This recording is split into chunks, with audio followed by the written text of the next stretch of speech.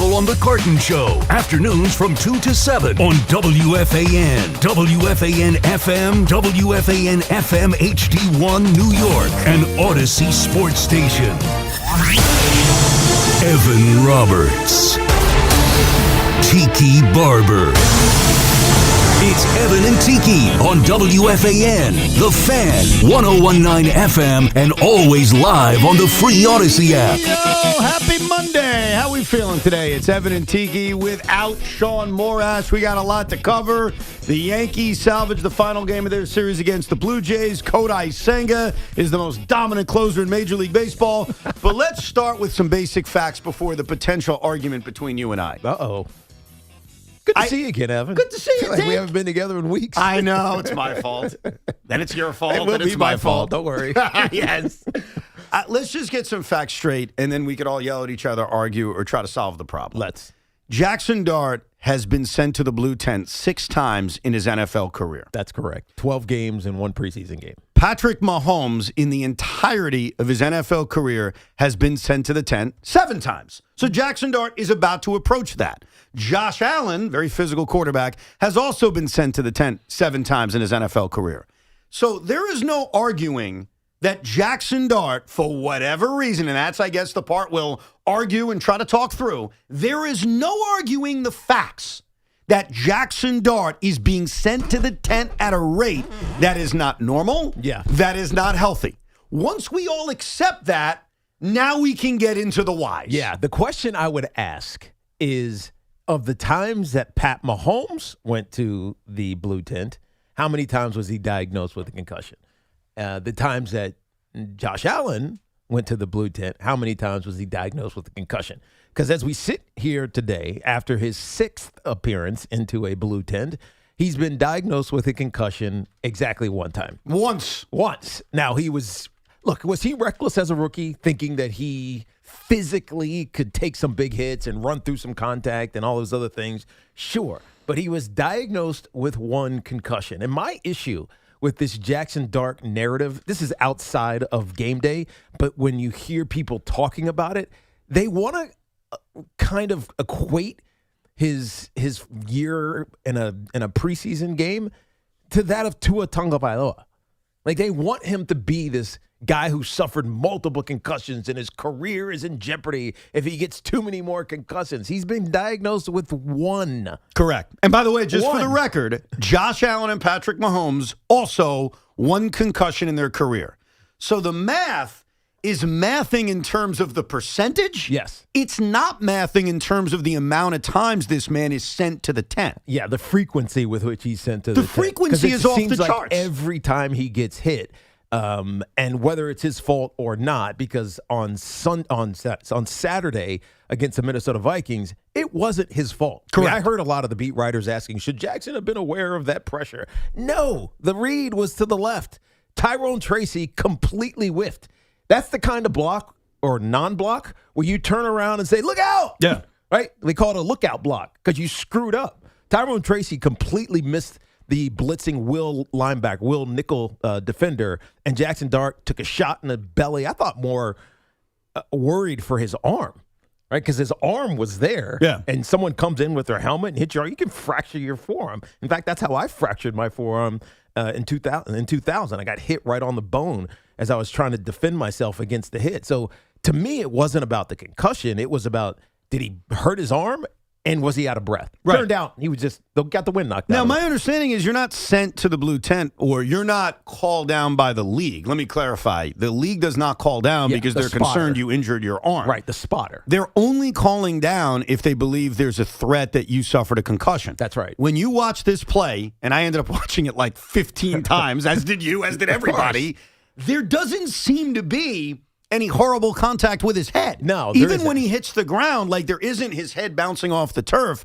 So if we're being fair and we're going to evaluate all quarterback hits, that doesn't feel like it was a play that should have sent him to the blue tent. It does, but it's the preseason and everybody is getting their feet wet for the first time in real game action. So the spotter is being overly cautious. The referees on the field are being overly stupid with the fall plays that they call or the penalties that they call. All those things are part of it. But from if evaluating it outside of that, meaning early part of the season, that's not something you call down for. Now, I think they did call down because he stayed down for a half a beat. He did. And part of that was because you just got drilled in the ribs. But that did probably contribute to the league calling down. I think it definitely did. So does Dart in the future have to pop up right away like you Shawn Michaels? Yeah, I mean, probably. He almost has to be taught, get up quick. Yeah, I mean, look, they were lucky that Jameis Winston did no harm, and Jaxson Dart came right back in and then threw a touchdown pass to Malachi Fields, which was awesome,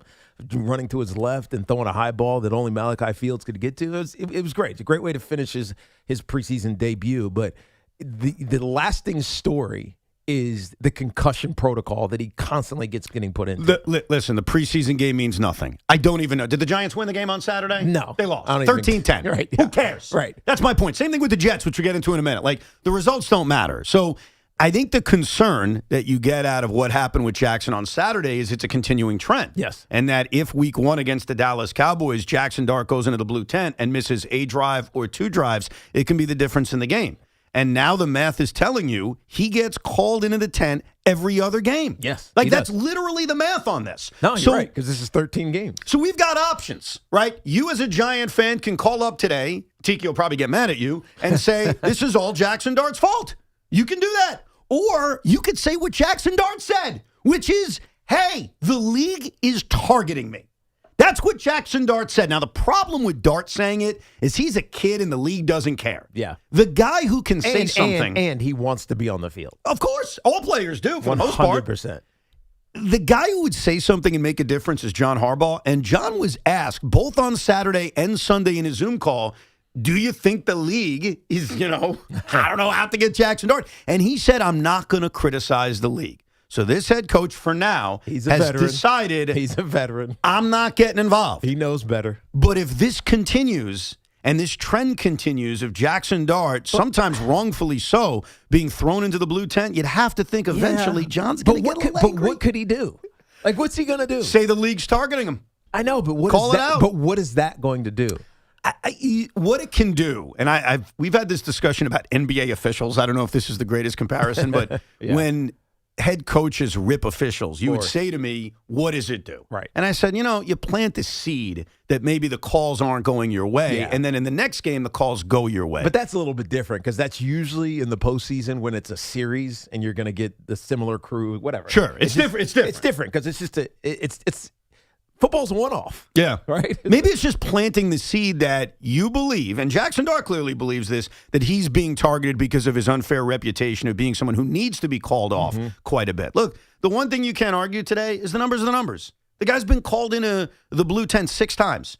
That is one short of the totality of Patrick Mahomes' career and one short in the totality of Josh Allen's career. Right, who've been in the league for 7 years already. Correct. Like, there's just no denying that this is a thing. The question is, why is it a thing? What can Dart do differently? And what can the Giants do differently? My overall opinion is it does feel like Dart is being targeted. It feels like he's viewed unfairly or fairly as someone who's prone to taking massive hits. In the case of Saturday, not his fault. Tyrone Chase, he whiffed on a block. And the league feels like it's being extra cautious with him, something they would not do with other quarterbacks. You know what it is? Some of this might be how he looks when he gets hit. Like, I think so. Josh Allen is a massive quarterback. He's 6'4", 240-something pounds. Like, he's thick. And so when you lay into him, it's kind of like hitting something solid and it just kind of stops and then maybe he'll go to the ground. When you hit Jaxson Dart, he gets ragdolled. You know what I mean? Yeah. Like, so if you ever, I mean, nobody plays with rag dolls anymore, and like all the dolls for kids these days are all stiff and hard plastic. But back in the day, you have a rag doll, you'd move it around, and the head would like go back and forth, and the legs would go back and forth. When Jaxson Dart gets hit, he gets ragdolled. You know what I mean? And so it looks like he's taking a much harder hit than he's actually taking. How do you change that? And so his head will go back or go forward. In this case, he got hit in the front. It's not dissimilar to King Jalen Brunson. There you go, because of the hair. Exactly, because of his hair. You know what I mean? Like, he gets hit, he's bouncing his head around. It's like, man, he just got crushed. When in actuality, he's just moving his head. And so I think part of the visual interpretation that Jaxson Dart has a concussion is that sometimes when he gets hit, his body is just loose. And it looks like he got crushed. So is there anything you can do to change that? You're going to coach him to take the hits differently? Yeah, from a visual? Like you're trying to not sell a foul in the NBA? Right, but a lot of those hits he takes, he's not aware they're coming. Right. Like the one on Saturday. He was not aware. He was looking left, whatever, I think crosser or whatever out was going on that left side, and Tyrone Tracy completely blew the block, and he just got hit from the blind side, even though it was his front side. Now, this is, to me, the headline story, so we'll get your calls in a minute, 888-808-1019, but it's not the story I care most about, but I'm not a selfish guy, so I didn't open with what I care the most about. What I care the most about is what happened Friday night at MetLife Stadium with Cade Klubnik. And let me describe the scene for you. I am not an avid college football watcher, and I'm very open about that. Yes. So my views on guys coming into the league are very different than those that I respect that watch the game. I don't. I watch YouTube clips. I do my research. Right. But I am fully aware that I don't know that much about Cade Klubnik. So there are two people in my life that I respect who watch college football. We have Tiki Barber and we have Tommy Lugauer. And both of you spent the last few months talking completely differently about Cade Klubnik. You said to me, Ev, this guy's got a chance to take the job from Geno Smith. Do you know what Tommy Lugauer said? Cade Klubnik stinks. And the sooner you realize that, the sooner you can move on from it. So I got Tommy saying that. But that's not based on any reality. I think he claims to be a college football watcher. Okay, but so he watched them last season. He watched them at Clemson. Last season at Clemson. When he had they had struggles. Yes. And part of that was the new offensive coordinator. The circumstances matter. Sometimes we, as analysts of not even analysts, but just talk show host, we conveniently forget the circumstances that Cade Klubnik was in last year in Clemson. But the previous couple of years, Cade Klubnik was pretty damn good. So what you're trying to he was projected to be a first-round pick. In fact, he was projected to be in the race for the Heisman Trophy. What you knew, even if you didn't care about the success or failures of the Clemson Tigers, was that Cade Klubnik can make every throw. Cade Klubnik has the confidence to stand in a pocket and deliver a ball, and he has a swagger about him. You know what I mean? And look, he didn't have a great training camp for the Jets this year, but I think sometimes being a gamer is more important than having a good training camp, especially when you're a project, second day pick where there's nothing guaranteed to you, and the only way for you to go is up. Cade Klubnik gets to a game. It's nothing spectacular, but there was certainly nothing glaringly bad.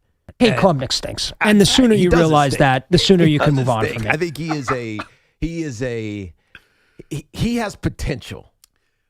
I don't know when or if he'll ever realize it, but he definitely has potential. So I went into Friday night's game with the blankest of slates because I don't have this belief that Tommy had or the other belief that you had. Right. Because the optimism that I had. Optimism or negativity. I'm a Jet fan. I just want to see competent quarterback play.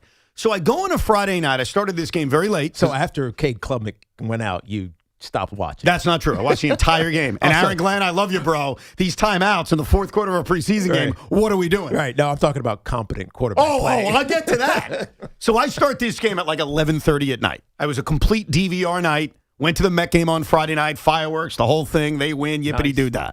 I start the game, Tiki, with zero knowledge that Geno Smith is being held out with this ankle issue. So I start the game, Ian Eagle, Anthony Beck, great job all around. And when I hear that Geno's out and it's a minor ankle issue, I'm pumped. I get to see Cade Klubnik. That's right. Before I tell you what I thought about the plays and I trotted them down and I rewatched them, my first thing I got to say is, hey, AG, because I'm calling him AG now, why was Klubnik out of the game as quickly as you took him out of the game? Why does he only get 2 drives? Yeah. 2 scoring drives. Why? Why are we in a rush to see Bailey Zappi and, what's his name, Brady Cook? Brady Cook. Why? You saw Brady Cook enough last season to I've know. seen enough of both of those and stiffs. Bailey Zappi has proved that he might not be even the third-string quarterback on this team. team. So why? And that's the thing that's I have. That's a good question. Why? This was because if Geno had played, let's say Geno didn't have the ankle injury. I assume he would have played the 2 drives that he played. And if he hadn't played, and then Cade Klubnik probably plays a lot. Right. Now, either way, and this is why I also agree with you, Evan, and I don't understand this. they didn't. It's not like they were playing against the starters. Tampa didn't play any of their starters. So Correct. it wasn't like you were playing against the starters and then you change quarterbacks and now you're against. You played against the second team the whole first half. Mm-hmm. So why not let Cade Klubnik have an extended audition as the quote-unquote the starting quarterback of this preseason? It didn't make sense to me either. Especially because on the second drive of the game, he didn't do very much. That was the Braylon Allen drive that got capped off by the 31-yard touchdown run. They ran on 3 of the 4 plays on that very quick drive that started off in like the 50-yard line. So the second drive left me wanting more. So my first impression on Cade Klubnik was he was good. He wasn't perfect. Like the first down pass to Garrett Wilson on 3rd and 8 was a high pass. Right. And if it's not for an all-world play by Garrett Wilson, we're talking about not a 3 and out, but basically a quick 4 and out. Right. So I looked at it from a decision standpoint. It was double digs. That was the right throw. Sure. He just threw it high. But you know what happens? A lot of times, the great wide receiver is going to bail you out. Makes the quarterback look better. And if you're going to quarterback the New York Jets this year and Garrett Wilson stays on the field and he's healthy, they have a number 1 wide receiver. So I thought the first drive was solid, like the 3rd and 8 completion of Garrett Wilson, the 3rd and 5 completion of Garrett Wilson. Right. Like it was a solid first possession for Cade Klubnik. I walked away from it saying, that guy's clearly better than Bailey Zappi. Now, that's a small bar. That's not the bar that he's the franchise quarterback or he should take the job away from Geno. I'm not there yet, but I also needed to see more. And I'm disappointed that Aaron Glenn didn't supply that. Because I wanted to. As a Jet fan, like, how do I feel about Cade Klubnik? I'm sort like miniaturely excited. Yeah. Like, he's clearly the backup. Do not hit me with Bailey Zappi or Brady Cook. They are wastes of times. So I guess it's good that as a 4th-round pick, he's already emerged as the clear number 2. Especially after not really acquitting himself perfectly in training camp. That's what you hear. Right. But it's also not what we see. Right? We didn't see it. All we see is the preseason game. Right. And I needed to see more. Now, did I see enough to say screw the season? He should start over Geno Smith? No. I'm not there yet. No. I want one of 2 things to happen. Either the kid is so freaking impressive in preseason that he forces the issue, or, if the season spirals out of control, you're going to make a smart business decision. But if you're Aaron Glenn, you don't want that to happen. I don't want that either. If you're Aaron Glenn, you don't want to give Cade Klubnik so much runway that he impresses you so much, starts to galvanize the team around himself, that you now have a decision. Now you have a quarterback controversy. Oh, wait a second. That's the last thing you would want. So you're suggesting, without suggesting, that the reason it was only 2 drives is because he didn't want guys like me or Joe B to get so lubed up and excited about Klubnik that we're screaming, hey, it shouldn't be Geno, it should be Klubnik. I don't think he's consciously doing anything, Aaron Glenn. Look, this was serendipity for Cade Klubnik. That Geno... And by the way, did we know about this? No, I didn't. Ankle injury? No. Is it a phantom ankle injury? No, because he practiced today. So, okay. Is it phantom?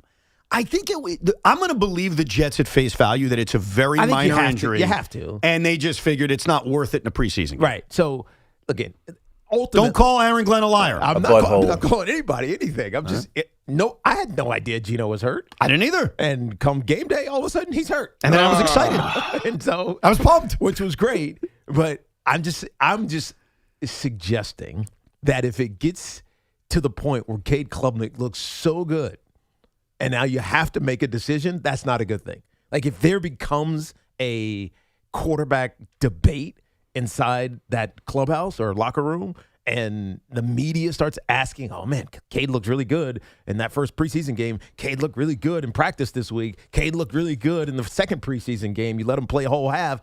Now, all of a sudden, it becomes, are you sure you want Geno to be the guy? Yeah.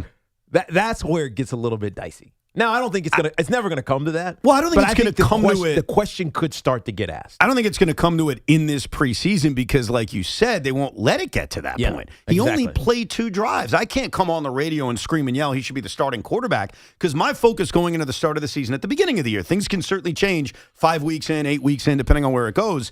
I want to win games. I want to win. Yes. I want to shock the world. I want to go to the promised land, Aaron Glenn. Like, I just feel like he's the guy that's going to lead us to the promised land. And when he said he meant Geno Smith, by the way, not Cade Klubnik. So at the beginning of the season, I want to play the best option.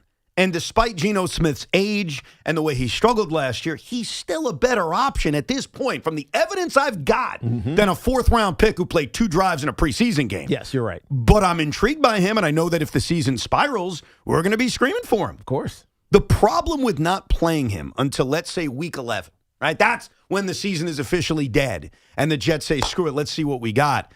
Are you ever able to see enough between week 11 and week 18 to make a decision to say, well, we're not drafting a quarterback? No, you're still drafting a quarterback.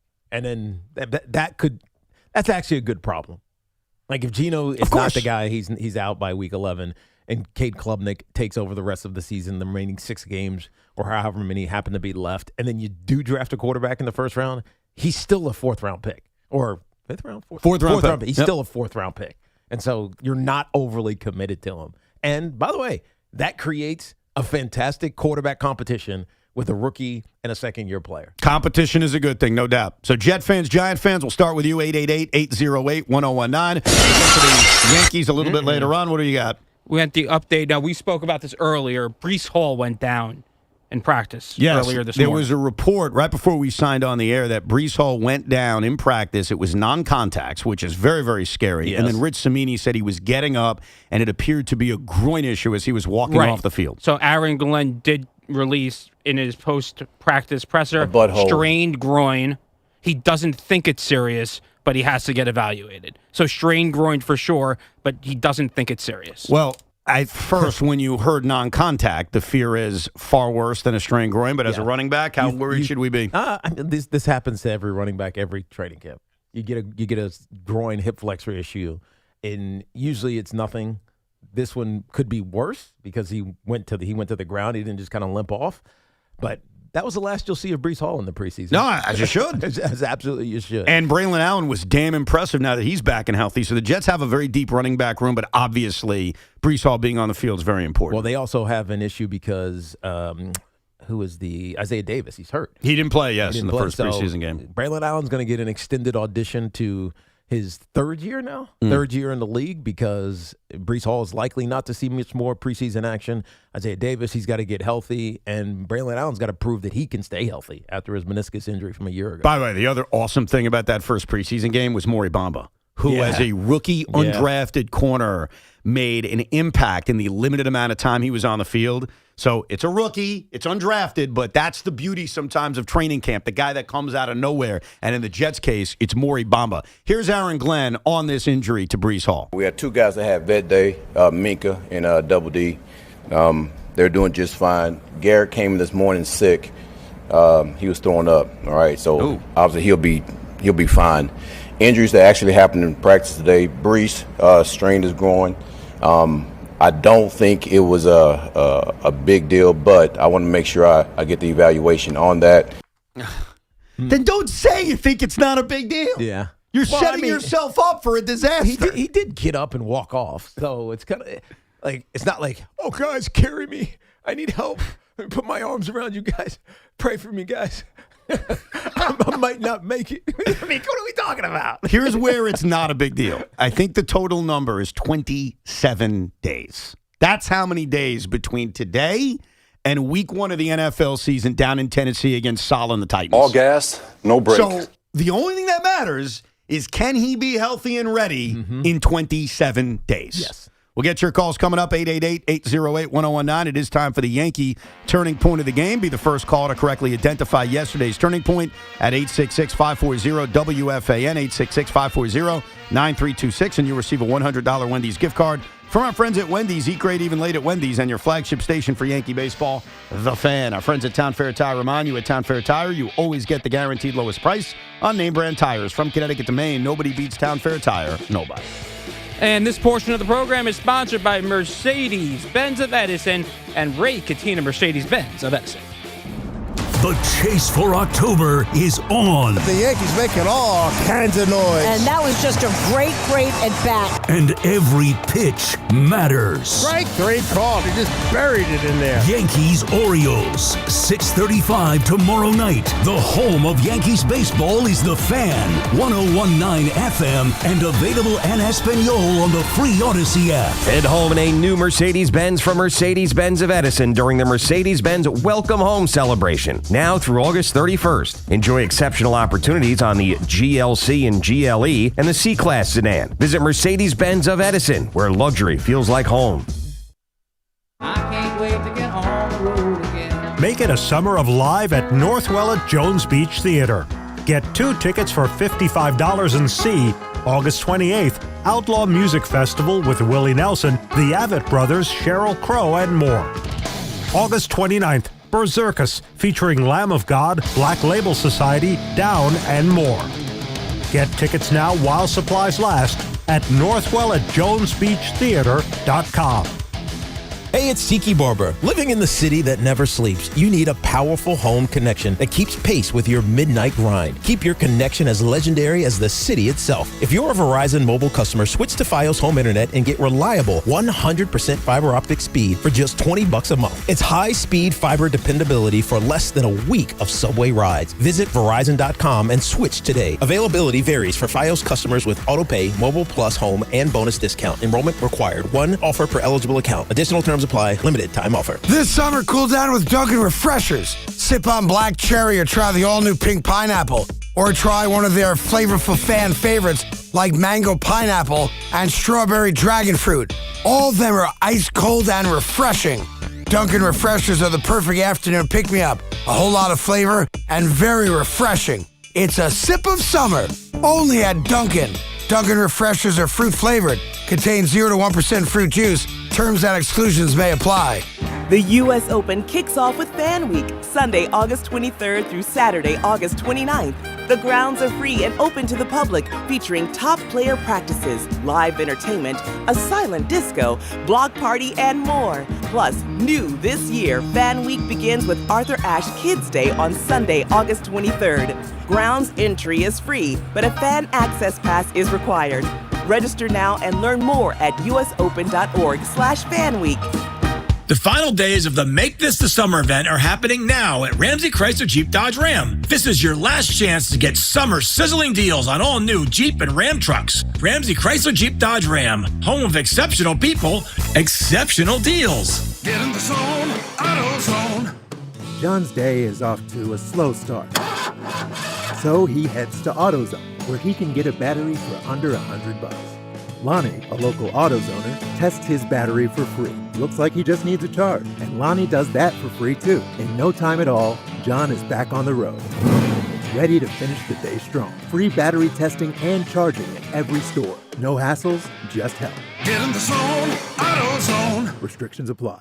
Skechers elite athlete OG Anunoby has been making history on the basketball court. Anunoby tips it in. Unbelievable. What a shot. He's been balling out in Skechers high-performance basketball sneakers, and the world is noticed. But how does OG train off the court to keep in peak physical condition? Hands-free Skechers Slip-ins AeroBurst. They help prepare OG for the physical demands of playing at a championship level. Get your pair of AeroBurst for only $165 at a Skechers store, Skechers.com, or wherever high-performance running shoes are sold. This is a special alert to all Americans who own a vehicle with less than 200,000 miles with an auto warranty about to expire or with no warranty coverage at all. Due to a decline in the economy, CarShield is announcing a low-cost month-to-month vehicle protection plan that is now available to the public to save any driver out-of-pocket expenses on future auto repairs. Call now to find out how you can pay almost nothing for covered auto repairs. Yes, you heard that correctly. Pay almost nothing for covered auto repairs. An open phone line has been established for all drivers to call for a free quick quote. Call 800-210-4471 now. Drivers who are covered will not have to pay for covered repairs again. This protection plan is at an all-time low. Additionally, drivers who activate this vehicle protection today will also receive free roadside assistance, free towing, and car rental options at no additional cost. Call us for your free quick quote today. 800-210-4471. That's 800-210-4471. What do you have to lose? Call 800-210-4471. Again, 800-210-4471. This is the story of the one who keeps multiple buildings running smoothly day after day. Plumbing that flows, HVAC that hums, cleaning supplies that keep surfaces sparkling. That's why she counts on Grainger. With easy reordering online and 24/7 support, Grainger helps her keep the products she needs on hand. So shelves stay stocked and buildings stay ready. Call 1-800-GRAINGER, click Grainger.com, or just stop by. Grainger, for the ones who get it done. The best time to recommit to your gut health goals? Right now.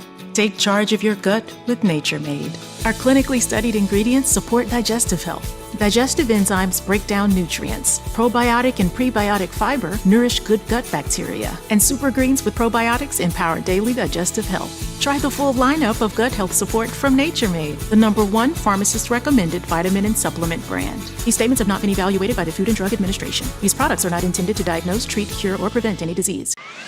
Got something to say about the Jets, the Giants, the Yankees, or Mets? Don't just yell at the radio. Get on it. Call the Fan at 888-808-1019. The WFAN phone line is powered by Paramount Plus, your streaming home to watch the NFL on CBS all season long.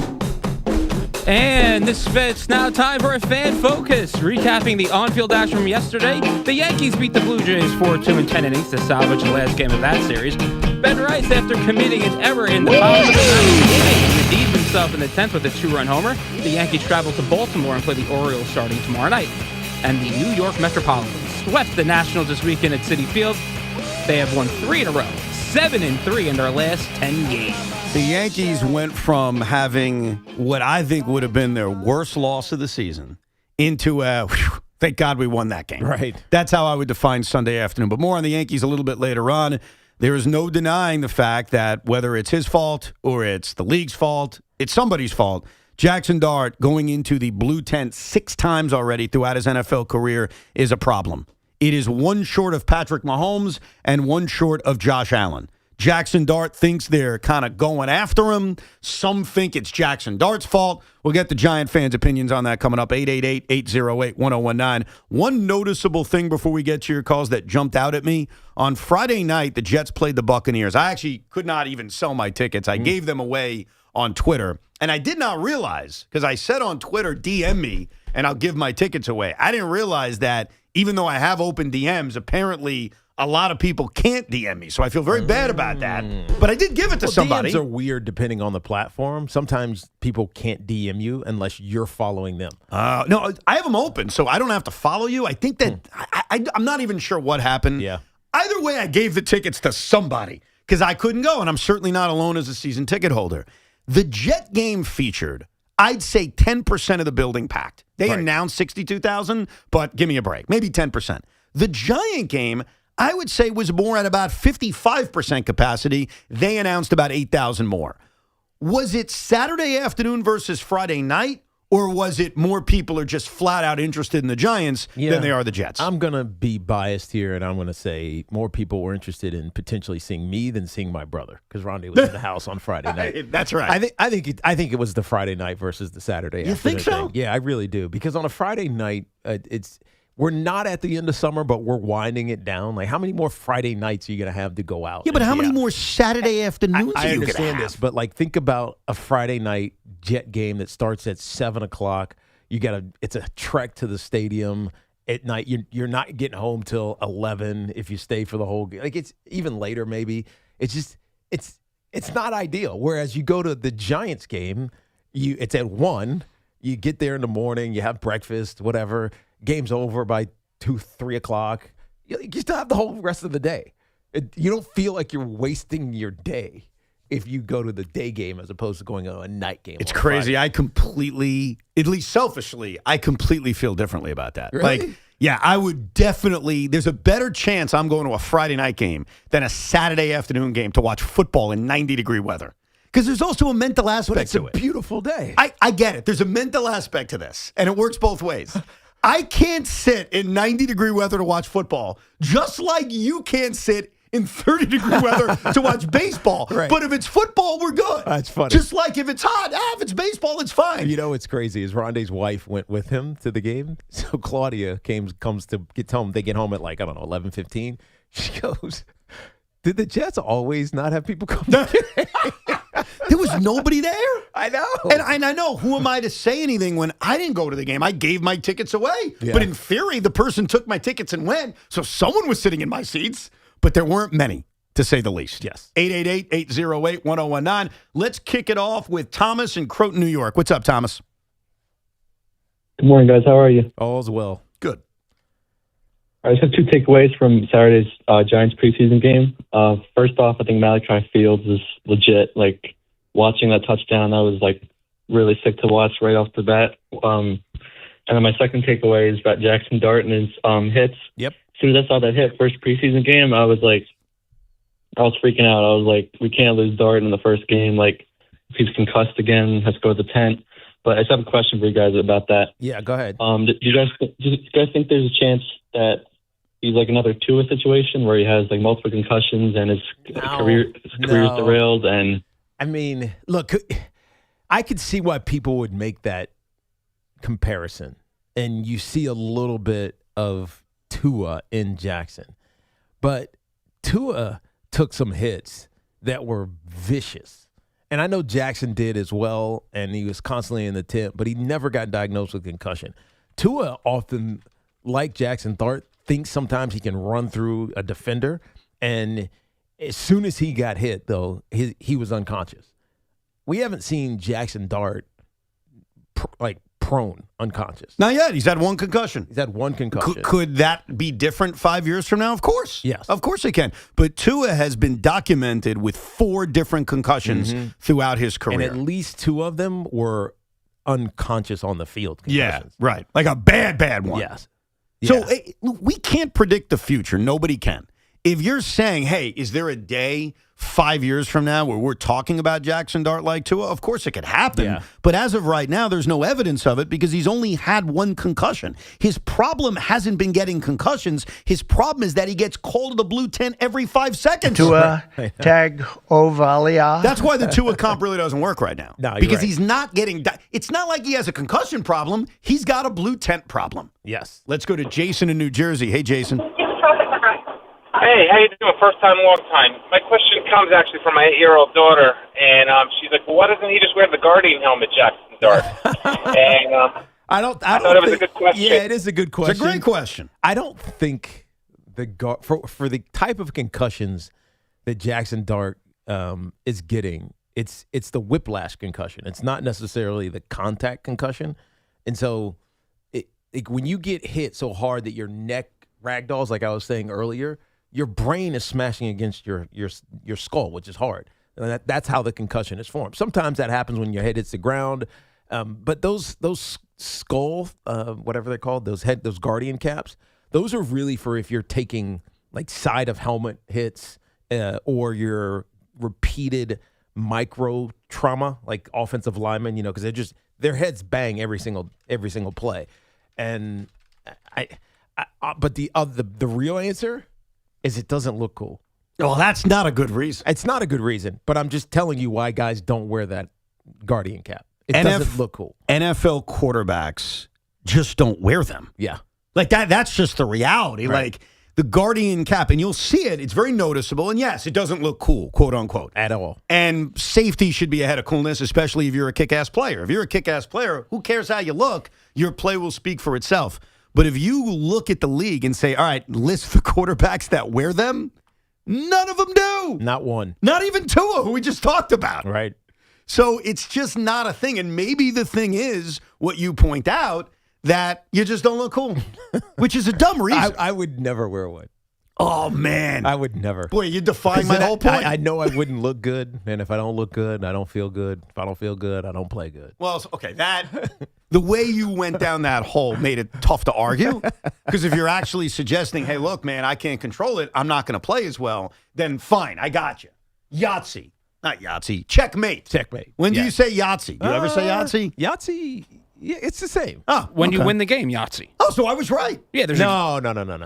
Yeah, you have Yahtzee. Have you never played Yahtzee? No, don't you? When you win the game, don't you say Yahtzee? No, Or Yahtzee is it's a roll of the dice. you need like 1, 2, 3, 4, but 5. you have to get a whole list of other things. Yeah. you yell Yahtzee when you hit Yahtzee, but when Right, you but get when you get 2 3s, you're not saying hey Yahtzee. Right, but you have to win the game, so you have to hit all the rolls to win the Yahtzee. You've never played Yahtzee, have you? I have. I honestly haven't. I just want to know, like, when you say Yahtzee, does it mean you win? Like, you ever play Uno? When you say Uno, you don't win. Right. You're just telling everybody you're about to win. You're down to one card. Yes. When you say checkmate, the game's over. And then someone says draw 5. That's right. And then the game continues on. Also, could use bingo. That's right. You could use bingo. We could just use bingo. I got to tell you, in my loserdom, so I had different lives. After I got laid off, because I had a job down in Washington, D.C. many years ago. You got fired? We say laid off. It's a layoff thing. I was dealing with a nice severance package. So you know what that meant? I was like a retired man. Yeah. I couldn't work. I didn't work, but I had money coming in. And I spent every night playing bingo. I would go to the local bingo hall. And Are you serious? I swear on anything. Me and all the old ladies would play bingo together. And these old women Wait, how in the world did you find joy in that? Oh, so it was electric. It was electric. Dude, were you like macking old ladies? No, I was playing bingo. I was in it to win it, man. How much was the card? How much were you playing for? So here's the crazy part. These old women would have 10 cards at a time. And I could not handle that. Like, my brain couldn't function. So I would settle for about 3 or 4 cards per time. Come here, young buck. Let me take you under my wing. I'll teach you a I'll thing teach you a thing or two. I keep about cards. I keep thinking it's Blanche Devereaux from the Golden Girls. Keep doing this. Listen, man, I only slept with one of them. That's it. All right? It's a one-night thing. Thank you for being a friend. Let's go to Frank in Syosset. What's up, Frank? Hey, Frank. Yeah. Hi, Evan. Tiki, I just have a more realistic take on these outrageous takes that I'm listening to. I don't think there's anybody behind the grassy knoll. I don't think it's a Caballero complex that he's not looking at the pitcher. No, what I think is I'd rather have things this way when being cautious, the league being cautious, and to quote you, Tiki, you got to protect the player from themselves. Yeah, no, you're right. And let me just ask you something along these lines then. The question that comes to my mind, Tiki, is what is more valuable? I hear defensive linemen get paid more than offensive linemen. So is it more valuable to prevent scoring, or is it more valuable to protect the $40 or $50 million quarterback? Yeah, I think the biggest thing is protecting the quarterback. But the challenge has been in today's game, who are the superstar, elite quarterbacks? Like, there's some really good ones, and some of them are making a lot of good money. But who is the Tom Brady or Peyton Manning of the era that you, as a league and a product that you're trying to sell, can't do without? Honestly, it's a short list. It's a very short list. Mahomes is the only one that's a sure thing. And then obviously you bring up Josh Allen and Joe Burrow and guys of that nature. Matthew Stafford, I guess. But in terms of no question, no doubt about it. Who's the face of Mahomes? The face of the NFL right now is Patrick Mahomes. Yes. Right? Yeah. Could it be Josh Allen? Sure. But you know what? That dude got to win a Super Bowl before we start saying that. Took Peyton Manning a bit of time, too. It could be Lamar Jackson. He's got multiple MVPs, but he ain't got close to winning a Super Bowl yet, even though they're consistently in the playoffs. Who's the face? Yeah. And so there used to be an era when every quarterback was a superstar, right? From even if you didn't love their game, like Eli and Ben Roethlisberger and Phillip Rivers and Peyton Manning and Drew Brees. There was a moment when every starting quarterback was like, man, that dude's good. Like, our team can't live without him. The league needs him. You don't really have that anymore. Now it's starting to get a little bit along that way because Drake May, obviously Jaden Daniels, but he was hurt last year. Jaxson Dart is on that trajectory, even though he's still got to prove it as a player. So there's a turnover that happened from the quarterback position where they were invaluable. I don't know if that's the case right now. I'm talking from a monetary standpoint. No, I get you. I'm not talking about from an on-the-field standpoint because that goes without saying. If you got a crappy quarterback, you're not winning in the NFL. But I'm saying invaluable to the league from a business standpoint. They're still developing that. They're not quite there yet. You know what also is the case with this league right now? This league is so powerful and such a juggernaut that I don't think they need a quarterback to do that anymore. I think you're right. Like, I don't think it matters. No, they're making billions upon billions. And we're going to watch. Billions upon billions. The reason that nobody fails in the NFL, even if your team stinks, is that you get a check for $450 million. But, like, that's here. This is your league contribution to and your we team. As consumers can't get enough of it. We could have a Super Bowl between two average quarterbacks. The rating is still going to be 110 million people watching. That's correct. That's exactly right. John is in New Windsor. Hey, John. Hey, good morning. What's up, dude? I'm a huge Jeff fan, but this call's about the Giants. So I really enjoyed watching Jaxson Dart play last year, and I think the NFL is definitely being more cautious with him for some reason. I think after Brian Dable went the tent last year, it just brought a lot of attention. Like, this is football. Yeah. Like, people are going to get tackled. You can't put him in the blue tent every single time he gets tackled. It's frustrating. Like, I enjoy watching the Giants play, right? Like, I can't worry about him coming out of the game every time he gets sacked. Yeah. It's just absolutely ridiculous. Yeah, and again, can we just play football, please? I don't think it'll get to that point where every time he gets sacked, it's like, all right, is he okay? It's not that far off, T. But look at the numbers. No, you're right. How many times has he been sacked in relation to the amount of times he's been sent to the blue tent? The percentage is off the charts. That's a good point.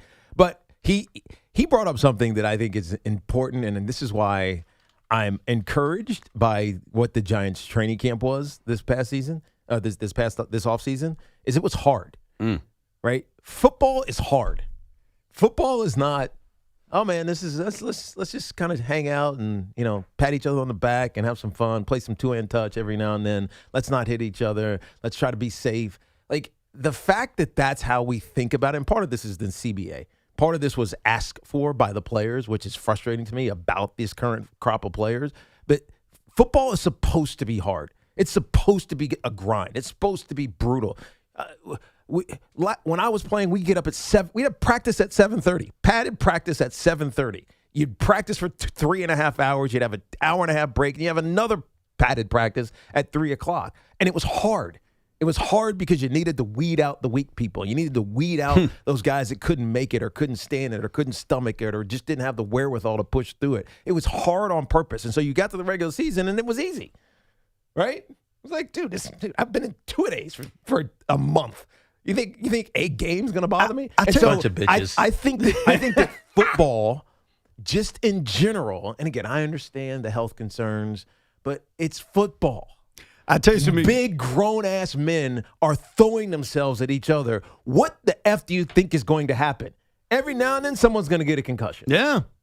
I don't know if you could relate to this because you're a professional athlete, but when I watch sports sometimes, us common folk, what does Boomer call us? Narps. Like, if I watch tennis, there's a part of me that says, oh, my God, it looks so easy. I can do it.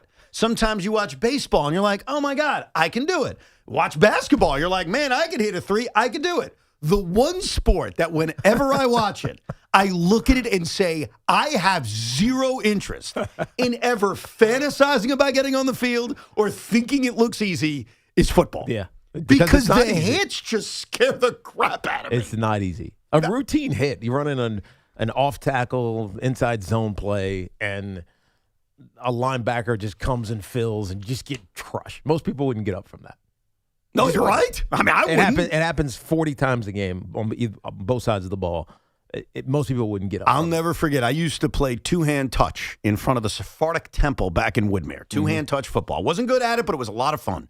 One day, I'll never forget, the guys who ran it said, we're going to play tackle today. And I'm like, all right, fine. Sure. I'll play tackle. Sure. There was the pass that I caught, and I just caught it like I normally would, paying no attention to the guy that was about to drill me. You don't think he's hitting you. I don't think it. I figure it's just going to be two-hand touch. I catch it. As I'm catching the football, this guy wallops me. First of all, the football went a mile away because I dropped it. And I took that hit. I got up, and I vowed I am never doing this again. I walked off the field, Sephardic Temple, and I walked home and said, I'm done. I know what I want to do. I know what I don't want to do. And getting hit by it wasn't even a man, a kid, because I was a kid back then, that's when I knew I'm done. At least you didn't take the ball with you. No, the ball. Dude, I had the ball in my hands. That hit was so vicious. The ball flew like a mile away. I don't know where the ball is. I don't know if they ever recovered it. Oh, I love NARP stories about football. You like that, right? They're what amazing. the F do you think is going to happen? I'm going to die on the field. That's what's going to happen. Let's go to Sean in North Carolina. Hey, Sean. Hey, guys, what's happening? Hey, Evan, I agree with you.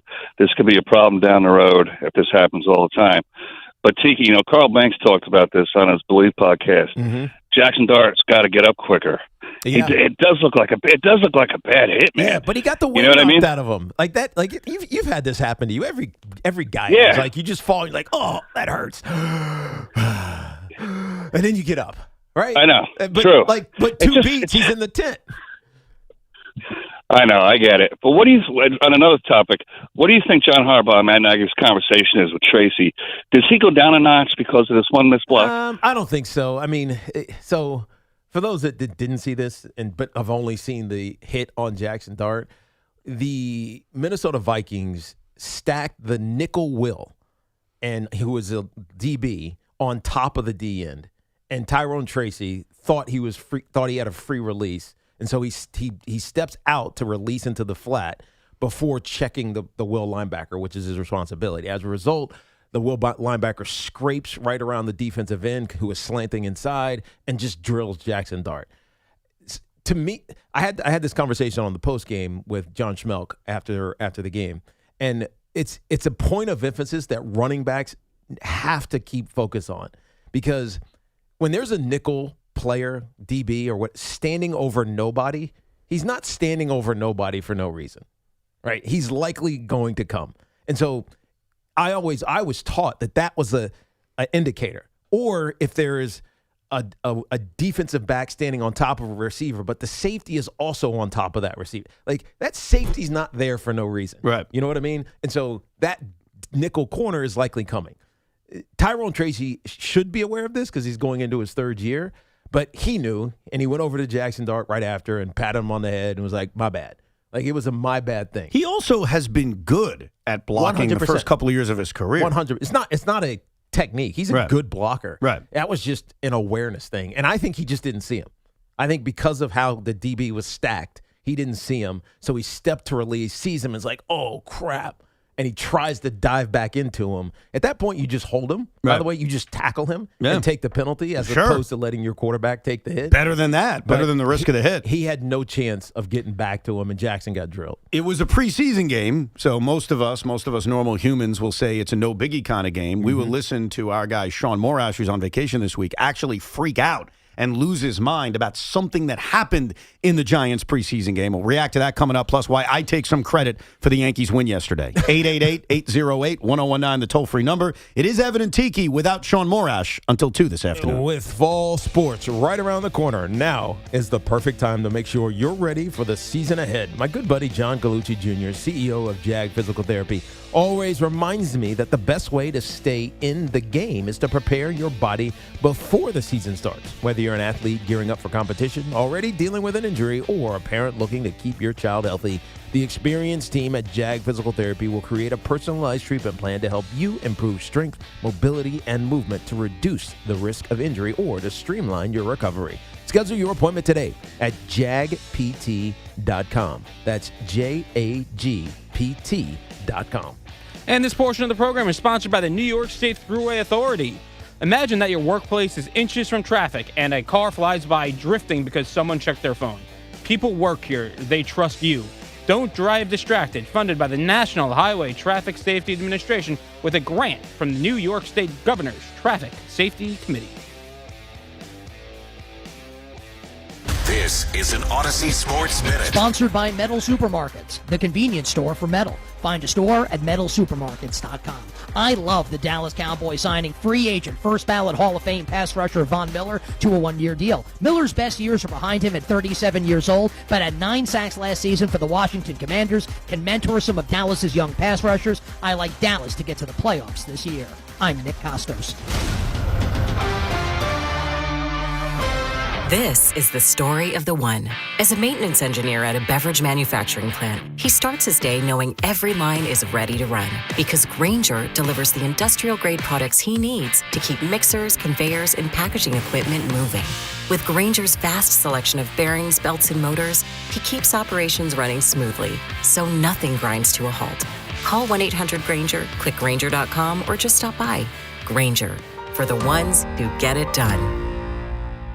Baseball season is in full swing, and there's no better place to be than Kalshi, America's #1 prediction market platform. Last week, Milwaukee was trading at 9% to win it all, meaning a $100 trade pays out $1,000 with a win. On Kalshi, you're trading against peers in a live market. As the probability changes, you can buy in and out of your position. Download the Kalshi app and use code UPDATE to get up to $500 in bonus credits when you trade $25. Kalshi, trade on anything. 18 plus only, must be present in state where it's legal to trade. Event contract trading involves risk and may not be suitable for all investors. Prices, values, and available markets may differ from those mentioned. Bonus credits do not expire. Restrictions and eligibility requirements apply. For more information, see Kalshi.com/regulatory. The times you spend with your friends and loved ones are the best. Those selfies you take now will shape memories that will last a lifetime. Make sure you stay in the picture and stay away from fentanyl.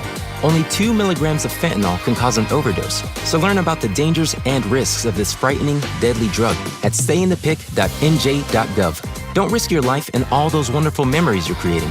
Stay in the picture and stay away from fentanyl. Know all the risks. Visit stayinthepic.nj.gov from New Jersey Human Services. Orgavattazona? Is that a word? In the 2026 Kia Sportage Turbo Hybrid, it might as well be, because it can be one road trip. It's all about turbocharged power and hybrid efficiency working together, so you get the thrill of quick acceleration and the satisfaction of fuel efficiency. Book a test drive and keep the adventure going. Kia, movement that inspires. Call 800-3334-KIA for details. Always drive safely. Hey Yankees fans, come out to Yankee Stadium on Thursday, August 27th when the Yankees host the Astros for a very special night in the Bronx, Seinfeld Night. The first 18,000 guests will receive a George Costanza Calzone bobblehead presented by Star. Tickets are on sale now at Yankees.com/tickets. Don't miss Seinfeld Night and the George Costanza Calzone bobblehead, Thursday, August 27th. Yankees versus Astros at Yankee Stadium. Pump up the volume. Business moves fast. Orders roll in, deadlines close in. When you ship with USPS Ground Advantage, you can keep up with confidence. Every package stays in our secure network from dock to door. And with nationwide reach, dependable tracking, and upfront affordable pricing, you get built-in peace of mind. You run the business. We run the routes. Visit USPS.com/Ground Advantage to learn more. Boomer Esiason here. Got a kid heading back to school? Your student hopefully isn't using data during school anyways, so why pay for an unlimited plan they'll never get the full value of? Now, Red Pocket Mobile's got a better answer. Right now, during their back-to-school sale, it's $80 for a whole year of cell service. Talk, text, and everyday data on your pick of 3 nationwide 5G networks. $80 the whole year. Perfect low data plan for your student. RedPocket.com. Red Pocket Mobile, your new ultimate cell carrier. The all-new 2026 Mazda CX-5 is designed to give you more of what matters. More passenger space and headroom for greater comfort. More cargo space, a lower lift-in height, and a standard power liftgate on every model. More connectivity with Google built-in integration, plus Apple CarPlay and Android Auto. All in a family-friendly SUV that delivers exceptional value. Drive a Mazda during the Mazda's More to Move You sales event and discover what makes Mazda the safest new car brand by Consumer Reports. Visit your local Mazda dealer or MazdaUSA.com. Hey, Salicata here for CertaPro Painters, and my wife is still satisfied by my good friends at CertaPro Painters. They work fast and clean, and if she's happy, you better believe I'm happy. Big jobs or small, the good folks at CertaPro Painters are at your service. If you've been putting off a painting project, give them a call. 1-800-GO-CERTA. That's CERTA with a C, and you'll see exactly what I mean. 1-800-GO-CERTA. Call CertaPro Painters today and get a no-nonsense free estimate on a professional job that you'll be happy with for years to come. Each CertaPro Painters business is independently owned and operated right here in our community. Schedule your free estimate online at CertaPro.com. 1-877 Cars for Kids. KARS Cars for Kids. 1-877 Cars for Kids. Donate your car today. Call 877-CARS for Kids to reach a friendly live agent. Donation is super easy, and your car can be picked up as soon as tomorrow. Call us now or go to carsforkids.org. 7 Cars for Kids.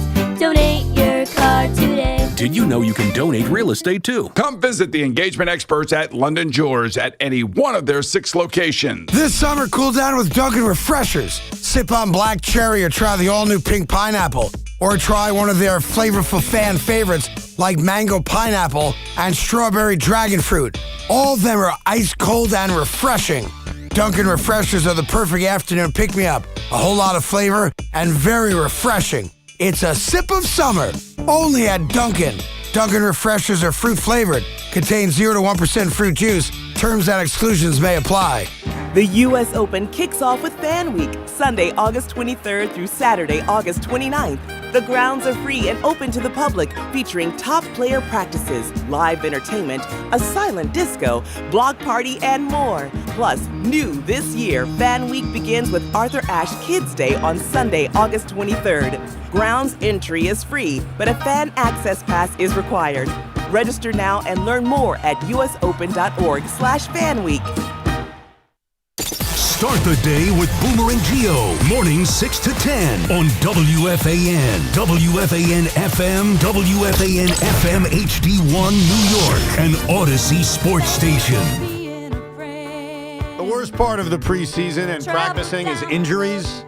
How about this Jet injury? If you're just tuning in, Breece Hall went down non-contact, but Aaron Glenn says he's not worried, and it looks like a groin issue, so it doesn't seem like it's a big deal, but they're going to have to check. Remember how I said one of the best parts of the Jet preseason game was Maury Bamba, the rookie undrafted corner? Yes. He'll be out a couple of weeks with a knee injury. The kid from BYU. Nobody was even thinking about him. He's had a good camp. And he's had a great camp, had a great first preseason game, but now with him out a couple of weeks, I ask you, does he still have a chance to make the team? He's not going to get to play. Yeah. This feels like I hate to say like a practice squad situation, but the problem is because he played so well. Someone will pick him up. Exactly. Yeah. Because in order to get on the practice squad, you got to release him unless you put him on IR. Maybe, I don't know. There's ways to manipulate those things. Or he just makes the team. He makes the team despite really just giving you a glimpse. Yeah, but can you keep a DB if you need him? I mean, you need your DB room to be full. Well, I'm assuming based on a couple of weeks he could be ready for the start of the year. My question is, can he do enough to earn a job as an undrafted free agent in just the limited stuff he's done? Especially because they drafted a cornerback. Yeah. So that's the part I don't know, but that's some bad news or some minor bad news, if you will, with the Jets. Maury Bamba out a couple of weeks with a knee injury. Now back to the Giants real quick. A couple of things I'd like you to react to. Okay. We've got Sean O'Hara, a former teammate of yours. That's my boy. And Sean Morash, a current teammate of yours. Let's start off with Sean Morash. This was his reaction from the pool in the middle of the Giants game with the Jaxson Dart blue tent situation and him returning to the game. And before I press the button, I hope it was edited. Get Dart the out of the game. Get him the out of the game. Why is he playing the game? There's no Andrew Thomas. Get Dart the out of the game. I know that was Tyrone Tracy, not Andrew Thomas. The point still stands. Get him the out of the game. Jesus. Now, Dart came back in the game, of course, through that touchdown pass. Yes. Do you share Sean's? No. No? No, you need to play. I don't like Jaxson Dart. That's obviously edited. Context is bad. No. That was before the draft. He was not a Jaxson Dart guy. Oh, really? Yes. Wow, Sean. Yes. Why don't you go and ask Sean Morash? Yeah, let's not. I'm just kidding. So Sean, you disagreed with that take? Because I understood where he was coming from, which is it's the preseason. But that was it was such a mistake by Tyrone Tracy, and that should not have happened. That hit shouldn't have occurred on Jaxson Dart if all things are right with your protecting running back. So I didn't feel that way. And by the way, it's good to get hit. It's a physical game. Didn't you hear my rant in the last segment? Yeah. If you missed it, go rewind on the Odyssey app. It's a physical game. You need to get used to getting hit, and especially a quarterback who is prone to taking contact.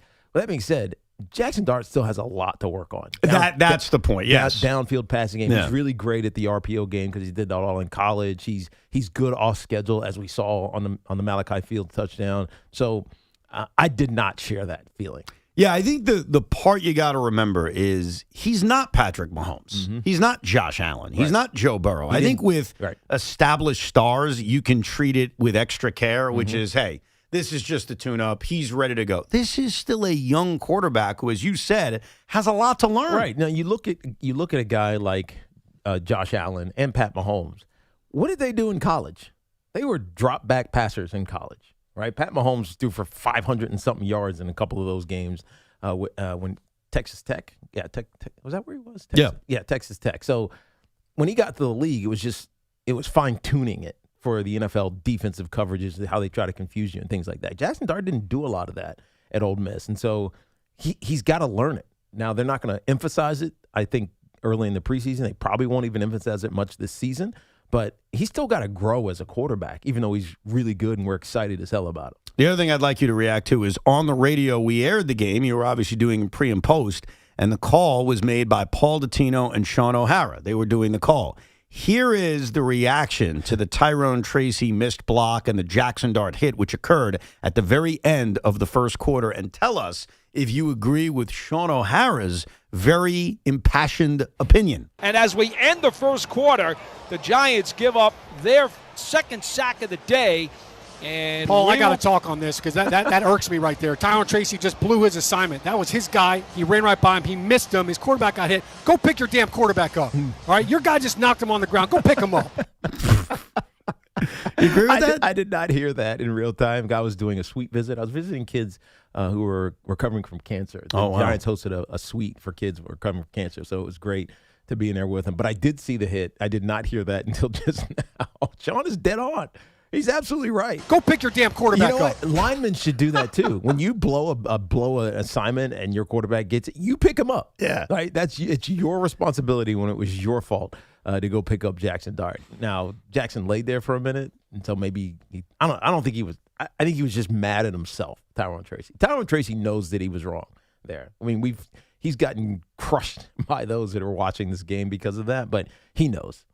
Did you pick up your quarterback every time you missed an assignment? I didn't miss assignment. I was a third down back for most of the first 4 years of my career, as you remember. I wasn't the guy until my fourth year when Ron Dane finally came in. So I didn't miss a lot of assignments. And if I did. You would have picked him up? No, I would go down. I'd go down with the defender. Oh, I got you. You know what I mean? Yeah. I'd get, because I was little, man. I'd get run over. Right. And I'd be like, so all right. we'd have to pick you up. All right, if you're running me over, you're coming with me. Right. Like, it was like, you're coming down with me. You're not hitting my quarterback. Wow. That was impassioned there by Sean O'Hara. Very nice. Hell yeah, Sean. Tell it like it is. Let's get back to your calls, 888-808-1019. Jimmy's in Warren County. What's up, Jimmy? Hey, Jimmy. What's up, guys? All's well. Yep. Hey, Tiki, I didn't do it, but I got to remind you that OBJ touchdown prop almost hit. Oh, I know. It wasn't the craziest thing. No, it was because Brandon Allen, he had the interception. For those who miss it, the interception that Brandon Allen threw. He had two goes on the outside, and he threw the left one, which was clouded. I mean, it had a safety on top. Odell Beckham Jr. beat his guy off the line of scrimmage and then ran past him. And he should have thrown it to the top side as the bottom side, and he threw the interception. But that would have been a touchdown. It wasn't a bad play for preseason action. No, he looked good. He looked good. He still got a lot to do, but he did look good. And he got a ridiculous cheer. I don't know if you were at the game. When he caught that first slant from Jameis Winston, the crowd went crazy. Yeah, it was electric. Yeah. You could hear it through the TV, yep. And we said this going into the game, Jimmy. He's people's favorite player, man. Oh, no doubt. People want to see him make the team. They want to see him be successful, and he still has a couple more games to prove, a couple more preseason games to prove it, but he was buried on the first depth chart, but he looked good. It's weird not seeing him wear his old number 13. Yeah. I find that strange. Yeah. Tough to get used to. Jim in Madison. Good afternoon, Jim. Hey, Jim. Hey, guys. Thanks a lot for taking my call. What's up? And I got to say, it is great hearing you talk football again here on the radio. My question's for Evan, though. And we all know Evan's got a curious way with words sometimes. I had to go back to the opening segment when you were talking about your excitement for the Jets' new quarterback draft pick. Did you say you didn't want to get you and Joby lubed up? Is that what you had said? I think I may have said that. I think that's entirely possible. They're doing slip and slide, Jim. Yeah, well, as Jets fans, that's all there are is on the slide down. But I just wanted to confirm that one. That was an interesting one, Evan. I hope it turns into a drop at some point. I don't see the issue with it. Lubed up is like all excited, all hot and bothered. Did I use that? We're not talking literally. Yeah. I don't think anyone actually thought it was literal. I mean, it's hard. Jim did. What a goddamn disgrace. No, I'm saying that Cade Klubnik playing well is going to excite not just me and Joe, but every Jet fan. And yes, maybe I use colorful language to describe our excitedness of it. But, and I'm pretty sure Joe will be in the same boat as I, and many Jet fans, not all, because I think there are some Jet fans who view this season as lost before it started. Even though I think they're only going to win 4 or 5 games, doesn't mean I'm giving up, doesn't mean I'm not watching, hoping I'm wrong. I still want to play the guys who give me the best chance to win. Guys like me or Joe B to get so lubed up and excited about Klubnik. Yeah, so I guess I did say that. You did. And I think I used it correctly. You did. When Cade Klubnik figuratively speaking. Sure. When Cade Klubnik is the best option for the New York Jets at quarterback, I will say it, you will say it, and we will scream it from the toppest of mountains. Yes. As of right now, he played 2 drives, and he looked good. And my biggest critique is not at him, it's at Aaron Glenn. I need more of him. A butthole. Like, I need you to play him more because I can't, off 2 drives, tell you he's a franchise quarterback and he should play over Geno Smith. I could tell you he looked good in those 2 drives. He did everything that was asked of him in those 2 drives. But I need to see more, because the one thing I don't need to see is Bailey Zappi. I don't need to see it. I don't need to see Brady Cook either. Yeah. Like, this man's the backup. Play him, and let's evaluate him and give him that opportunity to impress all of us. Let's go to Chris in Tinton Falls. What's up, Chris? Hey, man. Good to hear from you guys. Love talking football. Appreciate it. Guys, so give me a moment, if I may, because you brought up some great points. One, I'm in wholehearted agreement. Jaxson Dart needed to play a few series for a couple of reasons. One, he's a second-year quarterback. 2, he's in a new offense with a new coaching staff. Right. They need to see him in live game reps, not with the red jersey in practice, doing different things. So I look, football players play, man. I get it. You got to be careful with the quarterback, but I understand their rationale. And with regards to what I deem nonsense over potential head injury with him, it's a narrative, right? I mean, he played a different style last year. Maybe not the norm, so he got a reputation. The Giants are a flagship organization. NFL wants to see them do well. With regard to that hit, though, on Saturday, I had the privilege of listening on the radio like Sean at the pool, and then later watched on TV. And I will admit, like Tiki, you know this, one of the worst hits anybody can take, especially a quarterback, is not the blind side. It's when it comes right at you, but you don't see it. Yeah. You get depleted, and the wind knocked out of you. Right. I remember Carl Banks did the exact same hit in '86 to Danny White, broke his forearm, ended the season. I mean, it was a blast of it. Yeah, and that's what I was more worried about. That's what I was worried about. 100%. But when I saw Jaxson on the video, when I watched it later, I'm like, all right, he wasn't moving. It either looked like knocked out or wind knocked out of him. So I recognize the caution in that instance, but let's not look at them all in a vacuum. Let's look at them individual.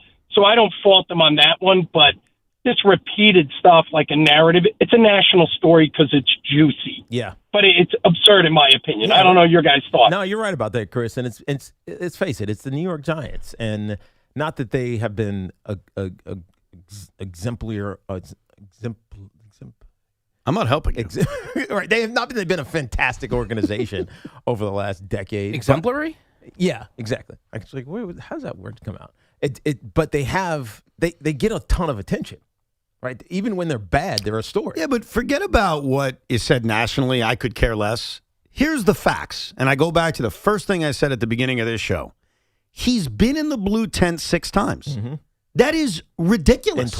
In 13 games. In 13 games. That's the facts. And when you comp that to Josh Allen and Patrick Mahomes, who in the entirety of their careers each went into the blue tent 7 times, this is not a narrative. That's a fact. Now, the narrative that you can argue is the why, the whose fault it is. And I think our last caller is spot on that you have to look at every case on an individual basis and say, why did he go in the blue tent here? What did they see here? What did they see here? You're right. That's the fairest way to do it. But the overall point is not a narrative. He's been in the tent 6 times.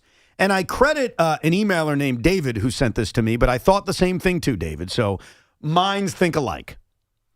I don't know if I want to do it because I don't want to be a bad guy to you and I don't want to be a bad guy to Sean. And I'm not a troll. I give you my opinions, right or wrong. I'm thinking of not calling Jaxson Dart by his name anymore. I'm thinking of just calling him Blue Tent. That's what I'm thinking of doing. Kind of like how Charles Barkley refers to Anthony Davis as street clothes. I'm thinking, and I can get a few people on my side on this. I know Craig will do it. Blue Tent. Blue Tent threw the ball well today. Blue Tent did this. The problem is I don't want you to see it as like I'm being a jerk. Yeah. I'm describing the reality of it. He's missed the Blue Tent 6 times in 13 games. Like, we can't deny that part of it. We can argue about the whys. Those are absolute fairness. Or Carl Banks' point of, look, he stays down too long. Or it's an anti-Dart thing. Like, all of those things are fair game. I'm just presenting the facts. He's in the blue tent way too often. Jaxson Dart! So you tell me, can I start calling him blue tent without you being mad at me? No, don't do that. Damn it.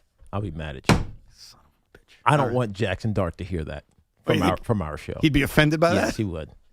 I don't want him to be mad at me because of you. How would he handle it if I asked him nicely? If I said, Jackson, big fan, blah, blah, blah. Would you mind if I start calling you Blue Tent until you're not sent to the Blue Tent every other game? He might slap you. You think so?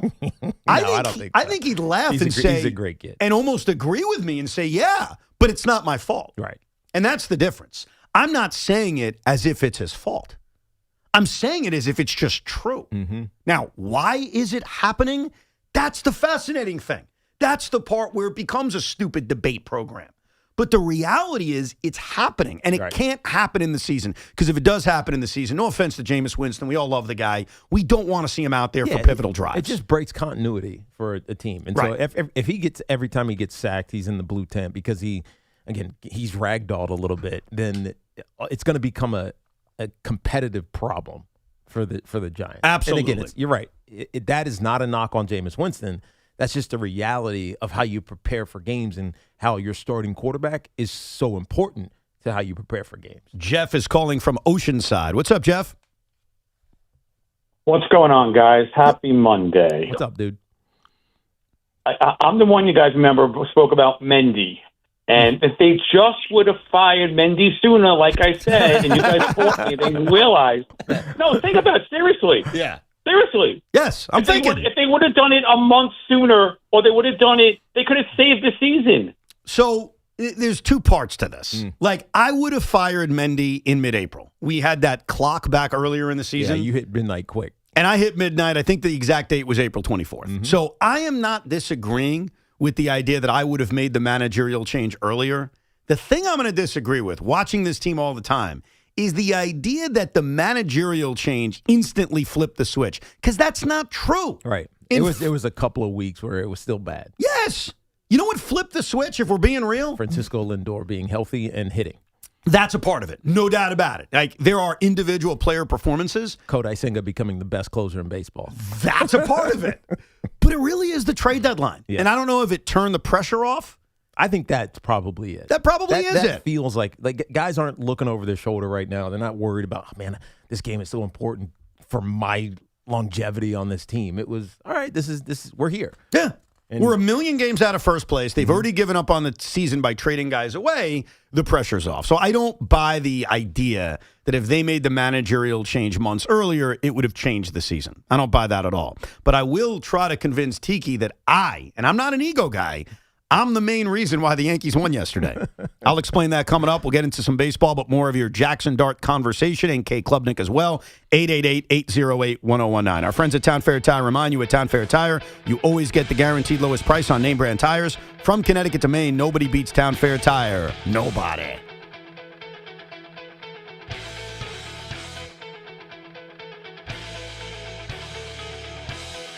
And this portion of the program is sponsored by Ray Katina Mercedes-Benz of Edison. 27 days until the Giants kick off the season against the Cowboys. The Giants stopped him at the 1-yard line. Holy cow! The home of New York Giants football. The Fan, 101.9 FM, and always live on the free Odyssey app. Head home in a new Mercedes-Benz from Mercedes-Benz of Edison during the Mercedes-Benz Welcome Home celebration. Now through August 31st. Enjoy exceptional opportunities on the GLC and GLE and the C-Class sedan. Visit Mercedes-Benz of Edison, where luxury feels like home. The times you spend with your friends and loved ones are the best. Those selfies you take now will shape memories that will last a lifetime. Make sure you stay in the picture and stay away from fentanyl. Only 2 milligrams of fentanyl can cause an overdose. So learn about the dangers and risks of this frightening, deadly drug at stayinthepic.nj.gov. Don't risk your life and all those wonderful memories you're creating. Stay in the picture and stay away from fentanyl. Know all the risks. Visit stayinthepic.nj.gov from New Jersey Human Services. Optimal Fibers in the house. Y'all know the number. 877-393-4448. Optimum Fiber, so fresh, so fine. Got another provider leaving behind. Come on, everybody, let's get online. $30 a month, gonna blow your mind. 5 whole years, don't hesitate. Lock it in now before it's too late. 877-393-4448. Terms apply. See Optimum.com for details. For a lot of businesses out there, summer is when work really starts to pile up. That's why this is a great time to check out the Ford Summer Sales Event right now. There are great cash bonus offers on Ford Transit vans, Transit chassis, and cutaway models. Plus, save big on Ford Super Duty. The truck's built to tackle the toughest jobs, and you'll also get a complimentary 2-year no-charge maintenance plan. So if your business could use a little help this summer, don't wait. Get to the Summer Sales Event at your local Ford store today. Fanatics Sportsbook makes every baseball game day this season hit harder. Swing for the fences with long ball jackpots. Just pick the player who hits the longest homer of the day to win a share of $50K in fan cash. Every day brings a new shot to win. Customers also get baseball profit boosts every game day. And your bets earn you fan cash, win or lose. To spend on merch, tickets, exclusive experiences, and more. Go deep this baseball season and download Fanatics Sportsbook today for the best baseball betting experience each and every game day. Fanatics Sportsbook. Winning hits different here.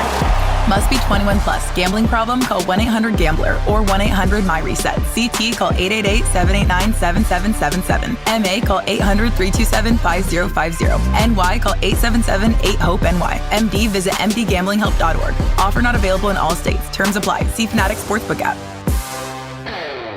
This is the story of the one who keeps multiple buildings running smoothly day after day. Plumbing that flows, HVAC that hums, cleaning supplies that keep surfaces sparkling. That's why she counts on Grainger. With easy reordering online and 24/7 support, Grainger helps her keep the products she needs on hand. So shelves stay stocked and buildings stay ready. Call 1-800-GRAINGER, click Grainger.com, or just stop by. Grainger, for the ones who get it done. Is reviewing life insurance on your to-do list? Now's the perfect time to add it. A friend recently told me that securing life insurance sooner rather than later can help you lock in lower rates for years to come. So I bumped this up on my list and got it done. I called SelectQuote and couldn't believe how easy and affordable life insurance is. I'm 40 and got a $500,000 policy for $16 a month. My husband's also 40 and his $500,000 policy was only $18 a month. Plus, with SelectQuote's same-day coverage, there was no medical exam required, and we were covered by the time we hung up. Knowing I have this checked off my list feels amazing, but the peace of mind knowing my family is protected feels even better. Call SelectQuote at 1-800-329-1010. That's 1-800-329-1010. Or go to SelectQuote.com to get your free quote today. That's 1-800-329-1010. Details on example rate at SelectQuote.com. Straight Talk Wireless presents Pickup Truck Wisdom. Trust is earned. That's why I've stuck with Straight Talk. Same price since 2009 on Verizon's 5G network. Cause shoot, anyone can make a promise. Keeping it for years, that means something. Now plans starting at $25 a month with 4 lines. Find us at StraightTalk.com and Walmart. Straight Talk Wireless. Straightforward. Always.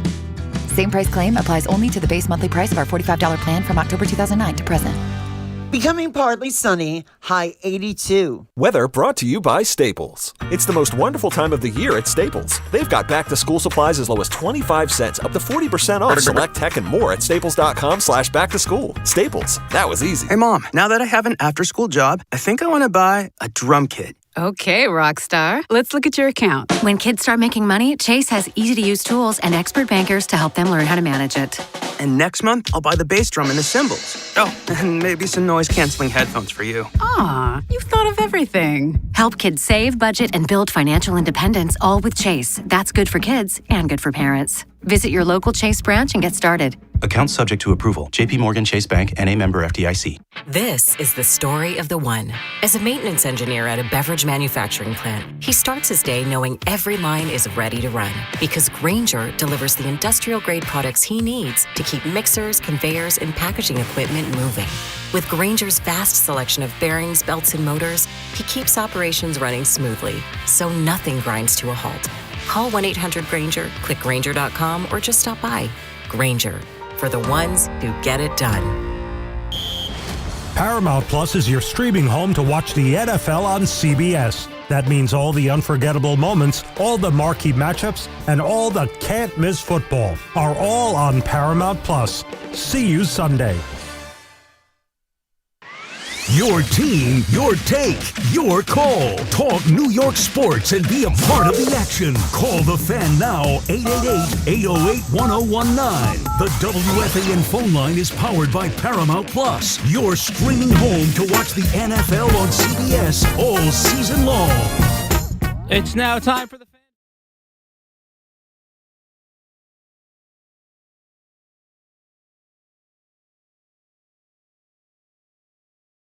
Glenn doesn't think it's too serious. Some other news and notes around the NFL. Former Jet and current Viking Jamal Adams suffered a right knee injury against the Giants. He is out for the season.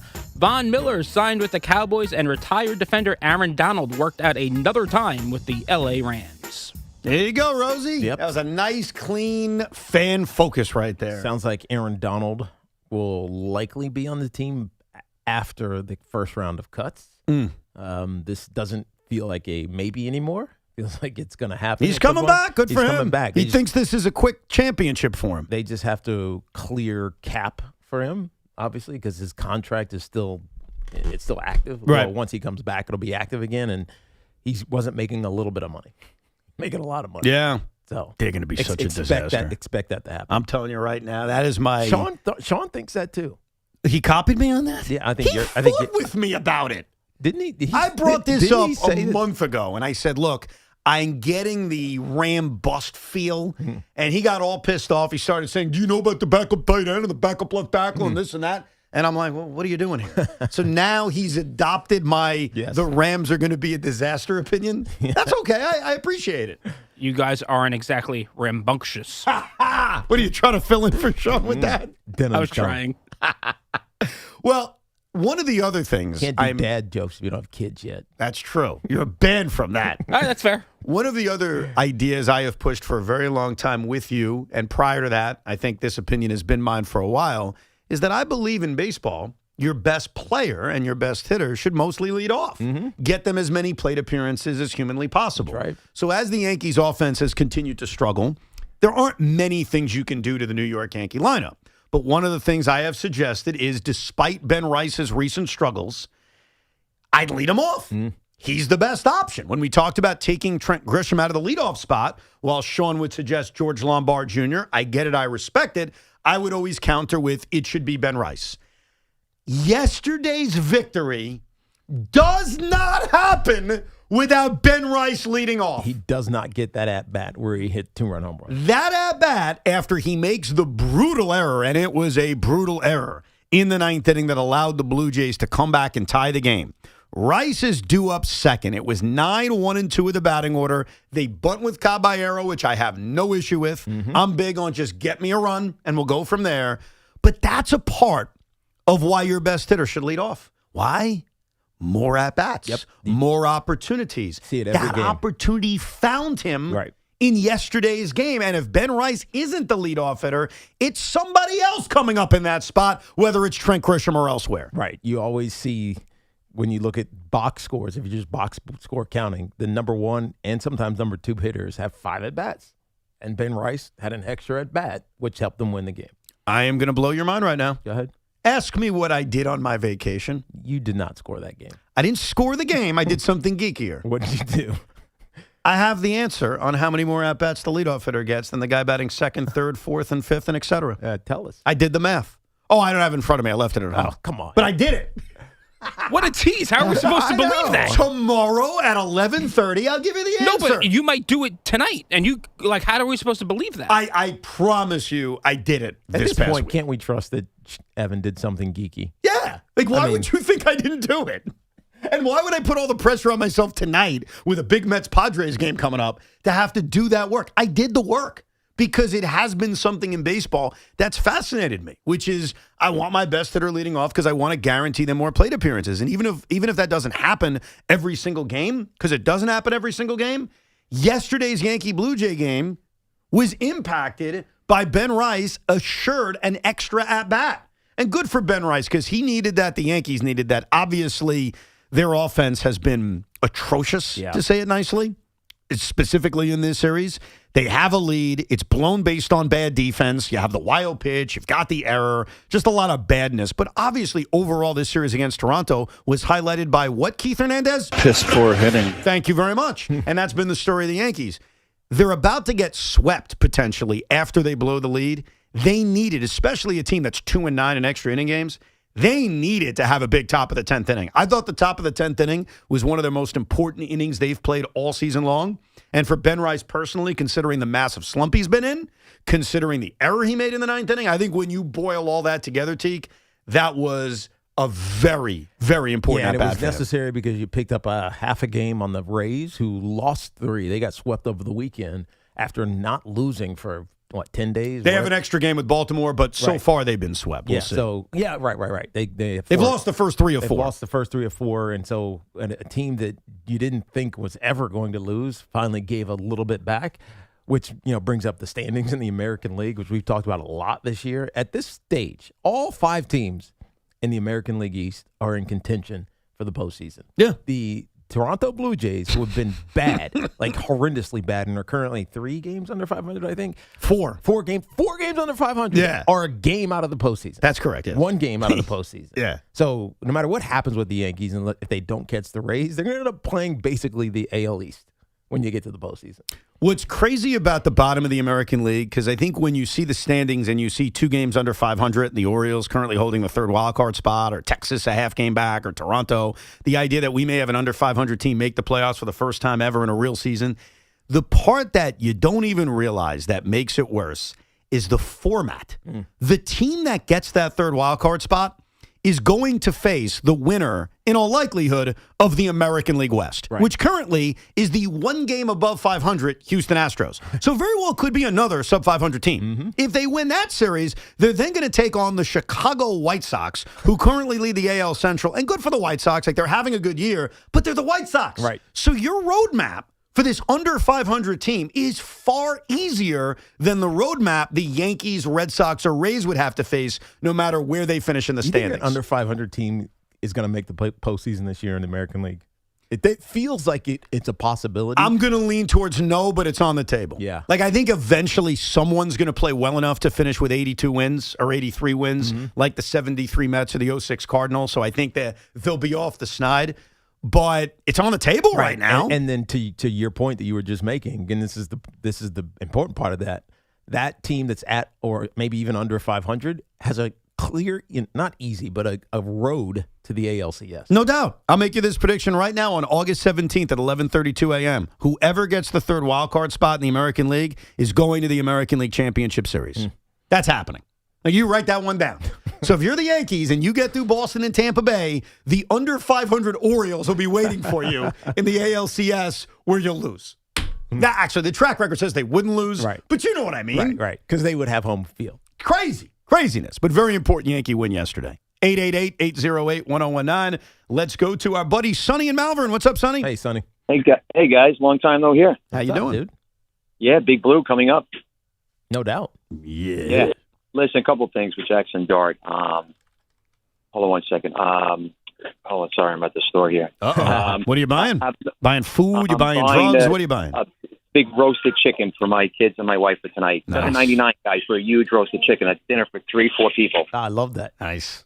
Yeah. So anyway, Jaxson Dart, listen, I have no problem with the 10. You guys forget, you have short-term, not you guys, but people in general have short-term memory of the long-term effects of concussions. And listen, he was down, it looked like unconscious. Obviously, he wasn't for a good 3 seconds. I have no problem with that. And like a previous caller said, you got to take individual, tent situation and evaluate it. But I have no problem with that. Listen, this league is based on quarterbacks, and you got to protect your quarterbacks.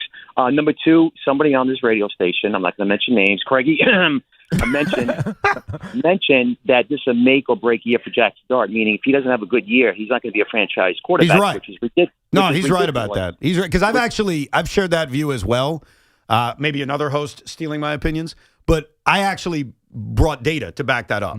And I'll provide it very quickly. I remember us talking about this briefly. Yeah, I think I may have done this while you were out with Sean. And this is not an attack on Jaxson Dart. This is the reality of the NFL. And so if Craig took that view, I'm honored. Just like Aaron Boone took my let's lead off Ben Rice view. I'm just kidding. Maybe he did. Name me a quarterback, and Sonny, this will be your homework assignment to prove the point. Not based on attacking Jaxson Dart, but based on the data, the history of the NFL. Name me the franchise quarterback that had a bad second year. You're not going to be able to do it. That ended up being a franchise quarterback. That ended up being a really good quarterback. Alex Smith. Alex Smith is the one example, and the problem with Alex Smith is how good was he? Yeah. Well, I mean, you hate to be a jerk. He also got the right coach. Yeah. Right. And I think that's what contributed to his struggles early on. 100% it did. And then Jim Harbaugh made him his head coach, and all of a sudden he was a franchise-type quarterback. But he also, in fairness, didn't take a step back. For Jaxson Dart to not have a good second year would be a step back from his rookie season. Yeah. That doesn't happen. He had a pretty good rookie season. Alex Smith? No. Jaxson Dart. Yeah. So So for him to have a bad second year would be the opposite of Alex Smith, because Alex Smith just took time to develop. Mm-hmm.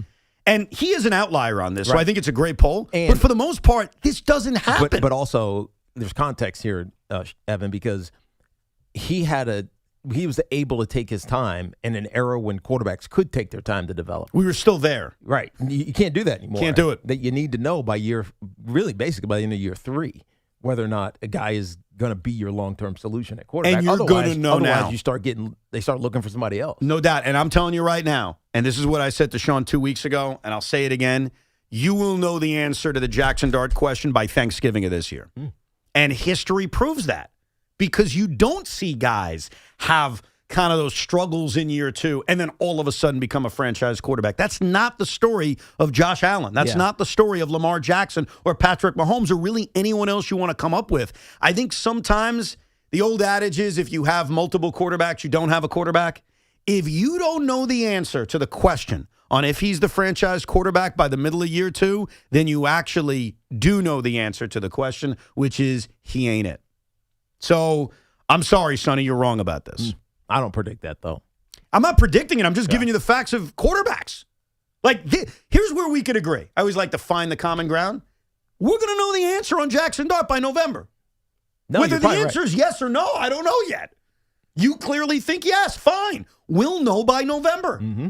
Because if you don't know, that means you do know. Yeah, well, I also think that Jaxson Dart's going to be put in a situation where the things that he's good at, he's going to be asked to do. And now it's I'm going to say complicated, but it's a unique offensive system setup for the New York Giants, because obviously Matt Nagy is the play caller. He is the offensive coordinator, but Brian Callahan is there as a quarterback coach, and he's the downfield passing game guy. You have your run game coach.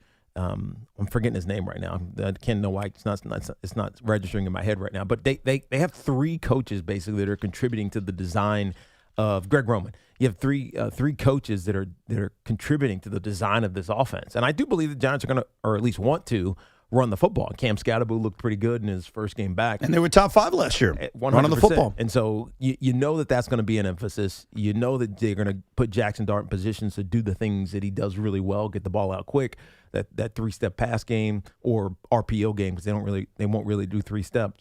And ultimately, this new offense is something he's got to adjust to based on what he did last year with Kafka and Brian Daboll as head coach.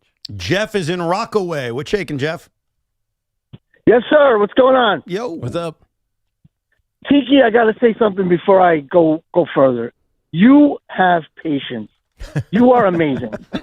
I thank you. I'll tell you why, okay? The other day, you were with Sean Maresh, and you were trying to explain to him that when somebody makes the Hall of Fame, right? Mm-hmm. When somebody gets the highest level in sports, they should be in a lower local ring of fame, right? Yeah. And he didn't understand, and you were patient. You said you were trying to do it, but he didn't get it, and you were so wonderful. It was amazing. I appreciate you. So I also.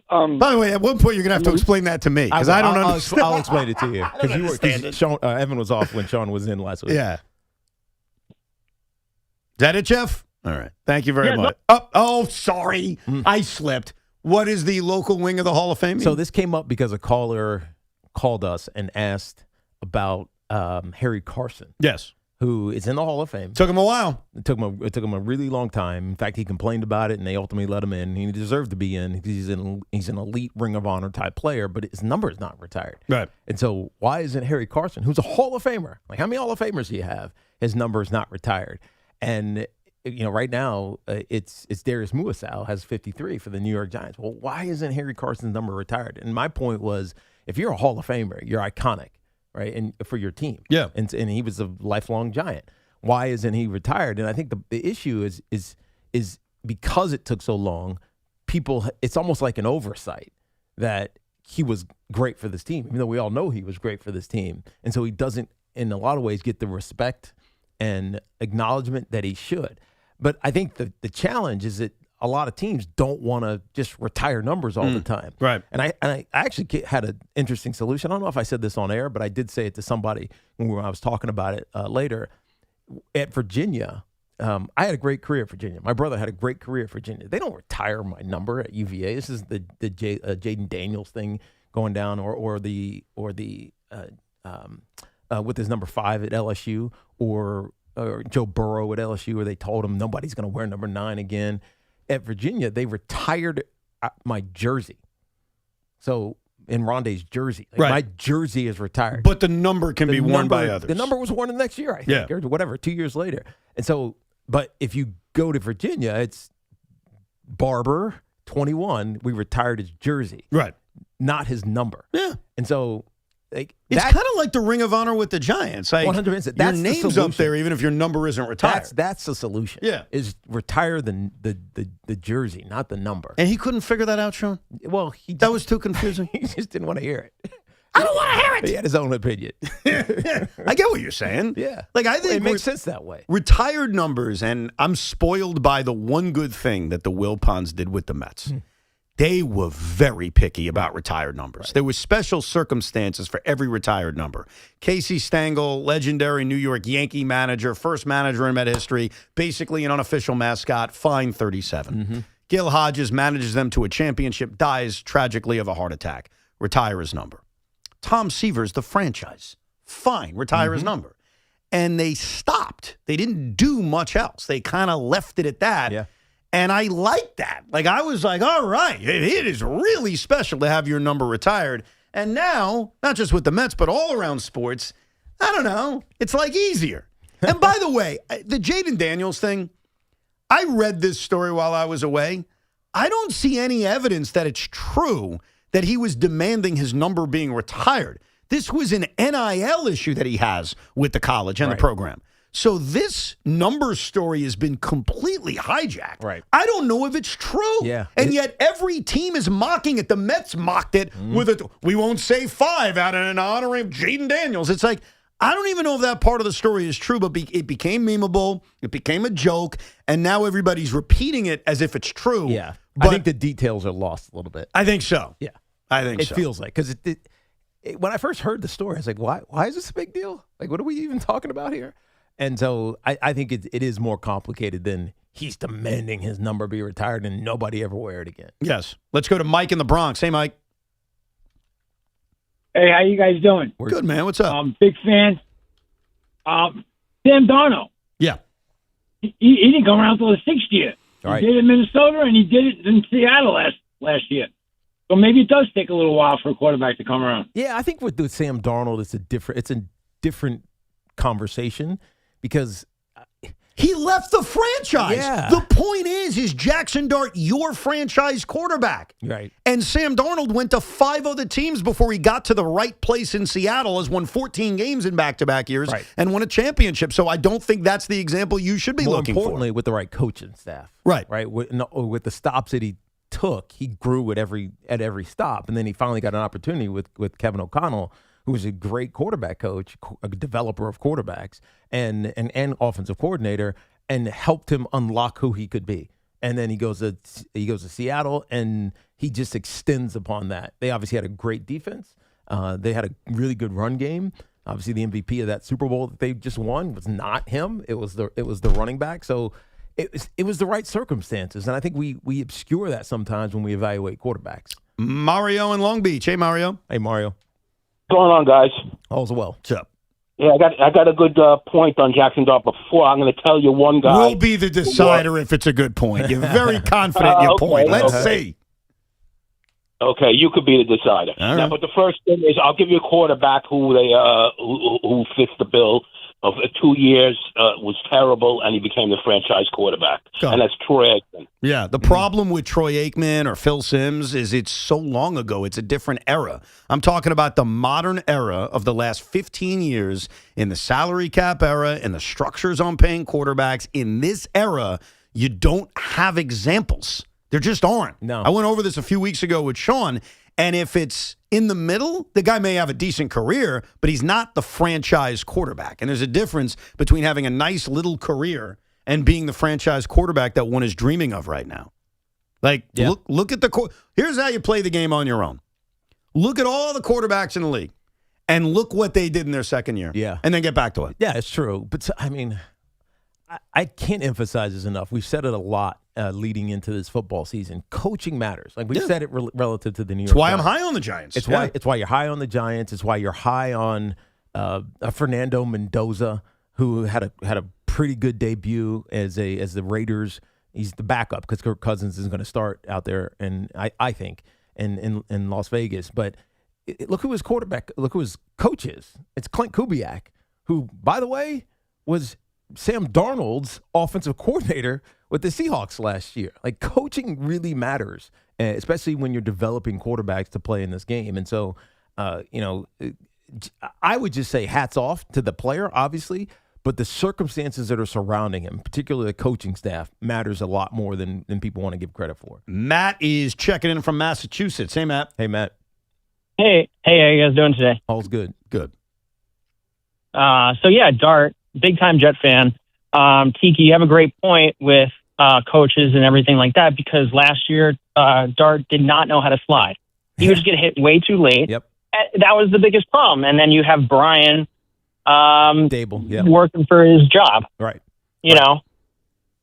Right. So now you have John in there, and you have a great coach. So that was my little take there. No, you're right about it. I mean, it so much matters the circumstances of the – like, what was important for Dave's last year? It was finding a way to have success and keep his job. Yeah. You know, obviously Jackson's a part of that, and you don't want to put him in harm's way, but you're not going to police him to not be reckless, because him being reckless was helping them have success. But what I am curious about, and I'm giving myself another homework assignment, but this is a homework assignment you may want to do because it's up your alley. In fact, you may love this homework assignment so much, you may actually do it during the show. Go ahead.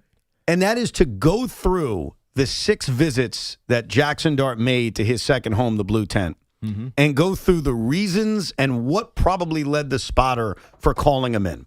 The one we saw on Saturday is pretty obvious. Yep. It looked like he got the wind knocked out of him, and he laid on the ground for a few extra seconds. You could identify what happened on Saturday as hey, Jaxson spent too much time on the ground as the reason. Yeah. You almost have to go through each of the hits. Was it reckless? Remember the one he took on the sideline where he just kind of got upended? Yes. I forgot who was what. It was like 15 yards downfield, and the safety came over and drilled him as he was stepping out of bounds. Did he go in the Blue Tent for that? I think he did. That's the problem. I don't remember what he went to the Blue Tent for. I don't. I'm gonna have to go look it up as well, Evan. But like that one, I saw it happen. I was like, yeah, that's not a hard hit. And it just looks bad. Yeah. Again, this is the ragdoll thing. Right. Because he got hit. He got hit high in his shoulder, and he goes down like immediately. He just gets smashed to the ground. It's like, oh man, that was a hard hit. He needs to be in the tent, but not really. Like that's the kind of hit it's football. Like, it happens. You're not expecting to get hit. You get hit. Your body's not braced for it, and you fly to the ground at a high rate of speed. I played a game on the Rico last year, off-season Rico, where we went through every Juan Soto home run, and we ranked it as clutch, not clutch, very clutch, that whole thing. You got to go through every Dart Blue Tent visit and assign a blame. Is that Jaxson Dart's fault? Is that, the spotter was too sensitive's fault? Is that, you know what, no blame here, just a vicious hit? And that's how we can deem who the issue with the Blue Tent really falls upon. Yeah. So there's your homework assignment. Now, we mentioned earlier how odd it is to see Odell Beckham Jr. not wearing his number 13. Joanne in Manhattan has an interesting question about that. What's up, Joanne? Hi there. Nice to take the call. I appreciate it. First of all, Tiki, thank you for all the great years you gave Giant fans. Much appreciated. I appreciate you, Number Joey. 2. Thank you. Number 2, you think Odell will make the team, and if he does, will they give him number 13 to wear? Well, so I'll answer the second part. Jalen Hyatt has a long way to go to make this team. And he's the one wearing number 13 right now. He did not play in this preseason game. He's been okay in this training camp, and I don't think he's acquitting himself to the point where he's going to make it over some of these other guys that they brought in free agency. And so I think if Odell makes a team, that he can get his 13 back. He can't ask for it now, because he hasn't made the team, and he wasn't immediately on this team as well. He wasn't on this team last year. He didn't play football last year. So if he makes a team, I do think he'll get his number 13 back. The question is, will he make the team? So he looked good in his first game action back in a Giants uniform. He ran good routes. He catches the ball. Like he's not afraid to snag it out of the air and take a hit, as he did on that slant where he kind of got squished after he caught that pass from Jameis Winston. But I still think that he's got to do more, right? He's got to shine, and I think there was a chance for him to shine in this first preseason game with a big touchdown pass. But unfortunately, Brandon Allen went the wrong way and threw an interception. And give Odell a chance to shine. I think he will. But he's still got to do it. I wonder, is there a world in which Jalen Hyatt makes the team and Odell Beckham Jr. makes the team? When you think about Darius Slayton and Malachi Fields and Darnell Mooney and Juju. The problem is he doesn't play special. Like, if he's on this team, he's just a receiver. Right. He doesn't provide that versatility. Right. He's not covering kicks. Right. Which is what Braxton Berrios brings, which is why you would think he has a leg up on Odell. And Cambry, who John Harbaugh has been high on, at least talked highly about him about Dylan Cambry, who was a free agent last year and second year in the league, but he looked good and he can play special teams. And so, how many wide receivers are you keeping? That's a problem. That's why if I had to guess right now, I'm leaning towards he doesn't make the team. Yeah, I mean, they have 14 receivers. They got a lot of guys. I don't think they have a clear number 2 unless you believe Darius Slayton, who has been here for a while and you're kind of sick of, I think, for most Giant fans. But hasn't looked great in camp. So, right. Like, I think something like that will need to happen for him to make the team. A guy who you had penciled in, maybe even inked in with erasable ink, was going to make this team. That's how he's going to make this. But you know what's so great? I was talking to a buddy of mine about the Giants, because to them, they're like, why are you so high on the Giants? And I'm like, well, it's mostly coaching, but we got into some other reasons. Yeah. And he was arguing with me about the Giants' depth at wide receiver. And what I reminded him was Isaiah Likely may not be a wide receiver, but he's probably going to finish this season with more catches and more receiving yards than anybody else. And by the way, you saw that in this preseason game. Yeah. 3rd and 5. You know what? 6 yards to Isaiah Likely. He's his safety blanket. 100%. So when you break down the Giant receiving core and you criticize it, which is fair game, we can't ignore the fact that Isaiah Likely is going to have a monstrous impact on this offense. Nor can you ignore the fact that Malachi Fields is likely going to be a starting receiver on this team. So who does he replace? Could it be Darius Slayton? And if Darius Slayton loses his starting job to a rookie from Notre Dame / Virginia, because that's where he was before, Wahoo, then isn't he expendable? Now, it's a cap issue that you got to deal with because he just signed a 3-year contract a year ago. So, but the Giants are going to have to make some really tough decisions in order for Odell Beckham Jr. to make this team. We'll get back to plenty more of your Giant phone calls. Plus, I know Tiki wants to talk about it. I have to respect it. Is Kodai Senga the greatest closer of all time? We'll get to it coming up, 888-808-1019. Contractors, when deadlines are tight, you need a supplier that moves as fast as you do. Windorama stocks the Northeast's largest selection of in-stock Anderson windows and doors. Are you ready for same-day pickup or next-day delivery? You damn right you are. Need custom assemblies? They're built in-house and for 3 days only, August 25th to the 27th. Save 10% on Anderson and Therma-Tru during Windorama's flash sale. Plus, Rama Rewards for pros earns up to 2% back, plus free delivery. Windorama for pros. Your job, your deadline, your team. Visit WindoramaForPros.com. If you haven't checked out Collars & Co. yet, now is the time. What are you waiting for? They're the makers of the original dress collar polo that's changed the game. And now they've opened their first ever store right here in Manhattan. So whether you're looking for sharp shirts, everyday style, or their new Maverick Performance Blazer, which is just sweet and wrinkle resistant, you'll find clothes that look great and feel even better. Stop by their new Manhattan boutique at 182 Columbus Avenue or shop online at collarsandco.com. Use code Tiki. Tell them I sent you. Save 20% off your order at collarsandco.com. And this portion of the program is sponsored by Flushing Bank, a division of Ocean First Bank. It's the Carton Show with Craig Carton and Chris McMonagle. Afternoons 2 to 7 on the Fan, 101.9 FM.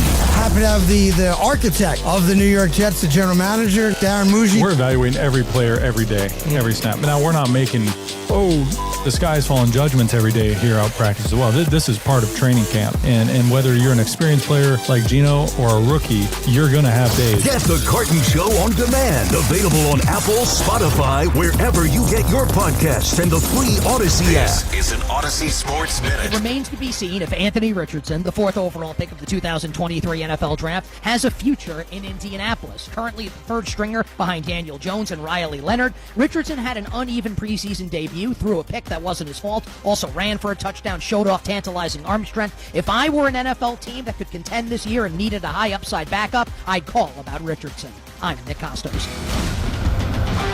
When you've got real work to do, Metal Supermarkets will help you get it done fast.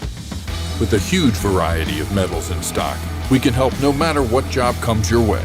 And we cut to size. Because just like taxes and BS, we think metal is better when cut. Metal Supermarkets, the convenient stores for metal.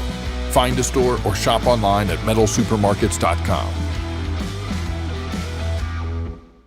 Before the season even kicks off, everyone's making predictions. On Kalshi, America's #1 prediction market platform, you can trade those predictions in a live market. Last week, Seattle was trading at 8%, meaning a $100 trade would pay out $1,174 if they take home the title. On Kalshi, as the probability changes, you adjust your position. Download the Kalshi app and use code UPDATE to get up to $500 in bonus credits when you trade $25. Kalshi, trade on anything. 18 plus only, must be present in state where it is legal to trade. Event contract trading involves risk and may not be suitable for all investors. Prices, values, and available markets may differ from those mentioned. Bonus credits do not expire. Restrictions and eligibility requirements apply. For more information, see Kalshi.com/regulatory. Save smarter and enjoy more with the great CD rates offered by Flushing Bank, a division of Ocean First Bank. Whether you're planning ahead or growing your savings, now is a great time to lock in a competitive rate. Visit flushingbank.com today. Member FDIC.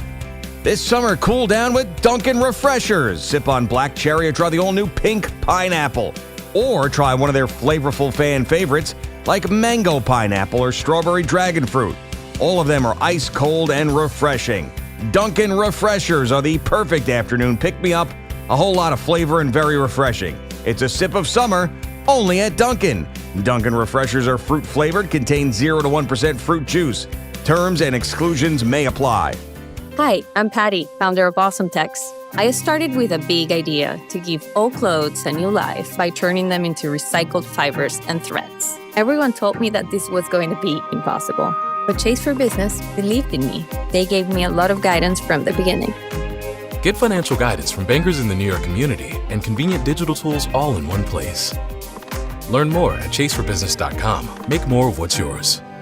Real customers compensated. JP Morgan Chase Bank, N.A. member FDIC.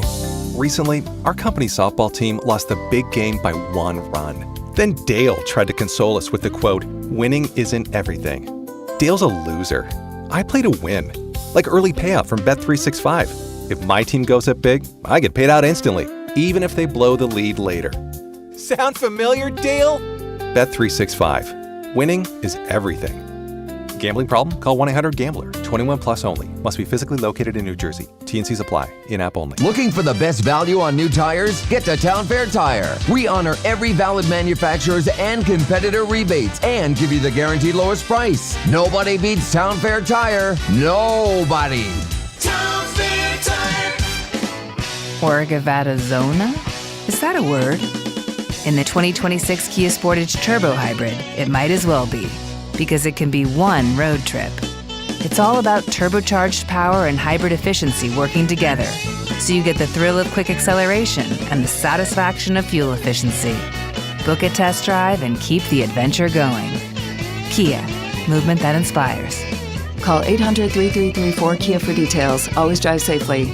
Hey everyone, Boomer Esiason here, and school's about to start, and you know what's coming. Fees, supplies, sports, all of it. And the last thing you need is your phone bill creeping up too. That's why I love Red Pocket Mobile. No sneaky rate hikes, no surprise increases on your plan. 20 years they've been doing it that way, and you get your pick of all 3 nationwide 5G networks. Right now, their back-to-school sale gets you up to 4 months free on an annual plan. Visit redpocketmobile.com today. Red Pocket Mobile, your new ultimate cell carrier. The final days of the Make This the Summer event are happening now at Ramsey Chrysler Jeep Dodge Ram. This is your last chance to get summer sizzling deals on all new Jeep and Ram trucks. Ramsey Chrysler Jeep Dodge Ram, home of exceptional people, exceptional deals. Summer's newest drink is here. Meet Super Light, a refreshing vodka plus aid canned cocktail with only 90 calories, 0 sugar, and 0 bubbles. Grab a variety pack or your favorite flavor at stores and bars near you. Must be 21 and over. Please drink responsibly. 1-877 Cars for Kids. KARS Cars for Kids. 1-877 Cars for Kids. Donate your car today. Call 877 Cars for Kids to reach a friendly live agent. Donation is super easy, and your car can be picked up as soon as tomorrow. Call us now or go to carsforkids.org. Donate your car today.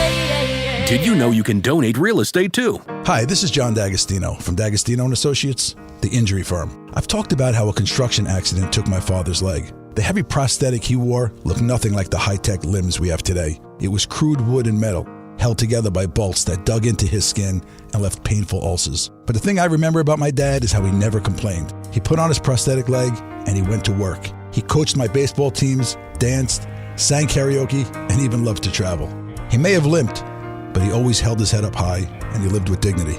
At D'Agostino & Associates, I spent over 35 years building a law firm that helps accident victims and those in need of their Social Security disability benefits. We fight till our clients get the money and dignity they deserve. So call us today at 1-800-BITE-BACK. That's 1-800-248-3222. We have offices throughout New York and New Jersey. So don't tell me personal injuries aren't personal. I know what they can cost a family. I've been there and I'll be there for you. D'Agostino Law. Bite back. Get the latest on the Giants and Jets on WFAN, WFAN FM, WFAN FM HD1 New York, and Odyssey Sports Station. Evan and Tiki without Sean Morash today. He is enjoying his vacation, but he may not be able to much longer because I think what I'm about to tell Tiki Barber needs a One Giant Step or a Talking Giants or whatever podcast he wants to do today. Because the New York Giants have a meeting today. They've allowed a former Pro Bowler to come and visit the campus. And I guess the Giants are going to kick the tires on signing this player. This man is a former Pro Bowler. This is a man who in the first 4 years of his NFL career rushed for 1,000 yards in every one of those years. This man missed a big chunk of last year to a torn Achilles, so he's obviously recovering. We're talking about former Pro Bowler and former Pittsburgh Steeler Najee Harris. He is visiting the New York Giants. And I can just tell you that my first reaction, and Paul Rosenberg on the other side's first reaction, is this sounds as if the New York Giants are saying to Tyrone Tracy, you missed the block? Okay, well, maybe we'll miss giving you a paycheck and go sign your replacement. Are we right to think that, or is there another reason that the former Pro Bowler Najee Harris is visiting? We mentioned this last year. I forget who the report, or last week, I should say. I forget who the report was by. But the Giants were looking to add to their running back room, and James Conner was someone that was kind of on the radar. And look, do they need to upgrade their running back room? Probably, in some regards. Well, but may I ask why you say that? Because you've got Cam Scatterbo, who's healthy. You've got Tyrone Tracy. You still have Devin Singletary. And this was history. History of what? Those guys' history. Just not trusting them. Well, not even to stay healthy? To stay healthy. Gotcha. Tyrone Tracy's had injury issues his first couple of years. Now, okay. He's 1,000-yard all-purpose his first 2 years, which is quite an accomplishment, but it's the reality of football. If guys can't stay healthy, you can't trust them to stay healthy, then you gotta have an answer. You can't not have an answer. And so I think the Giants are actively looking at this. And Jeremiah Love, who got all the hype that the Giants were going to pick, obviously he was taken by the Cardinals before the Giants even got on the board. I think it was a real decision that we're going to have to make. By the way, he's banged up with a high ankle sprain as well. Right, and hasn't looked phenomenal in Cardinals camp. And by the way, I don't know if you've seen any of the videos out of Cardinals camp. They look terrible. Yeah, they look bad. And so it happens. Rookies get hurt, they get banged up because it's a different physicality, especially for a runner in this game. So is this something that Tyrone Tracy should be worried about? No, it's something he should be motivated by. When teams start looking for an answer at a position that you're at, you need to up your game. I don't think it has anything to do with him missing a block and Jaxson Dart getting smashed in the preseason game yesterday or on Saturday, but it's something you have to, in your mind, be conscious of, because that means they're looking for a solution. It sounds... Najee Harris had a really good start to his career. Absolutely. He had 4 straight 1,000-yard seasons with the Steelers, Yep. and then, as you mentioned, he went to the Chargers. Chargers last year in 3 games in, he tore his Achilles, Yep. which sucks. He was hurt, and you got to assume that's a long time to is it a long? I guess it is a long enough time to recover. It'll be interesting to see. He's a good player. He's a big back, and it's something that John Harbaugh likes. John Harbaugh. He likes big players. Yeah. I mean, you go look at just the guys on this team now, from the guy they drafted, and then Arvell Reese, CeCe Maui Noah. He's a big dude. I was at the Giants Family Day picnic yesterday or barbecue yesterday, and I met Tremaine Edmonds. Obviously, I know who he is because of his years in the NFL, but also because he's a Virginia Tech graduate. The dude is massive. Massive man. Massive human Did not being. play in that first preseason game. Did not play in the preseason game. That was intentional. No issue, I think, there. But John Harbaugh wants big, stout, dependable, reliable athletes. So this is not a message to Tyrone Tracy. You miss a block. It's not, but it is, obviously, because they're looking at someone else in your position. That's true. 2 audio clips that jumped out at me over the weekend. You tell me if you find it as interesting as I did. Number 1, I'm a big fan of randomness. I don't know if you are. I love randomness. Yeah. What I mean by chaos, that... I love it. Yeah. Well, this isn't chaos. It's just random. It's Well, I like randomness if it leads to chaos. Oh, well. It makes it interesting.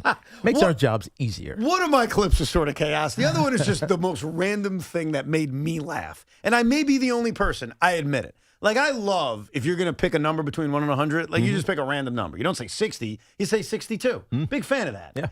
So while I'm watching the Jet preseason game on Friday night, Anthony Becht, calling the game, made a reference to a low catch and compared it to a catcher, like a baseball catcher. And what I loved is he picked the most random catcher to compare it to. Heck of an effort by that young kid. Really tough deal there when you're almost like a catcher, like Tony Pena, on your knees trying to catch that football. Like Tony Pena. All right. I just love that one. Tony Pena. That made me smile. That's a good pull. Yeah, I like that point. He's telling everybody without telling everybody, I know baseball. I know baseball. I'm not picking Ivan Rodriguez. I'm not going punch here. I'm going Tony Pena. The other one, and this was unbelievable. So on Friday night at Citi Field, after the Mets had hit a home run, there was a delay in the action, and we couldn't figure out why. The umpire was holding his hand up.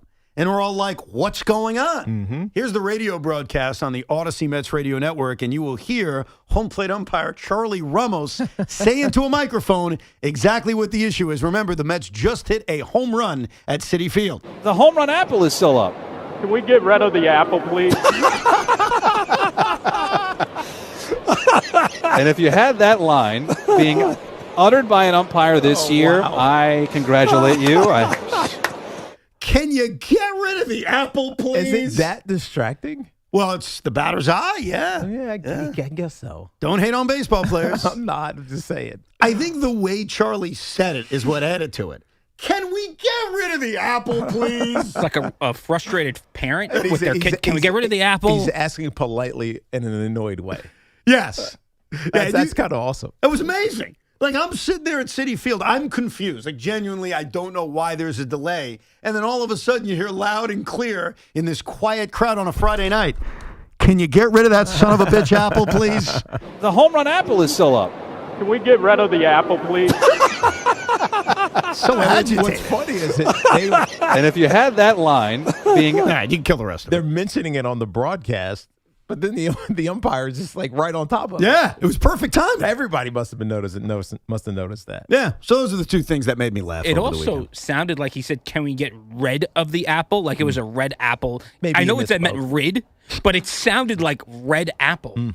Maybe he's just got a slang. Oh, I know. I think he does. It just sounded very similar to red and Or red. maybe he's a green apple kind of guy. Yeah. It's kind of crazy that we do have green apples.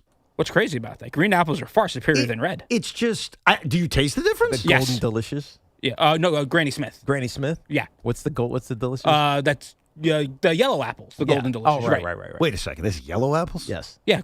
I knew about the red and the green. We got yellow apples? Yeah. There's multiple different. Well, with green apples, it's just Granny Smith. Now that I'm thinking about it, I've seen yellow apples. It's just that the red apple is so synonymous with apples. Like grapes. Do you have a preference on grapes? You got purple, you got red, you got green. I can't eat grapes. Why not? Really? Why? Tummy issues with grapes. I can't process them. The skin, the toxin in the skin. Who knows? It was a later in life development. Can you drink wine? Yeah. But they come from grapes. I agree with that. No, I know you agree with it. It's a fact. But like, why would your stomach be okay with wine but not grapes? Next time I go to my gastro guy, I'll ask that question. Yeah, no, I'm curious about that. I'm fascinated. Apparently, I love all grapes. apples start green, and then based on how ripe they are or the genes in the apples changes their color. Do they taste differently though? Yeah, of course. They do? Yeah, because it's like tastes like a not ripe. I don't know. Think of something.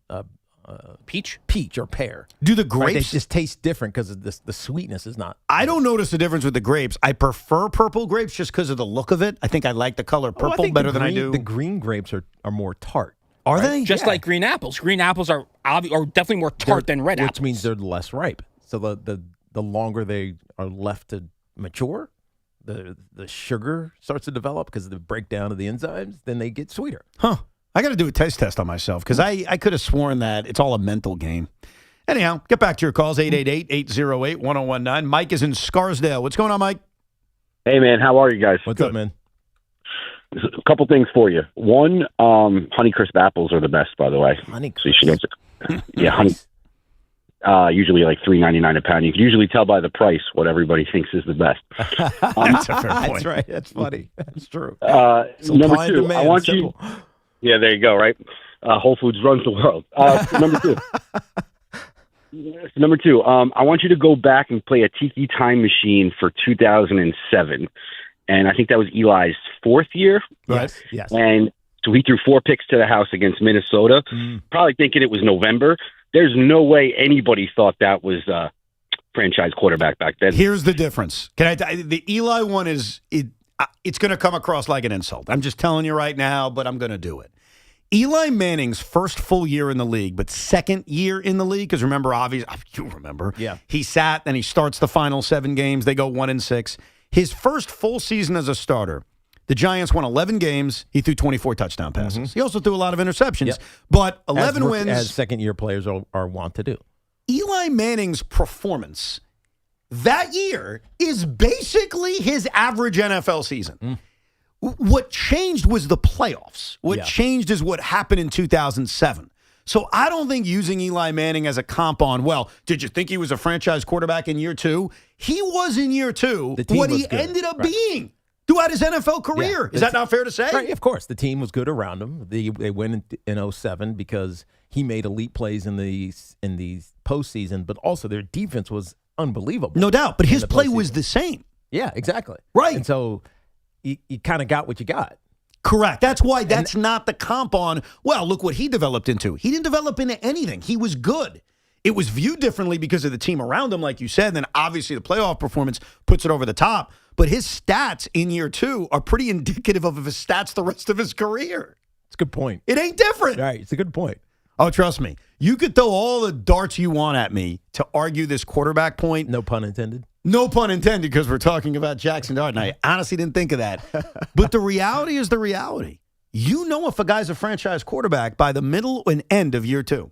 It is a proven fact in this modern era. Right, but the thing is, a franchise quarterback can also just be a good to above average quarterback. Correct. Now, what do you think Jaxson Dart's going to be? Because there's a difference between those two things. I think he's got more electric playmaking ability, clearly, than Eli did, especially because so many of the things he does well are off schedule because he has escapability.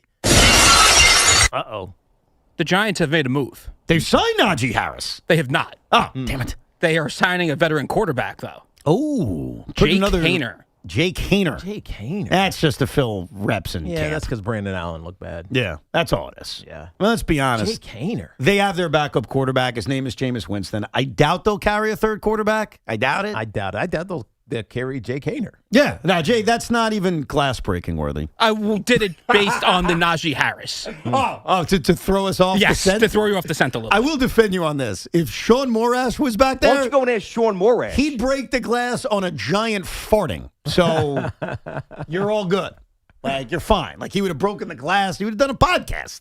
And I'm not mocking that because I do Ricos off of anything, too. So I feel him.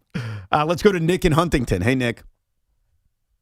Hey, guys. Thanks for taking the call. Pleasure. What's up, dude? No problem. So, what about Josh Allen? Because his second year wasn't good either. No, I disagree. They won 10 games. He threw 20 touchdown passes. That's Like, the he was team, on his though. way. Yeah, he also his quarterback rating was worse than Jaxson Dart's was last year. No, but he was in his second year. trending. He was trending in the direction of getting to that next level. Like, it wasn't as good of a year as maybe 3 years later, but there was a clean line of demarcation in terms of his improvement. The team was good. He put up solid numbers. Now, it doesn't match what he ended up becoming, but remember the point on Dart. It's him going backwards. It's him remaining the same. Yeah. Josh Allen didn't do any of that. He got better. Yeah. He had a bad rookie season. His second year was significantly better than his first. And that's a part of the trajectory of becoming that franchise quarterback. I'm not moving the goalposts. Right. I'm being accurate. He also had 9 rushing touchdowns. Again, he always has the almost double-digit rushing touchdowns, but he just felt like he was a winner. Yeah. And he was clearly on this line of improvement from his first year to the second year. If Jaxson Dart is average in year 2, that's not the same as the great improvement that Josh Allen had. He threw fewer interceptions. Right. He got in the end zone a bunch more times, and the team won games. Yeah, 29 total touchdowns in year 2. He had 3,000-yard, 20 touchdowns to 9 interceptions. But you saw the growth happening, and then the next year, he had a huge season. Ralph is in Yonkers. Hey, Ralph. Hi, guys. I just wanted to give Evan a quick compliment, a little bit of a criticism, and then a quick question. That's perfect. I love that. Like a combination of everything, Teague. There you go. It'll take me less than 45 seconds to get it all out. Go. Let's hear it. Evan, you're just like Francesca. I have to, before I have a full opinion on something, I have to hear your opinion and why. I mean, that's how much I value your opinion, and that's how knowledgeable you are. That's very Here nice. comes the criticism. Yes. Last week, it's so much funner listening to the show when there's a back and forth with the callers. There's none of that with you. You can tell you're in control of the board. The guy who called earlier wanted to make a Jaxson Dart point. You guys ask him about what he's buying at the store. To say, God, I can't wait to That was his fault. Hold on. Then he said something real quick. Then you hang up. You do that all I'm going to the blame time. him on that. He hesitated. What's going on with Ty? What? What's going on with that's one call? You do it all the time. No. People say they want it. That Anyway, guy's you do. point. Tyler McGill. Oh. What's going on with Tyler McGill? Did you just I'm done. Thank you. Tyler McGill. Did you just transition from great compliment, I don't like the way you take calls, into Tyler McGill? So this is the I can't address Tyler McGill. Here's the answer to that. Yes. Not even the answer. It's not just an explanation of that. Go ahead. Evan, there's 2 types of hosts here. The host that wants to have the conversation with you, and he'll just let you hang for a little bit. There are others like Evan who are more traditional in the sports talk radio hosting role, where if you're going to make multiple points, just make them. Just make them. Get it out of your mouth. We'll respond to them. But you got to make them. You know which calls I let hang on longer? The ones that are arguing. I like good arguments. I like good back and forths. That was kind of an argument. Yeah, I didn't cut him off. There you go. I never cut the man off. Here we go. And then insult Evan, you'll get more time. That is actually true. If you disagree, we go back and forth. I like that. That's fun. But the rune of that call was, what's up with Tyler McGill? Do you want me to answer it? Go ahead. Yeah, seriously. I have no idea what's going on with Tyler McGill. I really don't. Well, he was hurt all season. I know he was, but I was like, Tyler, is he even pitching this year? I forgot about his existence, honestly. It's like Trevor's doing all right. Yeah, Trevor's okay. They were trying to get him during the offseason. If Tyler McGill, let me see his contract status real quick before I give you an answer, because the Mets are going to have to make a lot of decisions on their 40-man roster at the end of the season. Guys they're going to keep and not keep, and they have one more year of arbitration eligibility on him. I think there's a really good chance they non-tender Tyler McGill. So if I give you a long-term prediction, question, it would be that. Now, real quick, Kodai Senga, I know you're excited about him. Yeah. We need to take a deep breath. Okay? As the man who suggested Senga go to the bullpen in a short man role. That was you. That was me. Right. I think we need to continue to see more. I mean, of course you do. But I'm having discussions on Devin Williams shouldn't be the closer anymore. Evan. What? So Kodai Senga's last start was at the end of July. He was bad. He was bad. He pitched 4 innings, gave up 3 runs or whatever. He got banged around a little bit. Since that point, since he's been in this higher leverage back of the game situation, also as the closer, he's given up how many hits? He's given up 1 base hit. 1 hit. How many walks? 2 walks. How many runs? 0. Exactly. He's been great. He's been fantastic in a role that I don't know if we knew he'd be suited for, but I think what's happened, and you started to see this in his last start where he basically was relying on that end of July game, where he's just relying on 2 pitches. Well, remember this about the end of July. He was in the bullpen, but they were using him as a long man. Yeah. So it was essentially a start. He was a start. He was what do they call a it? mop-up man. No, not even, because it was he a started long the game. reliever. No, a bulk arm. No, when they start the game No, with an a reliever. opener. Yeah, the opener. I'm like, He wasn't no, an opener's the guy who starts the game. I know that, but he did. Oh, that's true. That's yeah. true. You're right. His last appearance was a start. Before that, Yes. he was more of a mop-up And it was man. like, how many innings is he going to get in this game? It almost felt like he was being an opener, but maybe he could get 2 or 3 innings. No, that's true. In his last start, you're right about that. And he was bad. And then after that, he's been exceptional. He has really exceeded expectations in this role. But as great as he's been, and I love that he's the closer. If he does it for the rest of the season, are you now saying, we don't need Devin Williams? It's not that we don't need Devin Williams, but I'd have a conversation about. Are you flipping them? Yeah. Oh, absolutely. And I think Devin's shown he can do that. Devin showed that last year with the Yankees. Right. And I think now that he's gotten paid, and also we live in a world in which saves are not as important in terms of getting paid, I don't think it would bother Devin Williams. And also, the Mets were hoping to keep Edwin Diaz. Devin Williams was going to be the 8th inning guy. So thank God you didn't do that. I know. Or sign Kyle Tucker. Right. Right. Or Thank God you didn't do that. Or really do what the Dodgers have done. Hey, how about David Stearns gets judged and evaluated from the decisions he didn't make? Well, but he tried to sign those guys. Did he? Nah, in fairness, if you want to... Yeah. You think he pissed off Edwin Diaz on purpose? No, I think they tried to sign... Is this a master class on how to get rid of a guy you think is at the end? I think that's what they did with Alonso. I think they tried to keep Diaz. I think they tried to sign Kyle Tucker. And I'm not grading David Stearns harshly for that. I think we should grade him on the results. Yes. And the results are bad. They're still 13 games under 500. True. I'm talking specifically about these 2 players. They're fortunate based on the year ones of their deals that they didn't sign those guys. Yeah, but he negates it because he let Pete Alonso go, and Pete Alonso is being Pete Alonso. Well, he negates it because they're 13 games under 500. Like the results I'm talking about individual performers. I'm not talking about the team. I'm talking about the whole team. Yeah, it's all Juan Soto's fault. He's out and they're winning. If they stop, I'm just joking. If they signed Kyle Tucker instead of Bo Bichette, instead of 13 under, they'd be 20 under. What the hell's the difference? But yeah, Senga's been great, and it's encouraging that he is accepted this role. He's gotten the Michael Jackson music, 100%. the Beat It song. You know what it is? It's Evan? great. I like good stories. And if Kodai Senga evolves into potentially the closer, like that's a debate you're having after the season is over. That's a good story for a guy that we all were just, dude, he's done. Yeah. Send him into minors, trade him at some point. Nobody's going to want him, but whatever. Eventually, you're going to have to release him with $15 million left on his, 2 years left? 1 year left, $15 million, yeah. Well, whatever it was this year, 9, and then 15 for the rest of the season, next season. So I think it could be a net positive that he was bad and then got put into the bullpen in a position where he can actually excel as opposed to struggling like he has been ever since he hurt his hamstring. It is a great story. I mean, this is a guy who now has a vibe when he comes into games, which is amazing to think about considering where it was a couple of weeks ago and a couple of months ago. And he's pitching his way into the plans of 2027. We'll get back to your calls coming up, 888-808-1019, plus a lot of random NFL preseason observations both Tiki and I have. We'll get to that coming up. It is Evan and Tiki without Sean Morash as we take you on a trip until 2 this afternoon. Windorama Summer Sales is here. Save up to 30% on your installation project and shop top brands like Anderson Windows and Doors. Plus, take advantage of low to no interest payment plans when you purchase and install with Windorama. Choose from our huge stock and inventory and let our local certified experts handle it all in as little as 14 days. Visit Windorama.com to book your free consultation today. And this portion of the program is sponsored by New Jersey Manufacturing Day in Freehold on October 2nd.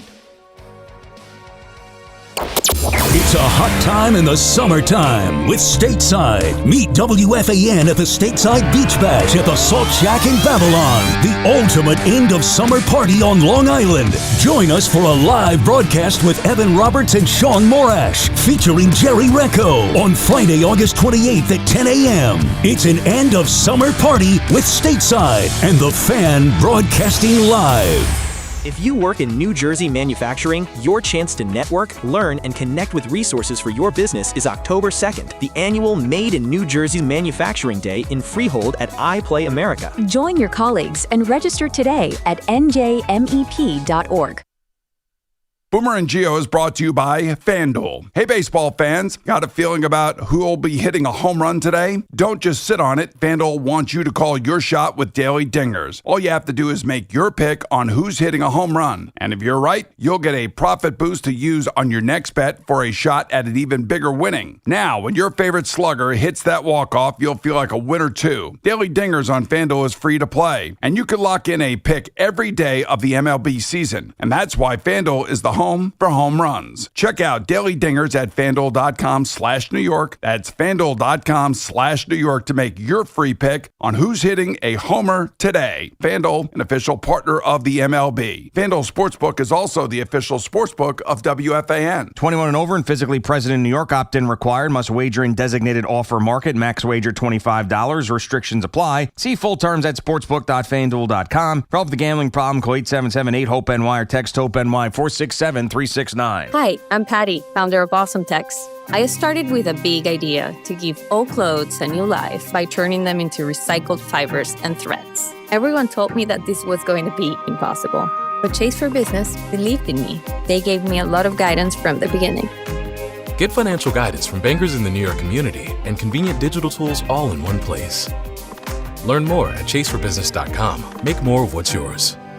Real customers compensated. JPMorgan Chase Bank, N.A. member FDIC. If you're tired of dealing with dummies every time you shop for a car, I get it. All the games they play, the back and forth, it's brutal. Well, the team over at Route 22 Toyota seem to have it figured out. There are real people who have made the entire process of buying a car simple and that smart. Plus, they're easy to get to, right on Route 22 in Hillside, New Jersey, and they're always on the money with incredible deals on their huge selection of new and used Toyota. So remember, if you're tired of dealing with dummies, get over to Route 22 Toyota and experience the smart way to buy your next vehicle. Hey, Salicata here for CertaPro Painters, and my wife is still satisfied by my good friends at CertaPro Painters. They work fast and clean, and if she's happy, you better believe I'm happy. Big jobs or small, the good folks at CertaPro Painters are at your service. If you've been putting off a painting project, give them a call. 1-800-GO-CERTA. That's CERTA with a C, and you'll see exactly what I mean. 1-800-GO-CERTA. Call CertaPro Painters today and get a no-nonsense free estimate on a professional job that you'll be happy with for years to come. Each CertaPro Painters business is independently owned and operated right here in our community. Schedule your free estimate online at CertaPro.com. I scream. You scream. We all scream. Because Wendy's famous small classic Frosty is just $1 for a limited time. More screaming, happy screaming, summer screaming, dollar small classic Frosty screaming! But please don't scream in the drive-thru. It hurts the employees' ears.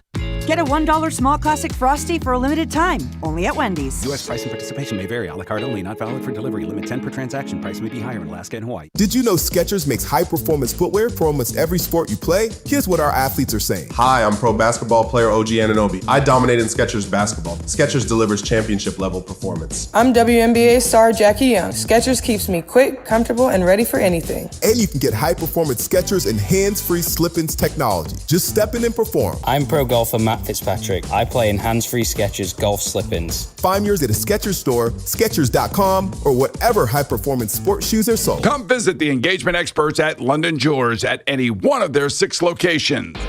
You're still glowing, flirting, grooving. You've still got it. But your immune system weakens as you age, making it harder to fight illnesses like pneumococcal pneumonia and RSV. Vaccines are a key part of any health routine and can help protect you from getting really sick. Ask your doctor or pharmacist which vaccines you need. See more at PfizerForAll.com. Sponsored by Pfizer.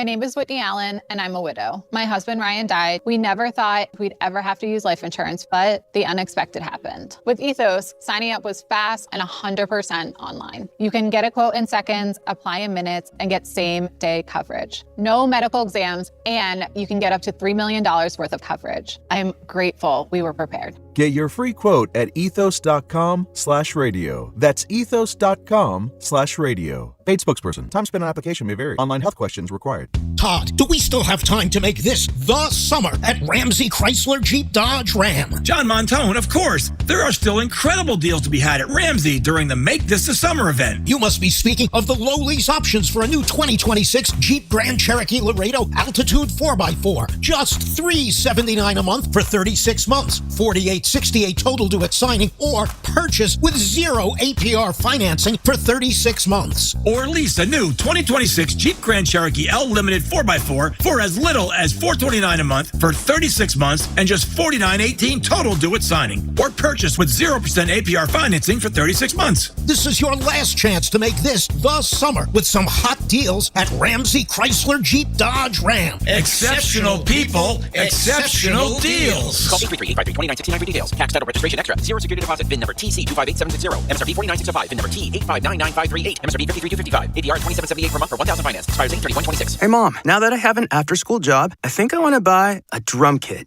Okay, Rockstar. Let's look at your account. When kids start making money, Chase has easy-to-use tools and expert bankers to help them learn how to manage it. And next month, I'll buy the bass drum and the cymbals. Oh, and maybe some noise-canceling headphones for you. Aw, you've thought of everything. Help kids save, budget, and build financial independence, all with Chase. That's good for kids and good for parents. Visit your local Chase branch and get started. Account subject to approval. J.P. Morgan Chase Bank, N.A. member FDIC. This is the story of the one. The one who keeps multiple buildings running smoothly day after day. Plumbing that flows, HVAC that hums, cleaning supplies that keep surfaces sparkling. That's why she counts on Grainger. With easy reordering online and 24/7 support, Grainger helps her keep the products she needs on hand. So shelves stay stocked and buildings stay ready. Call 1-800-GRAINGER, click Grainger.com, or just stop by. Grainger, for the ones who get it done. Agree with us? Disagree with us? Even better, talk Jets, Giants, Yankees, and Mets. Call the Fan and get in the game. 888-808-1019. The WFAN phone line is powered by Paramount Plus, your streaming home to watch the NFL on CBS all season long. It's now time for the Fan Focus. A few random notes from around the sports world today. Tom Pelissero has been hired by Netflix as their sideline reporter and NFL insider this season. Nice. He will Good for him. He will also co-host a podcast on The Ringer. Scotty Scheffler won the FedEx St. Jude Championship by 8 strokes to win the opening tournament of the PGA Tour postseason round. And the preseason college football AP rankings came out today. Ohio State ranked number 1, followed by Oregon, Georgia, Notre Dame, and Texas. I wrote down more than 5. It's not a cinco. We'll leave that to Rosie. But I wrote down a bunch of preseason football observations because I watched a lot of preseason football and read a lot about stuff going on around the league. I watched way too many of these games. Look at that. Me and you. I'm like, what am I watching this for? Because you never know. Why am I watching Joe Fagnano with the Baltimore Ravens, who looked really good? Oh, good. See? Just like, why am I watching these guys? Because you never know. Yeah. Because when we were watching Dak Prescott how many years ago, he turned out to be the Dallas starter and took over. In Dallas camp, I wrote down this Camden Brown. He's the undrafted wide receiver out of Georgia Southern who put on a show in the preseason game. And apparently he's been great during camp. So Giant fans, get ready to learn the name Camden Brown. Could be the Victor Cruz of the Dallas Cowboys. I wrote down Jamal Adams out for the season. I sort of feel bad for him. Jeremiah Love dealing with the high ankle injury. How about the Bengals corner, Say You're Right? Have you heard about this guy? I did not hear about this one. Tiki, I cannot wait to get your opinion on this. Say You're Right. And I'm not suggesting you would have done this. I'm not saying you're Say You're Right. Say You're Right has left the Cincinnati Bengals. Oh, I saw the story. I didn't remember the name. For an acting opportunity. Yes, but he was acting before. He was. So he'd been in some other shows. I read the story. I just didn't remember his name. So he's acted in other shows. You're right. He does have a career. He loves both things, football and acting, and apparently is getting some kind of lead role in which he couldn't do both. Dude. And he told the Bengals, I'm picking acting. I'm out. Even though that movie or show wraps, can he technically come back and say, all right, I'm good to go? I mean, if he was good enough, yeah, of course he could. But he's probably, once you get into that world, you kind of got to stay in it. You done? Yeah, meaning the acting, because you can't be unavailable when someone calls you or director or producer calls you and says, "Hey, we want you for this. We got to play the Lions today. Guy, can I read for you like next week?" Like, no, we're hiring somebody else. In theory, he's making the right decision. Like, if he becomes a successful actor, he's going to make as much money, if not more, potentially, right? Yep. Maybe a little bit less, depending on how big your career is. And you don't take the physical toll of playing football, and your career could last until you're 95 years old. If your career flames out, that's a problem because there's no guarantee that the Cincinnati Bengals and Zach Taylor welcome him back with open arms. Oh, wow. I wrote down 3 other Bengals stuff. You ready? Go ahead. Josh Johnson and Joe Flacco are both over 40 and in Cincinnati Bengals camp a quarterback. How do you have 2 40-year-olds as your quarterback plan? Especially when Joe Burrow has had injury issues. Like yes. One of those guys is probably going to play snaps this year. So right? That's odd. The other thing was Joe Burrow's hat. That is causing an uproar.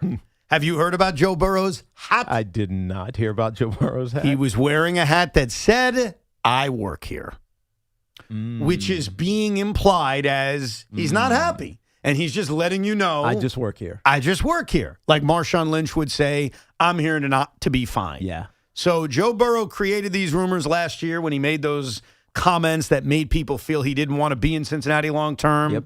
So when you wear a hat like that, I don't think I and others are reading too much into it to say, hey, I wonder what that's all about. People speculated about that all offseason. Yeah, that's why it's not new. It's not being created out of nowhere. He might get traded. Like, there's a chance that the Bengals decide to go another route. I don't know why you would do that because he's clearly a franchise quarterback. He's already taken the team to a Super Bowl. He's got all the skills you would want, but the development of that team just stagnated. Like, they went to the Super Bowl and it was like, all right, we're going to spend all of our money on the offense, quarterback, 2 wide receivers, and our defense sucks. One of the worst in the league. You can't win that way, and it was obvious last year. Joe Burrow is not going to finish his career in Cincinnati. Doesn't feel that way. I don't know if it's going to happen anytime soon, but there's enough breadcrumbs. And that organization also has enough of a history in being cheap that there's enough evidence to think he'll end elsewhere. Because the valuations came out last week for all the teams in the NFL, and all of them doubled. Theirs did too, but they're still one of the lowest valued franchises in the league. So it's informative on how he thinks, I think, about this team. A lot of the young quarterbacks also look good first week of the preseason. We saw it with Drew. Preseason, though. You're right. I don't want to get nuts about it. Drew Aller with the Pittsburgh Steelers on Thursday. Ty Simpson. Yeah. I mean, we're seeing it where these young guys look good. Mendoza looked good, too. Fernando Mendoza. No, you're right. So now, what do you take out of it? Probably not much. Fernando Mendoza. Because it is preseason, and in a lot of cases, you're not facing the best of the best. Yeah. Like, even in the case of my guy, Cade Klubnik, like, the Buccaneers didn't start any starters. No, it was their defense. Their defense was all the second team. Indeed. Anyhow, why don't you Cinco us, Rosie? Paulie the Glue Rosenberg. In the booth, somebody hide the castle. Optics flying, phones ringing, Evans yelling. No! Tiki's laughing, chaos cracking, nobody's in control. It's Cinco de Roncho. Bam! Crunch! Let's go!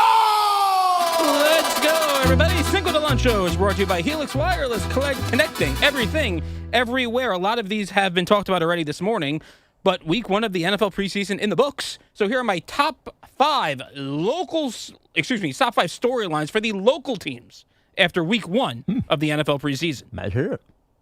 Here we go! Number 5. Odell Beckham Jr. How much juice does OBJ have left in the tank? I'll tell you Played this. into the fourth quarter. The loudest ovation out of anyone on Saturday was for OBJ. That part is true. Yeah. Like, the crowd loves him. The kids love him. The fans love him. If this was a popularity test, he'd make the team. The problem is, are you buying a ticket to go watch the Giants to see Odell? I think for the preseason game, maybe. I mean, maybe there's a few people that did that. Regular season. No. Yeah, exactly. No. Number 4. Will Bamba Island become a thing? Yeah, this and sucks, obviously man. earlier today we found out he's going to be out hopefully only a few weeks with a knee injury. But man, did he look awesome But you know what? on Friday. You know what that diagnosis tells you? He's not playing any more preseason games. But did he do enough in the one preseason game he played in which he made a noticeable difference? Oh, of course. Did he make enough as an undrafted free agent to make this team out of BYU? I would say no. And that's the scary part. Yeah. And to defend Rosie, Bamba Island was used by Aaron Glenn after the game. What'd you think of Maury Bamba? And his response was, "Oh, you mean Bamba Island?" Oh, come on. I was trying to come up with another. Isn't that a slight on Darrell Reeves? Of course it is. I was trying to come up with a synonym for island that started with a B, and the only one that I could think of was bar. But I want the Bamba bar, but I didn't want to do that. I'll tell you why it's not a slight. I'm going to explain this in my own brain logic that I have. If this was a first-round draft pick with a lot of hype, I'd be bothered by it. Yeah. This is an undrafted story. It's like Shane Spencer hitting a bunch of home runs and calling him the Bambino. You know what I mean? Like, It's a cute story. If it turns into something great, he'll get a new nickname. Don't worry about it. Babe is safe. Darrell is safe. I think it was more to put over a kid, especially for the way he played in his first and possibly only preseason game. Maybe he's not an island. Maybe he's in a atoll or something. Number 3. Atoll? Yeah. How about an archipelago? Archipelago. Archipelago. That's like a lot. That's good. He's an archipelago. No, it's not an archie. It's archipelago. Archipelago. Archipelago. He's just emphasizing the wrong syllable. It's like when I tell my kids to put their pajamas on, I call them pajamas. That's fair. Okay. I don't call them pajamas. Why? Because they still pee in their pants? They do not. That is not true. If you're listening at home, Spence and Jet, they never do that except for that one time. All right, number 3 is Club Cade, the rookie quarterback, 5 for 7 for 56 yards, led 2 scoring drives. Club Cade. How realistic is Klubnik to get the backup quarterback to Geno Smith? I think it's a lock. And is there a little future quarterback in Klubnik right now? Only one game, but obviously the Jets have nothing at the quarterback position. Keep this in mind. He's not, barring injury, he's not starting right away. Mm-hmm. Assuming Geno stays healthy, Klubnik will play when the Jets are out of it. Yeah. Now, if they have a great season, which is a good thing, I think as Jet fans, we should root for winning. Like, what world are we living in which we're not because of draft picks? I mean, give me a freaking break. If they win, Geno will play. He's also fighting the thing that's hard to fight, which is his draft position. And right now, Cade Klubnik's got a mountain to climb in order to be viewed that guy. And history, as Evan always likes to point to, tells you that if you're drafted that, you're not that guy. It's Dak Prescott, it's Russell Wilson. There's only a couple of guys that you can talk about that have overcome that. The one comp I thought, can he be Russell Wilson? Well, Can Klubnik the be circumstances Russell Wilson? are similar. I don't know if he's going to really get that opportunity. You have the Geno Seahawks comparison too. The Seahawks when Russell Wilson and what's the kid? I always forget his name. Matt Flynn. Flynn from the Packers. He was from the Green Bay. You're thinking of Matt Castle. He went to Kansas City. Right. Matt Flynn from Green Bay got the contract. The difference is that Matt Flynn hadn't really proven to be a guy in the league yet when he was in Seattle and Russell Wilson took his job. Geno Smith has had success. He's made a Pro Bowl. It's likelier than not. I'll give you a quarterback in Jet history that Cade Klubnik will be. And I hope I'm wrong. I hope he's the answer. I hope that this line that Tommy uttered turns out to live in history. Cade Klubnik stinks. And the sooner you realize that, the sooner you can move on from it. I hope I could put that on a T-shirt someday. But honestly, he's probably going to end up the ways of a Kellen Clemens, which was a second-round pick, who got a chance to play in 2007 when they had a lost season, did not play well, and just became a guy that was on the roster for a few years. And when Mark Sanchez was drafted, Kellen Clemens was his quote-unquote competition. So the likeliest outcome is he plays this season, he's whatever, they draft a quarterback next year, he's the competition for the young quarterback who ends up starting right away. Now, I hope I'm wrong. I hope the story is Cade Klubnik's the answer. But if I had to guess on August 17th, after 2 NFL drives in the preseason, that's the likeliest outcome. Number 2. Number 2 is the Jaxson Dart health situation. Typical, or was it an overreaction going into the blue tent? You guys have spoken about this for the first 2.5 hours of the show, it seemed like. Also, for me, what do we think of the long-term Dart to Fields? That was kind of connection? a douchey comment about our show. No, you basically said it seems like that's all you guys have talked about. I think that's been the main talking point It's been today. the main story. I think we've mixed in a lot of other things. Oh, of course you Was have. it not worthy of being a talking point? No, of course it clearly was. Are you now questioning our judgment? Absolutely not questioning your judgment. You know what Tiki wants to tell you? You're dead to me.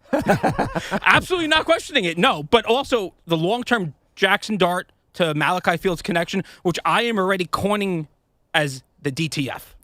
What? Why Dart is it to Fields or Dart to Fields? Fields? Yeah. Dart to Fields. Why DTF? What does that even mean?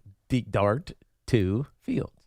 I understand, but what does DTF mean? It's like, I don't know. Is there a double entendre? There is a BTS or something? No, there is a double entendre that I'm not allowed to say Oh, on it's radio. it's a dirty comment? Yes. Are you serious? I have no idea what it means. I don't either. Tiki doesn't know either.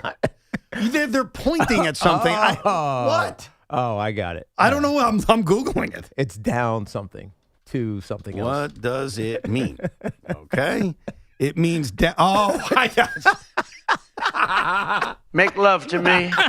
There we go. I got you. I didn't realize that. There we go. So I'm coining the DTF connection right now for Jaxson Dart to Malachi Fields. All right, what's number one? Number one. And the number one storyline coming out of NFL preseason week 1, the Mets are the hottest team in baseball right now. that is clearly, they have the best record in baseball over the last 2 weeks. What are you Lindor doing? healthy, Senga healthy. What are you the doing? Mets are 11 games back in the wild card. I'm telling you, out of anything to come out of So for what the you're local saying teams, is there is a chance. local teams, week 1 of the preseason, it's not the Jets or the Giants. It's the New York Metropolitans. All right. Take it easy over there. Yeah. Thank you very much for your Cinco. You're Now welcome. Let's get back to your calls that are not about the Mets. I would 888. I would argue the Cubs are a little bit hotter. 9-3, I believe, since in the last 2 weeks. Probably the Rays. Well, they just lost 3 in a row. I know, but they won 9 Yeah. out of their last however. This hot debate brings me flashbacks to that stupid Lugash debate series between Sean and Tommy when they were arguing who was hotter. Tommy was doing it over like a 10-game span. Sean was doing it over a 30-game span. And I'm like, what are we doing? So since the deadline, the Mets and the Padres 9-3. Baseball season sucks. All right. Thank you for that. We appreciate it. Let's get back to your calls. 888-808-1019 is the number. John in Danbury, Connecticut. What's up, John? Hey, John. Gentlemen, there'll be no niceties. There'll be no pleasantries. I was at the stadium Saturday, and Mr. Barber walked by me. And please, you need to give us all a break because it is physically impossible for him to be any more ripped than what he is. My bad. I'm trying to stay young, John. Yeah, I got young kids. I got to look the part still. I'm just grateful. If my wife was there, she saw you, and then she would have looked at me. She would have looked at me like I was cooking cabbage. It depends on how well you cook cabbage. That is amazing. I will admit. How old are you? 51. You do not look 51. I try not to. That's intentional. Well, I know I try. I'm vain, man. I want to look good. I tell my wife, I want to look good naked. So I work out hard. That's a goal. It is a goal. You deserve credit for this. But I can say this as someone who works next to you, and he can say it as someone that ran into you. You do not look your age. Well, that's a good thing for me. It's a compliment. Black don't crack, right? But does that apply for everybody, though? Like no, Stephen it A. doesn't. Smith looks old. No, it doesn't. No offense to him. I have good genes. I thank my mom and my dad for looking well, keeping me looking well at an old age. And I also work out. I just got my entry into the New York City Marathon, which I'm ecstatic about. Is that what I haven't they- been able to run it in the last 3-4 years because I've been calling games or the Giants are playing on that Sunday. But Do you this have a year- giant bye week? This year, November 1st, the Giants have a bye week. Wow. So I will be participating with 60+ thousand other runners in the greatest marathon in New York City, and really in the world, put on by New York Roadrunners and the New York City Marathon. Good for you. So I'm happy to excited. see that. Yeah, do we go to support you? Is that a thing or I mean, no? you should. Okay, I'll do it. Come support me. Tracy will hang out. She'll have drinks at mile 18, 17. Let me just check something real quick to make sure the I can Jets go. play? Hold on, you said November 1st? November 1st. Is that what you said? November 1st is the New York City Marathon, which I Alrighty. now entered to compete in. Let's see, November 1st, the New York... you're dead. They're home against the Raiders. Sorry, bro. Boo. Now you got to go to that game. I'm going to that game. I know. What time is the game? 1 o'clock. By the way, anytime you ask that question, just remember the answer is 1 o'clock. Right? Well, you can come for a minute because I'll probably be off early. So You might be able to. No, you can't. It'd be hard to get out of the city. Yeah, that's the thing. When I'm going to the Meadowlands, I got to avoid New York City. You got to avoid it on a marathon at all day. costs. I would have come though. I literally would have. It's just Jets Raiders. It's important I can't business. believe you're picking. It's one of the great experiences in New York. One as a spectator, but also as a participant. I thought he meant Jets Raiders. You're picking athletes over your best friend. Yeah, but it's Fernando Mendoza potentially. Yeah. Well, I mean, you're right. Fernando Mendoza. I'll make you this prediction. It's going to be his debut. Week 8 at MetLife Stadium, Jets Raiders will be Fernando Mendoza's. Not his first appearance. Yeah. His first start in his NFL career will occur against the Jets November 1st, Week 8, as Tiki Barber is winning the marathon. Mark it down, 12:48, August 17th, long-term prediction. Damn right. I've made 2 of them today already. Right. Let's go to Chris in Bayshore. Hey, Chris. Yeah, hey guys, how we doing? Good. Listen, I got you guys were talking about Dart before, and I got a question for you. I agree, Evan, with you in terms of this year being the make or break for the franchise tag. But what do you think, or how much do you think plays into it? 2 things. First, another coaching kind of approach and learning a new system or new coaches. And then the fact that he may or may not be able to stay out of the tent and stay healthy. How did Caleb Williams and Drake May do last year with new coaching staffs?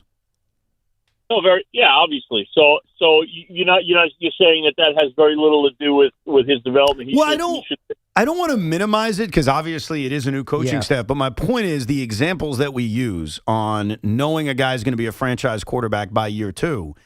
We just gave you from this past year 2 examples of guys that went through major coaching changes, and they both went deep into the playoffs. One went to the Super Bowl. Right. And again, a lot of that is the coaching staff that's around him.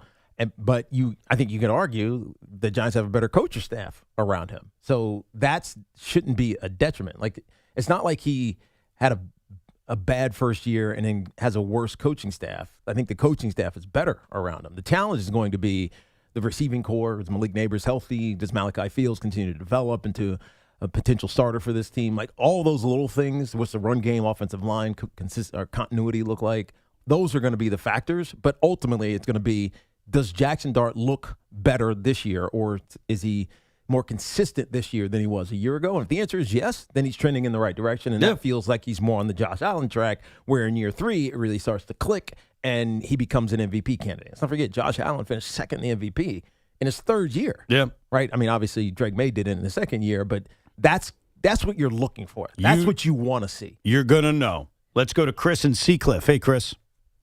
Hey guys, how you doing? Good morning, gentlemen. What's up? So I just want to. First of all, a couple guys took my thunder.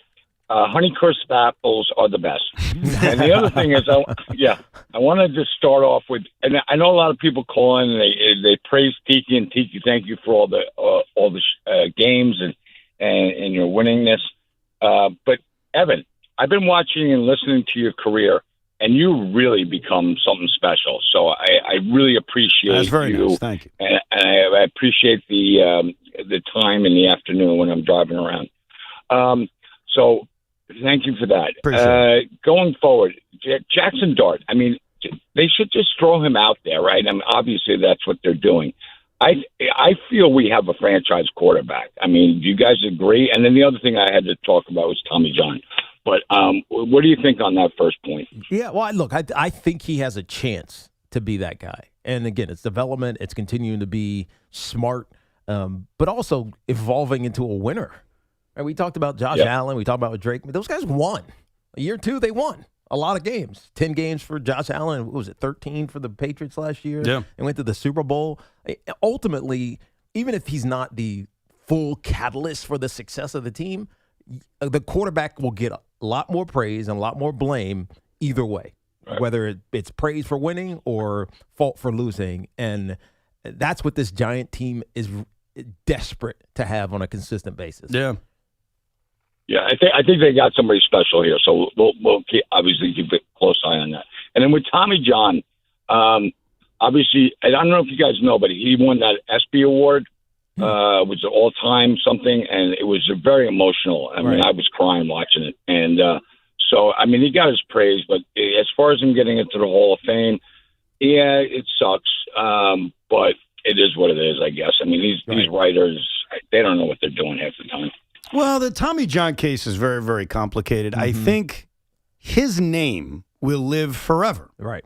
Now, it's known for a surgery, a very important surgery, maybe the most important surgery when it comes to a baseball player. Maybe the most important surgery in history of sport. Probably. I mean, you could say that. Think about the careers that it saved or turned around.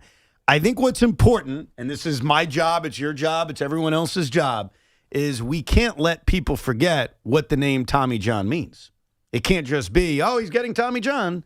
Like, there should almost once a month be a reminder, that guy pitched for 26 years. That's right. That guy. He pitched until he was 46. Yes. 46? Yes. What the hell is that? And he did it after a medical procedure. Right. So, in a lot of ways. Obviously ending with the Yankees. That's why it's a deal. No doubt. Locally here. But, I mean, he made 32 starts at 45 years old. That's right.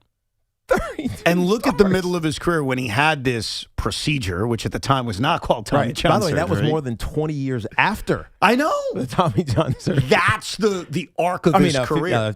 15 years after. That's the arc of his story. And, you know, it makes me think of something you said about the Hall of Fame. And I don't want to sit here and say he's not a Hall of Famer days after he died. It's just, it's wrong. But you said it's about the story you can tell sometimes with the Hall of Fame. Well, Tommy John's performance on the field wouldn't warrant your typical, that guy's a Hall of Famer.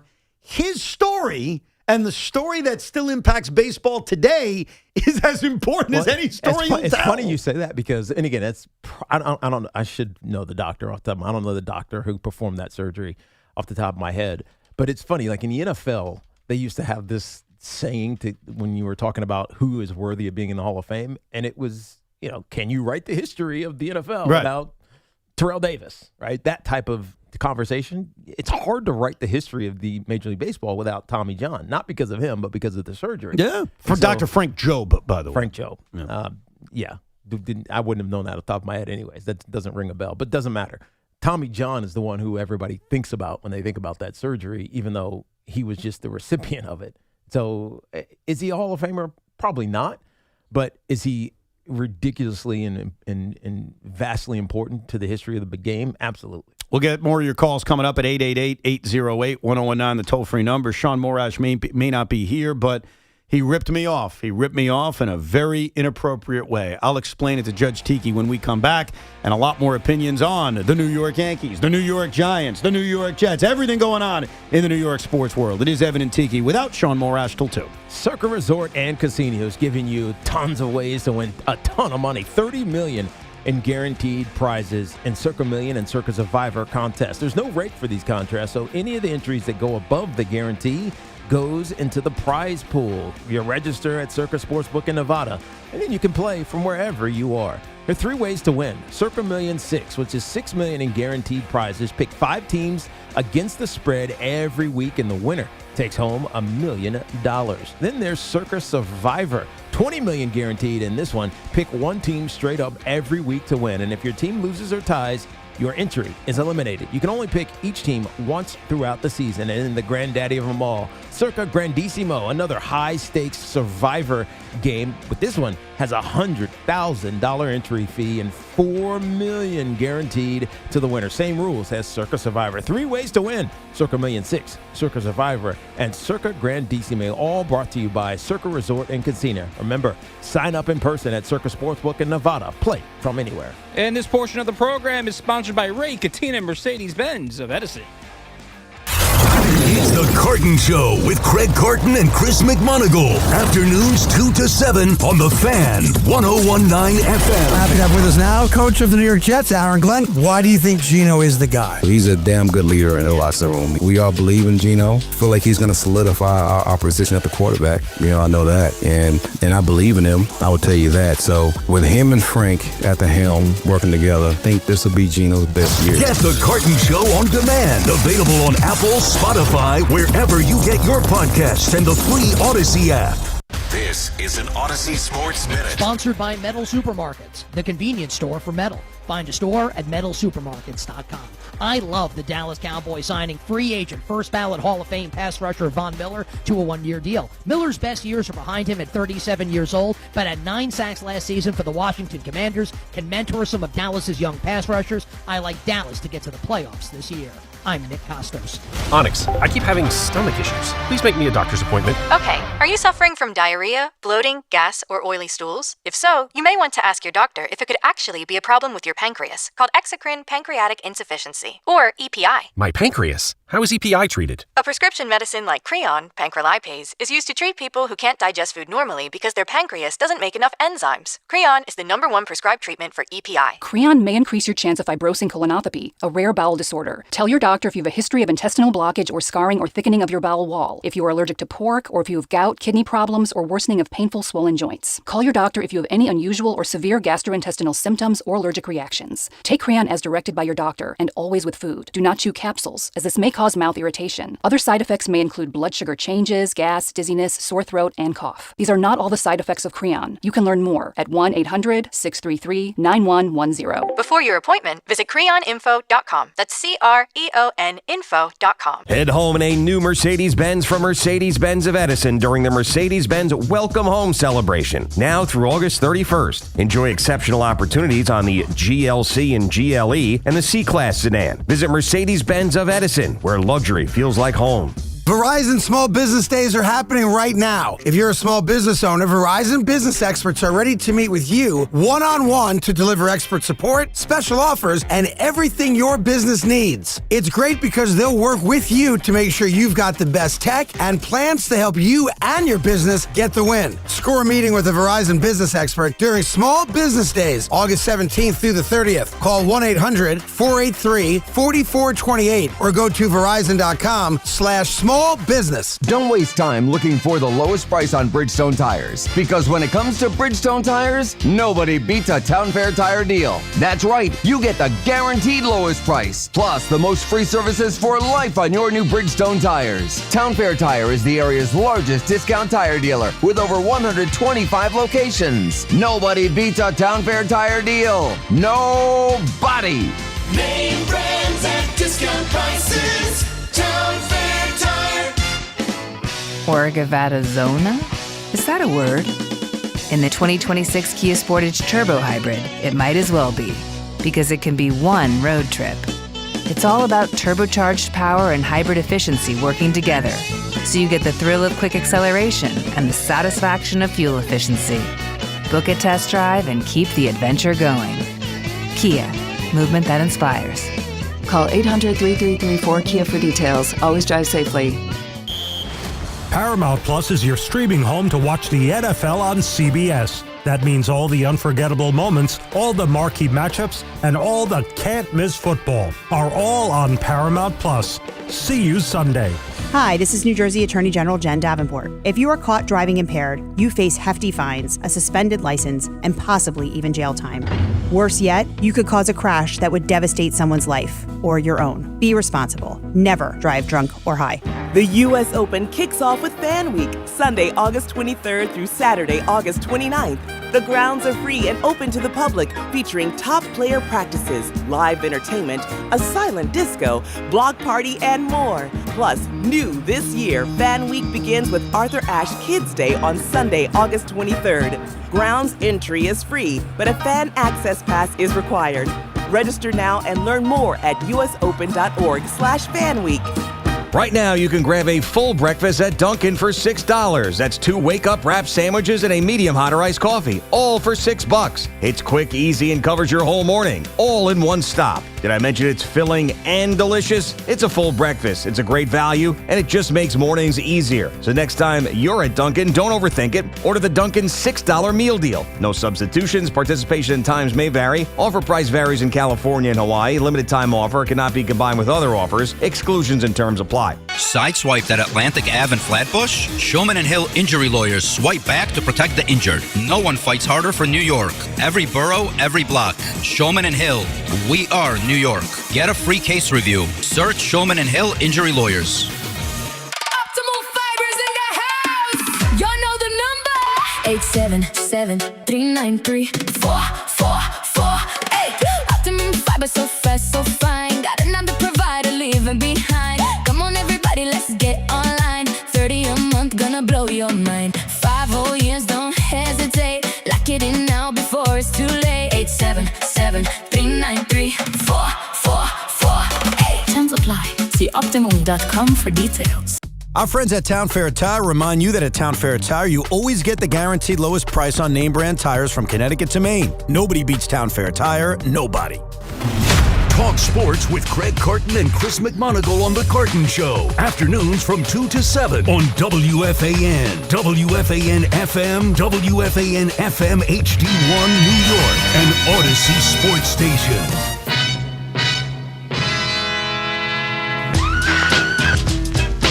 I don't know if Knick fans are going to get upset because it's like really doesn't have anything to do with you. But maybe it will because the Kawhi Leonard trade is going to go through now. But the NBA has found no evidence, showing that the Clippers and Steve Ballmer fumbled money through team sponsorships to Kawhi Leonard. I like that word you just created. What was the word? Fumbled. Oh, fumbled, yeah. It's when you funnel and you fumble at the same time. So what that will likely do is let this Kawhi trade go through. He'll end up in Toronto. And no harm, no foul. We all move on, even though there seemed to be enough evidence that something was going on between Steve Ballmer and Kawhi Leonard to funnel him money through team sponsorships.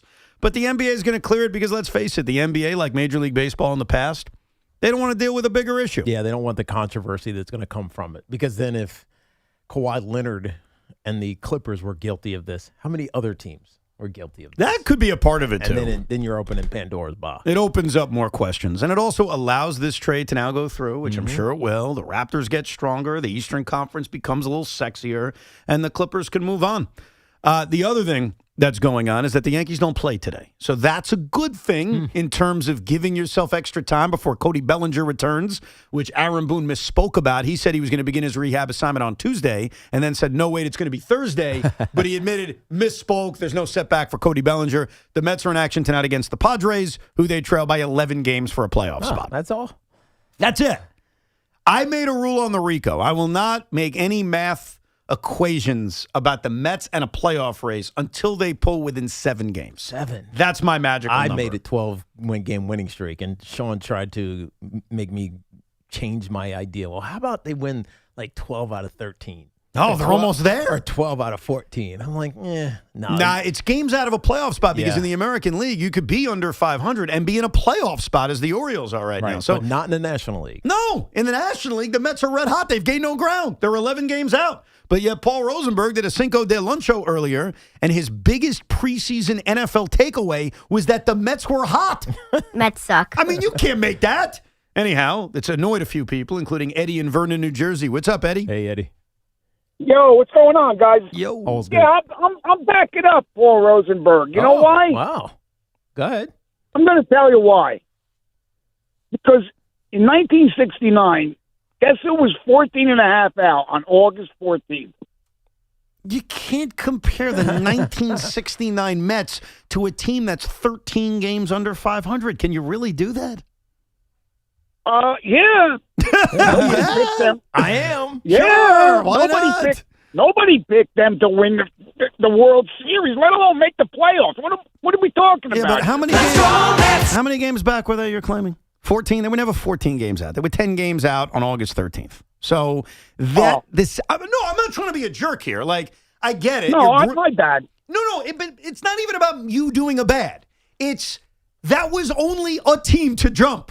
This is like the entire league they'd have to jump. Yeah, so, Nationals, Reds, Pirates, Cardinals, Marlins, and Diamondbacks, and then be better than the Padres. And you know what else matters? And who maybe are hot right now. Yeah, they are. They're red hot. They're maybe the only team hotter than the Mets. Here's the other thing. When the Mets were 10 games back on August 13th, they were 11 games above 500. Like, there's a difference between they're far back, but they're clearly a good team. Yeah, but doesn't this Met team now look very different than what it was when they were for most of the season? You want me to give you a brutally honest answer? All bad teams have hot streaks.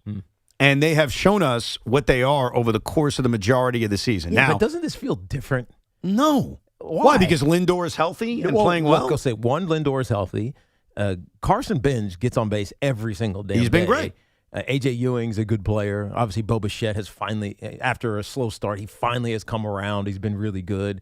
Your pitching staff, you're starting to get Manaea getting deep into the games. He's had quality starts in most of his last 3 or 4. Kodai Senga, greatest closer in baseball right now. It just feels different. Yeah, but in fairness, you're talking about all the things that are going well. I could also point out that Jeffrey Yan, Nate Lavender, Daniel Duarte, are they really this good? No, but the Met bullpen threw 10 scoreless innings over the weekend. Is that a realistic thing for the final month and a half of the season? I mean, maybe. Stop it. You never know. And by the way, I think you're poo-pooing this. This is the most important series of the year for the Mets right now. 3 games set against the Padres? Are you kidding me? What's funny is... What if they sweep them? What if they... Okay, well, what will I say? Yeah. I'll open the Rico Brogna by saying we swept another team. We're red hot. We You'll won get excited. All these people are talking about we don't have a chance. Well, maybe we have a chance. Tiki, they don't have a chance. And of course they don't have a chance. But that doesn't mean or prevent you from talking about them having a chance so that you can be ahead of history. No, that would be me pretending to have opinions I don't have. Like, I watch every game. I still do the Ricos, as you know. I break down every game. I care. But not once in the 1 hour and 5 minute Rico that I did yesterday, not one time did I mention, here's where they are in relation to a playoff spot in terms of getting into the race. Because they're not in the race. They're not. And until proven otherwise, they're a bad team that happens to be hot. Maybe they should trade for that Baez kid. You want me to bring up the Baez story? Because now you just... No, I'm just saying, maybe they should trade for the Baez kid. All right, so Joshua Baez made his major league debut over the weekend. Wasn't He's a top he fantastic? prospect. He was fantastic. He was historic. He had 3 home runs in his major league debut at Wrigley Field. He saw Bumblebee. He thought the Bumblebee was his passed away father. It was an unbelievable story. Pete Hoffman, got confused that Joshua Baez is Jesus Baez, who the Mets traded away to the Cardinals last year for Ryan Helsley and is now a top 100 prospect. And so it created some confusion that this Joshua Baez and him being a member of the St. Louis Cardinals and blossoming into a star after day one, that's actually the fault of David Stearns. Stearns is a moron. But in fairness, the Cardinals have 2 Baezes. They have Jesus Baez, who the Mets traded away last year for Ryan Helsley. And also Joshua Baez. And they have Joshua Baez, who is a first-round pick, if I'm not mistaken, 5 years ago. So 2 J Baezes. That is true, yes. One is from Boston, the other one is from the Dominican Republic. Is that not understandable? One is a middle infielder, the other one is a slugging outfielder. I don't think we saw him in the field. We saw him at the dish. I am just saying that. Get off your guy. Leave Hoff alone. I love Hoff. And the Mets had Javi Baez, another J Baez. That is true. And one of the worst July trades they made prior to Helsley for Jesus Baez. Hells Bells, that was another bad one. May turn out to be Javier Baez for Pete Crow Armstrong. Let's go to... should I take another Met call now that we're on this Met run? Might as well. Or should we cleanse ourselves with like football? Get it out of the way and bury it. All right, let me get another Met call out of the way. John in Fresno. What's up, John? Hey, John. Good afternoon, guys. I'm with Tiki. I think the Mets still have a chance, but I'm an optimist. Okay. Hey, Evan. Yeah. I know I follow you on the Rico. I watch every game just like you, and I have a lot to think about it. I know in the beginning you were really against Andy Green coming back to manage if he changed his mind. He's now 22-22. Yep. It's been a rough part of the schedule. Soto's not with him. And he's changed my mind where I'm actually considering it. But there was one other thing you talked about on the Rico yesterday about the pinch runner at second base for Alvarez. Gary Cohn brought that up there in the broadcast, and he asked Andy Green about it, and they were planning on doing a squeeze play, and they wanted a fast runner at second in case it failed to get down to third base. Right. I defended Andy Green on that, by the way. It was odd in the moment, but why not put more speed on the base pass? Yeah. The question is, when or should we consider Andy Green as the permanent manager next year? And I think we laid this out a couple of weeks ago, that if they can finish strong, and let's say they can get back to 500, I would definitely say Andy Green would have done a good enough job where you have to strongly consider him as the next manager. So forget us talking about Andy Green. Andy Green also sounded like he didn't want to. He does not want it, yes. And so he's made that clear. What would make him want to do that? How does he change his mind? How does Andy Green look at this roster? Obviously, he's developing a pretty good relationship with these players. Otherwise, they wouldn't be playing the way that they are. Right. Does he say, because he's a part of the organization, the best way for this team to go forward is if I stay as manager? And so I think that people are always open to changing their minds. I think Andy Green went into this job as, look, I want to be with my family. I don't want the rigors of managing. I think once you do it again, because remember, he's managed before, and you have success with it, if Steve Cohen and David Stearns go to him and offer him a good amount of money to manage the team, I would almost be surprised if he doesn't change his mind. Dick Cheney changed his mind when George W. Bush said, be my running mate, and Dick said, no, I'm going to go look for other people. And then after he did his exhaustive search, what happened? Governor Bush at the time said, again, Dick, I want you to be my running mate. Run with me, Dick. And Strategery. And finally, Dick Cheney said, fine, you got me. So I think if the Mets want Andy Green, I think they have a really good chance to convince him. For me as a fan, I just need to see more. Yeah. I think he's done some good work. They're 22-22 since he's taken over. If he could finish on his own 10 games above 500, which would get the Mets to within a few games of 500, I think that would be enough for us to say, wow. I mean, the results are the results. Yeah. By the way, Joshua Baez yesterday went 0-for-5 with 3 strikeouts. You knew that was coming. I mean, the guy hit 3 home runs in his major league debut. It wasn't going to last forever. Let's stop throwing this kid fastballs thinking we can fly him past them. Jerry is in Staten Island. Hey, Jerry. What's going on, guys? What's up, dude? Listen, I got a bone to pick with you, Evan. What'd I do? All right. I don't want to hear the slander of Jaxson Dart. I don't like it. Here's the thing, right? You want to talk about franchise quarterback, this, that, 2 years. Football is a game of possessions. Football is a game of, any team could beat any team. It's any given Sunday, right? Yep. You want to take this kid. First year with Brian Daboll and the fucking clown committee that he had. All right, we had to dump him because he cursed, okay? And he was just being passionate. So for anyone accusing me of hanging up on him, because I wanted to have an argument with him, because the first thing that he said I had a major issue with. Go ahead. There is nothing I've said in 3 hours and 14 minutes on this show that is besmirching Jaxson Dart. Not a damn thing. No. Okay? I'm merely saying about all quarterbacks, and I'll say it about whoever the hell the Jets draft next season. You know the answer in year 2. That is not... After year 2, yes. After year 2. Probably in the middle of year 2. True. That is an NFL opinion I have. If you disagree with it, totally fine. We can go back and forth. Thinking that's a personal attack on Jaxson Dart, you're clueless. In terms of the blue tent issue... Just hearing you wrong. Or you're hearing me wrong. You're choosing... I think it's more of that. It's not... And never once have I said, oh, by the way, and I know the answer, he sucks. I said, we're all going to find out the answer. In fact, I haven't even offered an opinion on if I think Jaxson Dart's the franchise quarterback or not. I'm merely saying we're going to know the answer by the end of the year. You know who might belie that? Go. Trevor Lawrence. In terms of... By year 2, again, similar situation as Caleb Williams and Drake May, new coaching staff, bad first-year experience, new coaching staff, second year, still was kind of weird with Doug Peterson, and then last year he was great.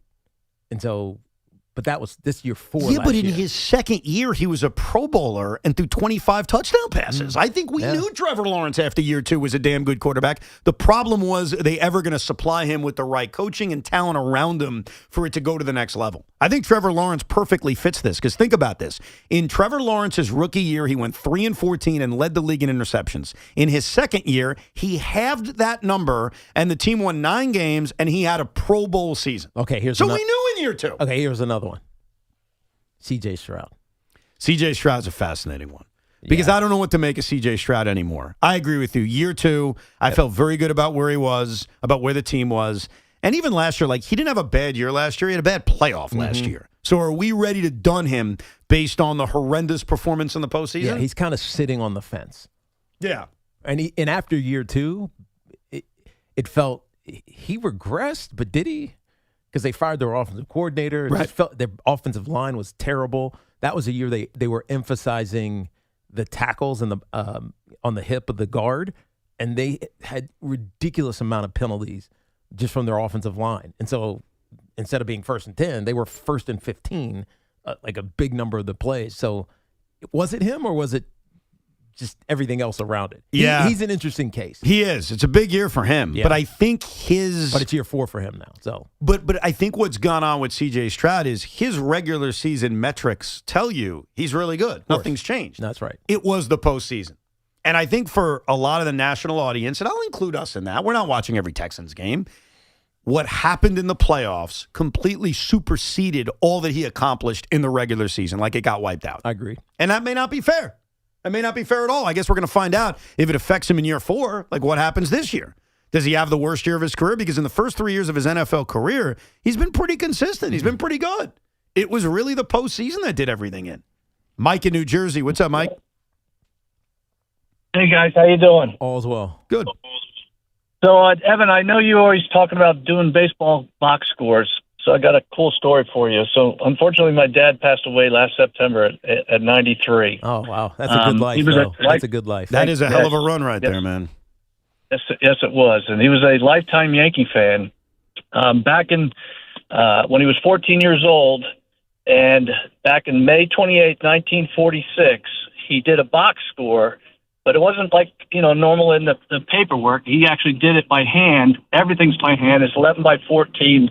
It was the first night game at Yankee Stadium history. Wow. And so I have that. I reached out to the Hall of Fame, and they are accepting it, and it's going to be on display with his name attached to it. Wow. That's amazing, dude. That's awesome. That Good is for awesome. you, man. Good for him. Good for that honor of doing that. That is very, very cool. I'd love to see that. In fact, I was going to say, when I hang up, I won't hang up. Put me back, and I will get your information. I will send you a picture of it. Oh, I love that. Cool. Thank you very much. I'll put you on hold right now. I was Thank you, also going to Mike. say, I'm going to go to the Hall of Fame soon. I'm due for a Hall of Fame visit. I'd be staring at that thing for an hour. Yeah. I love it. Evaluating it. Well, I'm not going to criticize. It was 1946. Not in a bad way. Just like, oh, this is cool. Yeah. I would have done that this way. I would have done it this way. Everybody scores different. Yeah. And I feel, by the way, yesterday, and I shouldn't feel this way. I felt like I was on display and I was being ridiculed yesterday. Why? So I went to the game with my youngest son. My youngest son, Spence. We had a Mr. Met meet and greet before the game. Very excited about that. Miss Met there? Mrs. Met was there. Oh, excellent. Gave Spence a big hug. You congratulate her? Did I what? Congratulate her. About what? Being in the mascot Hall of Fame. I forgot about that. Oh, come on. Sorry, I completely forgot. So insensitive. So I get back to the seat because the meet and greet's in the first inning, and I have to catch up on my scorecard. And I felt eyes burning on me. Like, look at this guy. He's catching up on his scorecard. Then it started raining in the seventh inning, and I was not prepared for rain. So I didn't have my usual cover for my scorebook. So I shut my book. Like, what was I going to do? And I would catch up later. And again, I felt like people were watching me and judging. Is he really scoring? He just shut the book. Then I had an incident where I had to throw up. And I had to it went down the wrong pipe. Nice. And I very quickly said to Spence, come with me. We're going to the bathroom. I'm not leaving my 5-year-old by himself. And I, barfed my brains out. He was a little scared. Everything's okay. And again, had to catch up on my scorecard. I felt like Sunday, and maybe it's my own issues, I felt like people were criticizing me with their eyes on the way I was scoring the game. I'm sure they were. Did you use a public bathroom or a private? No, I went into the family room. bathroom? Yeah. To take care of that. Yeah. It's a bad scene, man. Yeah, because otherwise people think this dude is overserved. Overserved. What the hell? This wasn't a meat situation, correct? It was a meat situation. It was a meat situation. I was finishing the hot dog Spence would eat. And it didn't go down the right way. Don't eat your kid's food. That'll solve it for you. All right, I got another one for you, Evan. Jaden Daniels. So you're talking about going backwards. Second year. So I want to address this because this is a very popular thing. When I mentioned earlier in the show, and I mentioned this a few weeks ago, that if a guy's a franchise quarterback by year 2, it only goes one way. There are plenty of examples of guys who in their second year looked like the franchise quarterback and turned out not to be the answer. Now it's too early on Jaden Daniels. I wouldn't include him. And he was hurt a lot. But I will include Carson Wentz. I think that's a fantastic example. So sometimes he actually is the example. He's the example. That happens. Yeah. What doesn't happen is the way we're looking. We're looking for the development of Jaxson Dart to be an unquestioned franchise quarterback. And the point I make, backed up by recent history, is that if he isn't the guy by year 2, he's never going to be the guy. And that's the point. That's why I say, and it's been repeated by some, that we're going to know about Jaxson Dart by the end of year 2. And of course, this is a huge year for his development. Because if he doesn't develop, he ain't the guy. Yeah. And I'll save everybody the time come January. If you or Sean are still arguing that they are the guy, I'll say, guys, I feel bad telling you this. Look at history. He ain't the guy. Yeah. The other guy who pops out to me right now is Michael Penix. One, because he didn't play a lot as a rookie. That was Kirk Cousins' last season in Atlanta. But then last year, he didn't look good, and then he got hurt. And then it's in the second year. Now he's going in his third year, and he's in a quarterback battle, and he's also been hurt in spring training. He ain't the answer. Recovering. You know the answer. You already know the answer. You already know the answer. So that one works for even though it's different because it's injury related, but it's still the same thing. Sean Morash ripped me off on national TV. We'll explain why coming up, plus more of your calls at 888-808-1019. Summer is heating up, and there's nothing more refreshing than an ice-cold Surfside iced tea and vodka or Surfside lemonade and vodka to break the heat.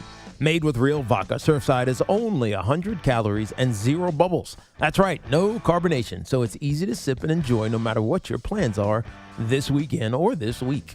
It's not a seltzer, it's Surfside, sold at bars, restaurants, and stores near you. Must be 21. Please drink responsibly. And this portion of the program is sponsored by Bet365. 27 days until the Jets kick off the season against the Titans. Talk about Gang Green here on the Fan, 101.9 FM, and always available on the Odyssey app. Pat Boyle here to help you beat the books for Westwood One Sports. Third round action at the Cincinnati Masters. I think Rafa Hodar is on upset alert. The Spanish teen has produced an unbelievable rise to number 11 in the world, but he's running on fumes. About to play his 12th match in 20 days. Hodar gets the big serving Alejandro Tabilo, who pushed him to 3 sets just a few weeks back in D.C. Tabilo is fresh and coming off a dominant win last round. I think Tabilo gets revenge. I'll take him on the money line at plus 200. I'm Pat Boyle. Bet smarter and beat the books. Download the BetMGM app today. I'm David Ortiz. When I lost my mom, she was only 46. And I lost my dad to cancer. It was the worst pain I ever felt. It made me think, what will happen with the people I love when my time is up? That's why I have life insurance. Ethos makes it easy. It's all online, take about 10 minutes, and you can get up to $3 million in coverage. Get your free quote at ethos.com/game. That's ethos.com/game. Paid testimonial. Time spent on application may vary. Online health questions required. With Bet365 early payout, you win even if they lose. Get paid out instantly when your team goes up big, even if they blow the lead later. Bet365. Winning is everything. Gambling problem? Call 1-800-GAMBLER. 21 plus only. Must be physically located in New Jersey. Hey, it's Tiki Barber. New shoes, new clothes, brand new grade. Switch to Verizon to make sure their tech keeps up. This back-to-school season, buy or bring any Android phone and get a Samsung Galaxy tablet on Verizon. Get your kids ready for the school year without breaking the bank. Visit Verizon.com or your local store today. Bring an Android phone or purchase a new phone with device payment on postpaid service plan required. $329.99 tablet device payment purchase with new line on $20 per month tablet plan for 36 months required. Less $330 tablet promo credit applied over 36 months. Additional taxes, fees, and terms apply. Injured in an accident? Your case in the hands of one lawyer may settle for $100,000. But in the hands of the right law firm, could be worth millions. The Rothenberg Law Firm has been representing injury victims for over 50 years, winning and collecting billions for our clients. And we're not stopping now. The Rothenberg Law Firm, 1-800-624-8888, or visit us at injurylawyer.com. Be a lawyer for injured ones, injurylawyer.com. Hey, Salicata here for CertaPro Painters, and my wife is still satisfied by my good friends at CertaPro Painters. They work fast and clean, and if she's happy, you better believe I'm happy. Big jobs or small, the good folks at CertaPro Painters are at your service. If you've been putting off a painting project, give them a call. 1-800-GO-CERTA. That's CERTA with a C, and you'll see exactly what I mean. 1-800-GO-CERTA. Call CertaPro Painters today and get a no-nonsense free estimate on a professional job that you'll be happy with for years to come. Each CertaPro Painters business is independently owned and operated right here in our community. Schedule your free estimate online at CertaPro.com. Looking for the lowest price on name brand tires? Get to Town Fair Tire and get the guaranteed lowest price on any name brand tire. Nobody beats a Town Fair Tire deal. Nobody. Name brands at discount prices. Town Fair Tire. This is the story of the one who keeps multiple buildings running smoothly day after day. Plumbing that flows, HVAC that hums, cleaning supplies that keep surfaces sparkling. That's why she counts on Grainger. With easy reordering online and 24/7 support, Grainger helps her keep the products she needs on hand. So shelves stay stocked and buildings stay ready. Call 1-800-GRAINGER, click Grainger.com, or just stop by. Grainger, for the ones who get it done. I move mountains for a living. Literally. That means I don't carry hand lotion, and when it comes to serious heartburn, I don't mess around with anything but Rolaids Max Strength. Its dual-active formula has 1,500 milligrams of calcium carbonate and magnesium hydroxide that relieves heartburn fast. And the best part? The roll fits right here in my pocket, so I can get back to moving mountains. Rolade spells powerful relief. 1,500 milligrams is our highest amount of antacid per tablet. Read each label. Use as directed. Keep out of reach of children. T-Mobile is launching something no other wireless network offers. Introducing Nothing. Pay nothing today and walk out of the store with a new phone. What did he say? Nothing. You definitely said something about nothing. Exactly. Go to T-Mobile, pay nothing up front, and leave with a new phone. Wait, nothing rules. She gets it. Hey, thanks for nothing. For the first time ever, switch to T-Mobile, pay nothing. No taxes, no fees, no money down. And walk out with a new phone. There are 250 reasons to choose T-Mobile, and now nothing is holding you back. On eligible devices with qualifying credit plan and 36-month finance agreement. $5,000. That's the average amount of money people in the U.S. are now spending on gas in a year. $5,000. That's crazy. If you drive, you have to download Upside, the free app that gives you cash back for buying gas. That's right. You can earn cash back with Upside just for buying the gas you're already buying. You can literally start earning cash back today. I use Upside, and just last year, I made nearly $300. You're putting gas in your car anyway. Why not get cash back? If you like extra cash, download Upside. I'm saving the cash I earn from using Upside to help pay for a vacation later this year. Download the free Upside app now to earn cash back when you fill your tank. Use promo code FRESH to get an extra 35 cents per gallon on your first tank. You can cash out anytime, right to your bank or a gift card for Amazon and other brands. Just download the free Upside app and use promo code FRESH for a 35 cents per gallon bonus on your first tank. That's code FRESH for a 35 cents per gallon bonus. This is John D'Agostino from D'Agostino & Associates, the injury firm. Accident victims, I understand how an accident can turn your world upside down. You're in pain. You need medical care. You can't work. You're struggling to pay your bills, and you don't have a clue what your rights are. So what do? Call the first law firm that pops up on the internet? Look for the best website? Or say, hey, find me a lawyer? The options are endless, but the answers are simple. Ask around, read reviews, and go with your gut. Great law firms build great reputations. I built D'Agostino & Associates one client at a time by doing the right thing for accident victims just like you. Our clients know my team cares, and we're going to fight to get you every dollar you deserve. So call me today at 888-24-LAW-24. That's 888-24-LAW-24. We have offices throughout New York and New Jersey, and we'll come to you. I've been there, and I'll be there for you. D'Agostino Law, bite back. Swiffer Power Mop. I have a dare for you. After you use your old mop and bucket, put on your whitest socks and walk across the floor. Now look down. What's that gray stuff on your socks? I used to have that too, until I switched to Swiffer Power Mop. Swiffer Power Mop breaks down and locks away tough messes. Take the dare. Try Swiffer Power Mop. White sock approved. The smarter way to clean your floors. It's time to make the swap. Swiffer Power Mop.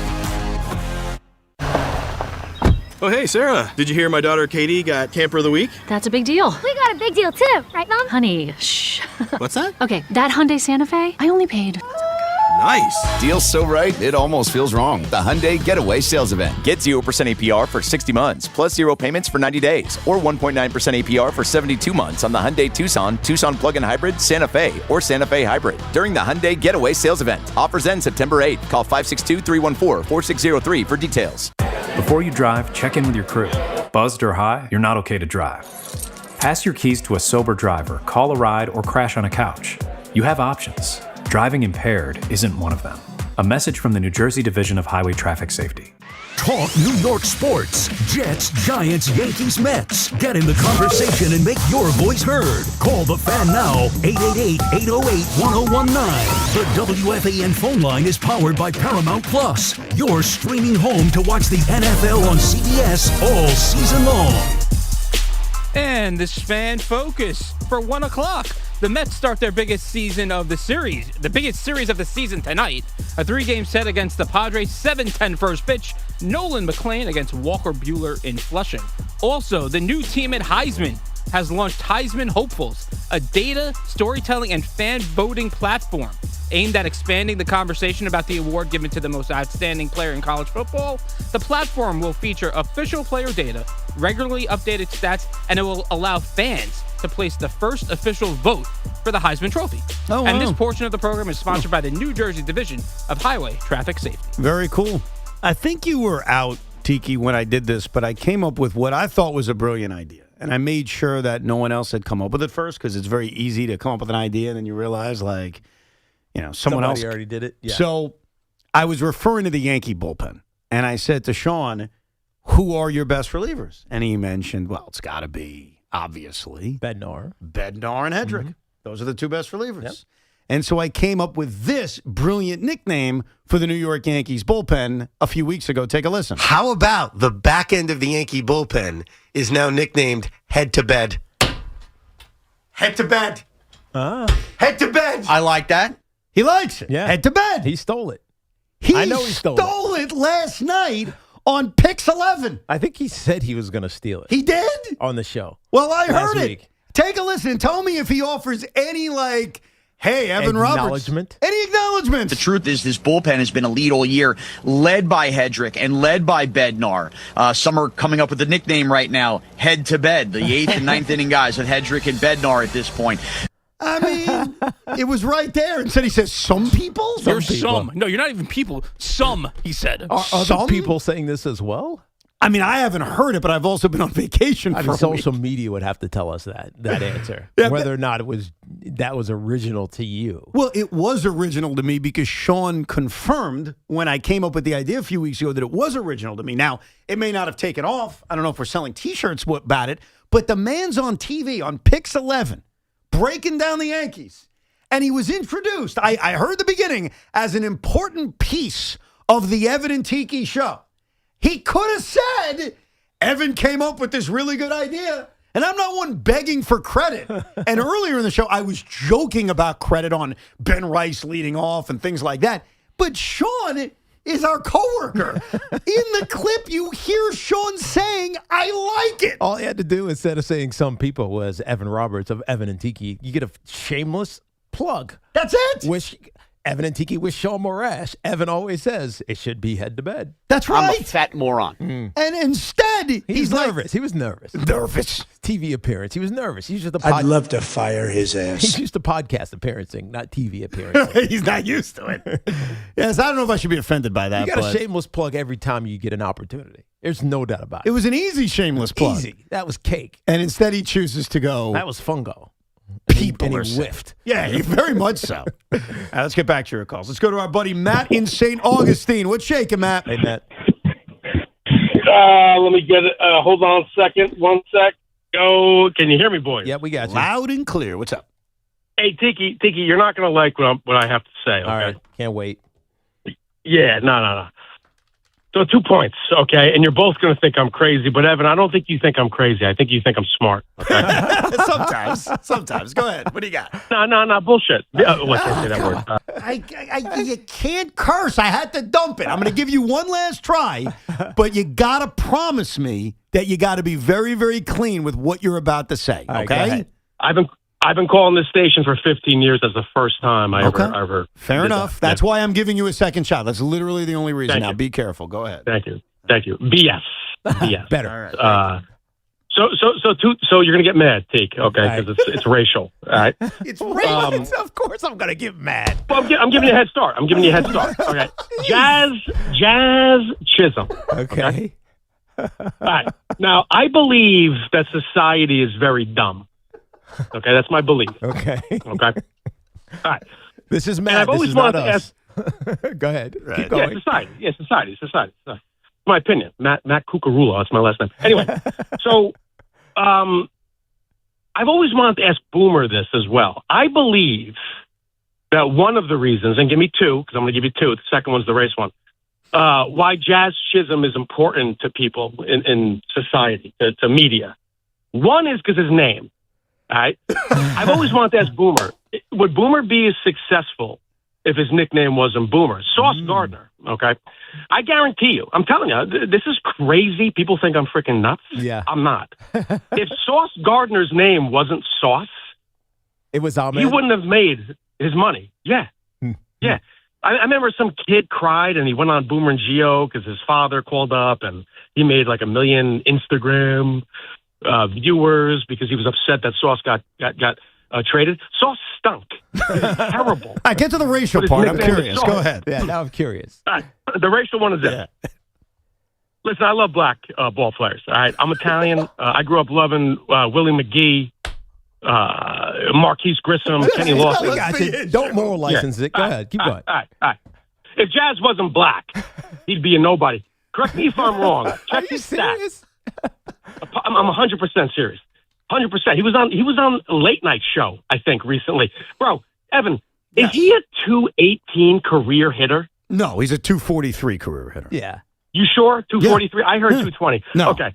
He's 220 this year. I mean, maybe he's. This is the first time in his career he's really hit below his league average. Like his average is hovered. The best thing that ever happened to Jazz Chisholm is his skin color. The best thing that ever happened to him. Because if he was white, he'd be a nobody. I'm telling you. I think it's more his athleticism than his skin color. I think if there was a ridiculously elite, I'll give you the perfect example because we talked about him last week. I think this was this was a Connor Cinco talking about the most memorable things from the preseason for the Giants and the Jets. And he left out Jaxson Dart, who was obviously a white cornerback, one of the best athletes I have ever played with, maybe the best athlete I ever played with. But the reason Jaxson Dart was popular, it's because he was white. It's not because he was white. No. It certainly wasn't because of his name, which is ubiquitous in America. Seahorn, yeah. No, Jason. Oh. Then why was he popular? Because he was a stupid athlete. Right? So Jazz is a ridiculously talented athlete. He's having a bad season. Now, I will agree with the first part of his argument. That the name brings attention to him? It just makes you more memorable because you don't forget it. Right. Like, I honestly believe one of the reasons that I've stayed popular is because of my name is so easy to remember. Tiki. It's just easy. And right. It's fun for kids to say when I was a player for the Giants. And it's like, oh, Tiki. Like, it's easy. And Jazz Chisholm, both names are fun. Chisholm! They're easy. They're fun. Yeah. So, but to me, Jazz Chisholm. What bases all of that, like what foundations all of that, is you got to be a great athlete. Yeah. Or you got to be a brilliant programmer if you're in technology. You got to be a fantastic CEO. You got to be great at what your core is. Otherwise, you're forgettable no matter what your name is. Here's the truth about Jazz Chisholm. So take this year, let's put it aside because I want to talk about what he is. Last year, he was an 800 OPS player who went 30-30 and hit 242. He was a 4-WAR player, and he was an all-star. Yeah. So I gave you all the numbers. I gave you the regular numbers, the metric. That's a really good baseball player. Yeah, and the year before that, he was an 800-plus OPS. The year before that, upon being traded to the Yankees, hit 11 home runs in 45 games and had an 825 OPS. As a New York Yankee, because forget the Marlins, right? None of that matters. As a New York Yankee, Jazz Chisholm was really good. That has nothing to do with his skin color, has nothing to do with the coolness of his name. Yep. Those are numbers, and numbers don't lie. But those same numbers are presenting an awful season this year. Nobody can deny it. Right. And it is the first time that I think most of us are now open to the idea that he shouldn't be the guaranteed second baseman every day. Yeah, and he wasn't the other day. And he wasn't. Jose Caballero played second base. And he contributed to a victory. But that's just performance-based. I don't think it has anything to do with his name or anything else or his personality or his skin color. Like, I just gave you the numbers. As a Yankee, he was really good. Now, why is he struggling this year? Is it the pressure of the contract? Is it the comments he made? I have no idea. All I know is a 683 OPS and 140 strikeouts in 115 games is not good enough. Yeah. He is one of the reasons why the Yankee offense has been atrocious. Yeah. But I don't think he was overrated. Those numbers are really good. Yeah, and that's who he was for a lot of his career. A high 700, 800 OPS guy, and this year it's not.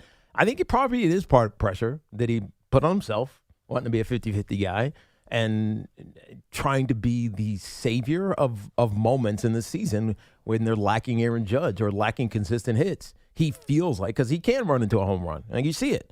He gets a good swing on a ball. The ball is going out of the ballpark.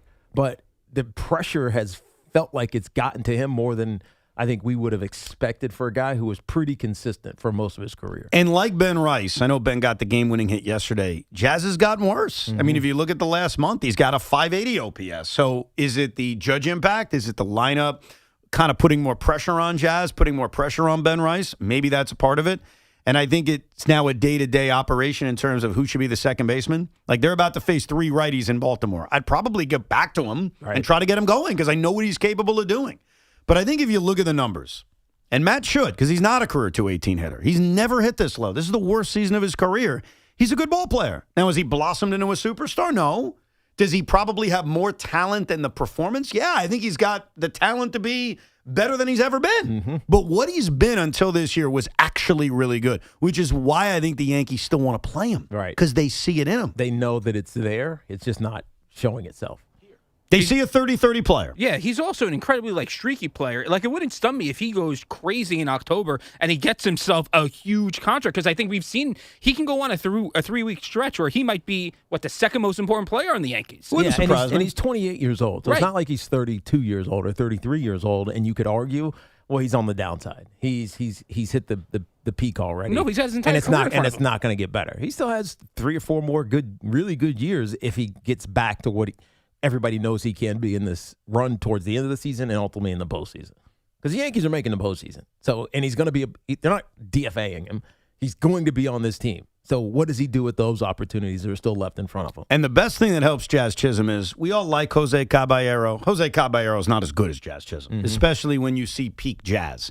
So are you really going to bench Jazz Chisholm for Jose Caballero? Is that really what we're going to do in the middle of October? But he does. No, not in October, but right now he needs some days off. Maybe. I think against the Orioles, you get him back going. You're in Baltimore. You're facing righties. You try to get the back going because they need to get his back going. That's the reality of it.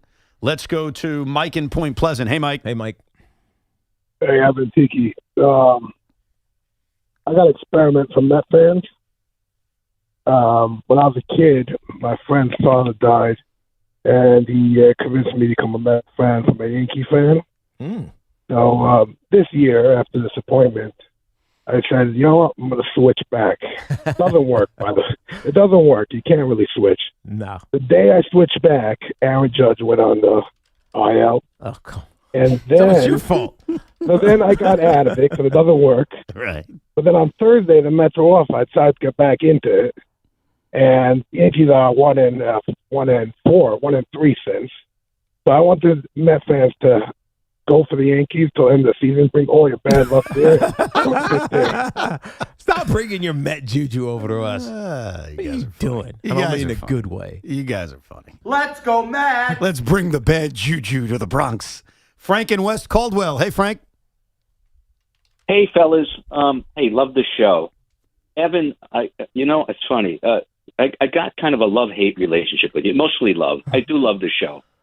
But I got really angry when you started. You were saying you did not besmirch Jaxson Dart. That's right. Yet you called him Blue Tent. Well, to me, in fairness, basically, you're calling him soft. No, Am no, I no. right, Tiki? No, I don't think he's saying that No. because it's not him being called by Evan facetiously blue tint is a knock on the fact that the league seemingly wants to put him in the blue tent. Why is he in the blue tent all the time? Because is it Jaxson Dart's fault? No, he takes bad hits and he gets ragdolled sometimes. It's certainly not because he's soft. If you want to criticize I think he's the opposite of soft. I agree. That's why to take that implication is completely unfair. Now, I mentioned I'm going to do some research tonight. Tiki's probably going to do it too, where I'm going to go through every hit that led to Dart going into the blue tent 6 times now in his NFL career to examine whose fault is it.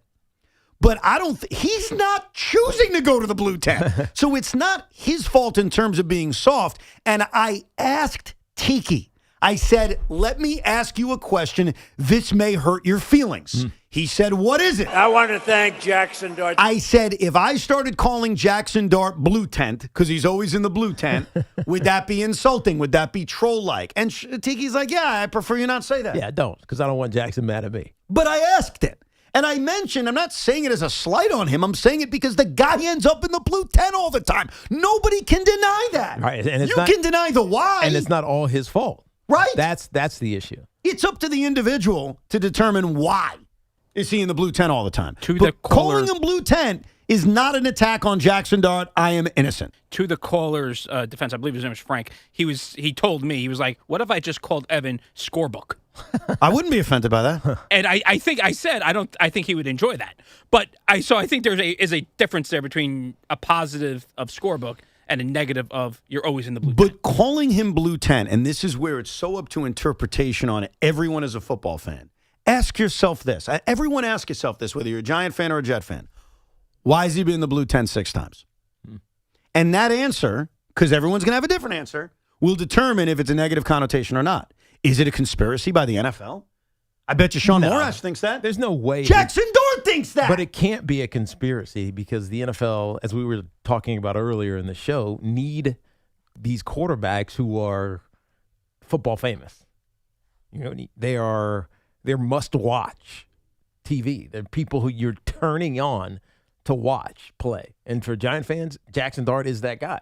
When you look at the Giants right now, who is the iconic player? Who's the guy who you open up the scorebook, you're like, oh, I can't wait to see this guy. I don't think they have anybody, but that's not a slight on the players. Brian Burns is a hell of a player. He's just not that guy. I think you're right. Yeah. Who can it be is Jaxson Dart. Could be the quarterback, but the league determines this based on player safety or what they perceive to be player safety. Yes. It is priority number one in the NFL. There's no doubt about that. Tomorrow at 11:30 a.m. Oh, no, wait. I promised something else tomorrow at 11:30. What did I promise? You promised. The leading off. Yes. Yeah. I did all you left it at home. I left it at home, but I did research on how many more at-bats or plate appearances one will get by leading off versus hitting somewhere in the order. Mm-hmm. So I'll give you those results. But the other results I'll give you, we'll call it 12:30. Are you doing the Cinco tomorrow, Rosie? I am. All right. I will assign blame on all of the blue tent visits. And you can too, because it seems like that's up your alley. Yeah. We can call it the blue tent blame. Yeah, it's the blue tent blame game on a Tuesday. Yes. Unless you want to break down Mets Padres for 4 hours. Nah, let's not. I'm just kidding. Most important series of the year. You're going to keep saying that until we agree with you. Yeah, he's just going to. It's really just going to be tomorrow. I don't think we are. Listen, I'm going to watch the games. I'm excited. I'm really excited for Tuesday night. You know why? Why? The giveaway. Mm-hmm. Bucket hat night, baby. I'm a big floppy hat. Don't you already have one? Yeah, but I need the new one. I need the next one. Are they different? Yes. It's completely different. Oh, okay. Big floppy hat guy. Are you bucket going to hat. that singles Weren't we night there then? last year? Say that again? Weren't we there for big? No. Here's what you're thinking of. But good call. I started wearing a bucket hat to get the Mets going. And I was on TV that night. Oh, that's right. And that's right. They won and they played well. And I was like, oh. And they showed you. That's yes, right. And they showed me with my dumb bucket hat. What was your question now, Rosie? Are you going to that singles night thing? The singles night I am going to, but that's not a squishy thing, It's correct? the squishy night. That is a family night. In fact, you know what I'm doing for squishy night? For those that are unaware, the Mets are giving away squishies. I don't know what they are. The kids love them. Oh, God. I got 10 extra tickets so that we could go to the game, get the squishies, leave, go back, get more squishies, leave, and then go back. So my kids can end up with all the squishies they want. It's like a Ponzi scheme of squishies. Why is that a Ponzi scheme? I bought the freaking tickets. You don't start with me. I've given the Mets enough of my money. It's not like he's selling. I didn't sell the squishies. So you're not selling any of the squishies? No, my kids want the squishies. What's How many wrong do they with need? You? I don't know. How many do they need? They need 3, and they have 30. That's the problem with squishies. Yeah, I think that's a great answer. There were 3 different. I think there are 4 different squishies they're giving out. So they're probably going to want one of each. So we're going to have to get a bunch of squishies and then probably trade them with other kids so that everyone can get I was the about right to say, squishy is there that a they guarantee that you can get the ones that they want? I'll make trades with people. I'll wait there in the Jockey Robinson Rotunda for people to come in and say, which squishy did you get? In the meantime of playing singles night with Liev Schreiber, who's going to be there, I believe. Well, I don't know anything about singles night. I saw the email that was sent, but I don't know anything about it. Like, they're doing a singles night? Singles night, you get bracelets if you're want to be in a relationship, if you just want to fling. Now there's like color-coded things. And there's a separate area for this? Yes. Like there's a bar or There's something? a bar thing. I think maybe the Pepsi porch they're That doing makes it. sense. Yeah. So that's how that's working. You know what's crazy? When I was a single guy, I would do a lot of singles events. Like, it was fun. Like, why not? Meet somebody. I would never do a Mets singles event. I know that sounds like, oh, that would have been Evan in 2011. No, it wouldn't. But you might find a significant other with the same interest. I don't think I was looking for that. Oh. Like, my wife doesn't, she supports the Mets and the Nets and the Jets out of love for me. She doesn't know the difference between Igor Joman and Geno Smith. Right, because when you took her to a Met game when you were dating, you ignored her. Well, I did that on my first day. Evan would ignore all the girls at a single-sided Met game. He doesn't care about that. That's not even true. Like, when I was single, I would, come on, I was active. I'm just not looking for the Met hookup. I never was. I think it's a part of why me and my wife get along so well. But it's true. If I took Nolan McLean... Trust me, if you were going to Met games to hook up, your wife would certainly not allow you to have season tickets. Well, there's no doubt about it. That's not the point I was making. I was talking about my single days. I'm answering what you were talking about. Oh, I got you. I'm just saying, if I lined up Nolan McLean, Geno Smith, Igor Joman, and Julius Randle, she would not know who any of those people are. She'd look at Julius and say, is that Nolan McLean? And look at Igor Joman and say, is that Geno Smith? Or maybe that's Francisco Lindor. I don't know. I think that's why we get along so well. Anyhow, if you missed any of the show, you can rewind it on the free Odyssey app. We are back tomorrow at 10 a.m. The Carton Show is coming up next. I think Big Mac's on a cruise this week, so there'll be some special guests filling in for Big Mac while he's away. But if you missed any of the show, you can rewind it on the Odyssey app, as I mentioned. You can download the Evan and Tiki podcast. We're also available on the WFAN YouTube page. So lots of ways to consume the program. And enjoy the rest of your afternoon, and we'll say what up to you tomorrow at 10 a.m. Goodbye.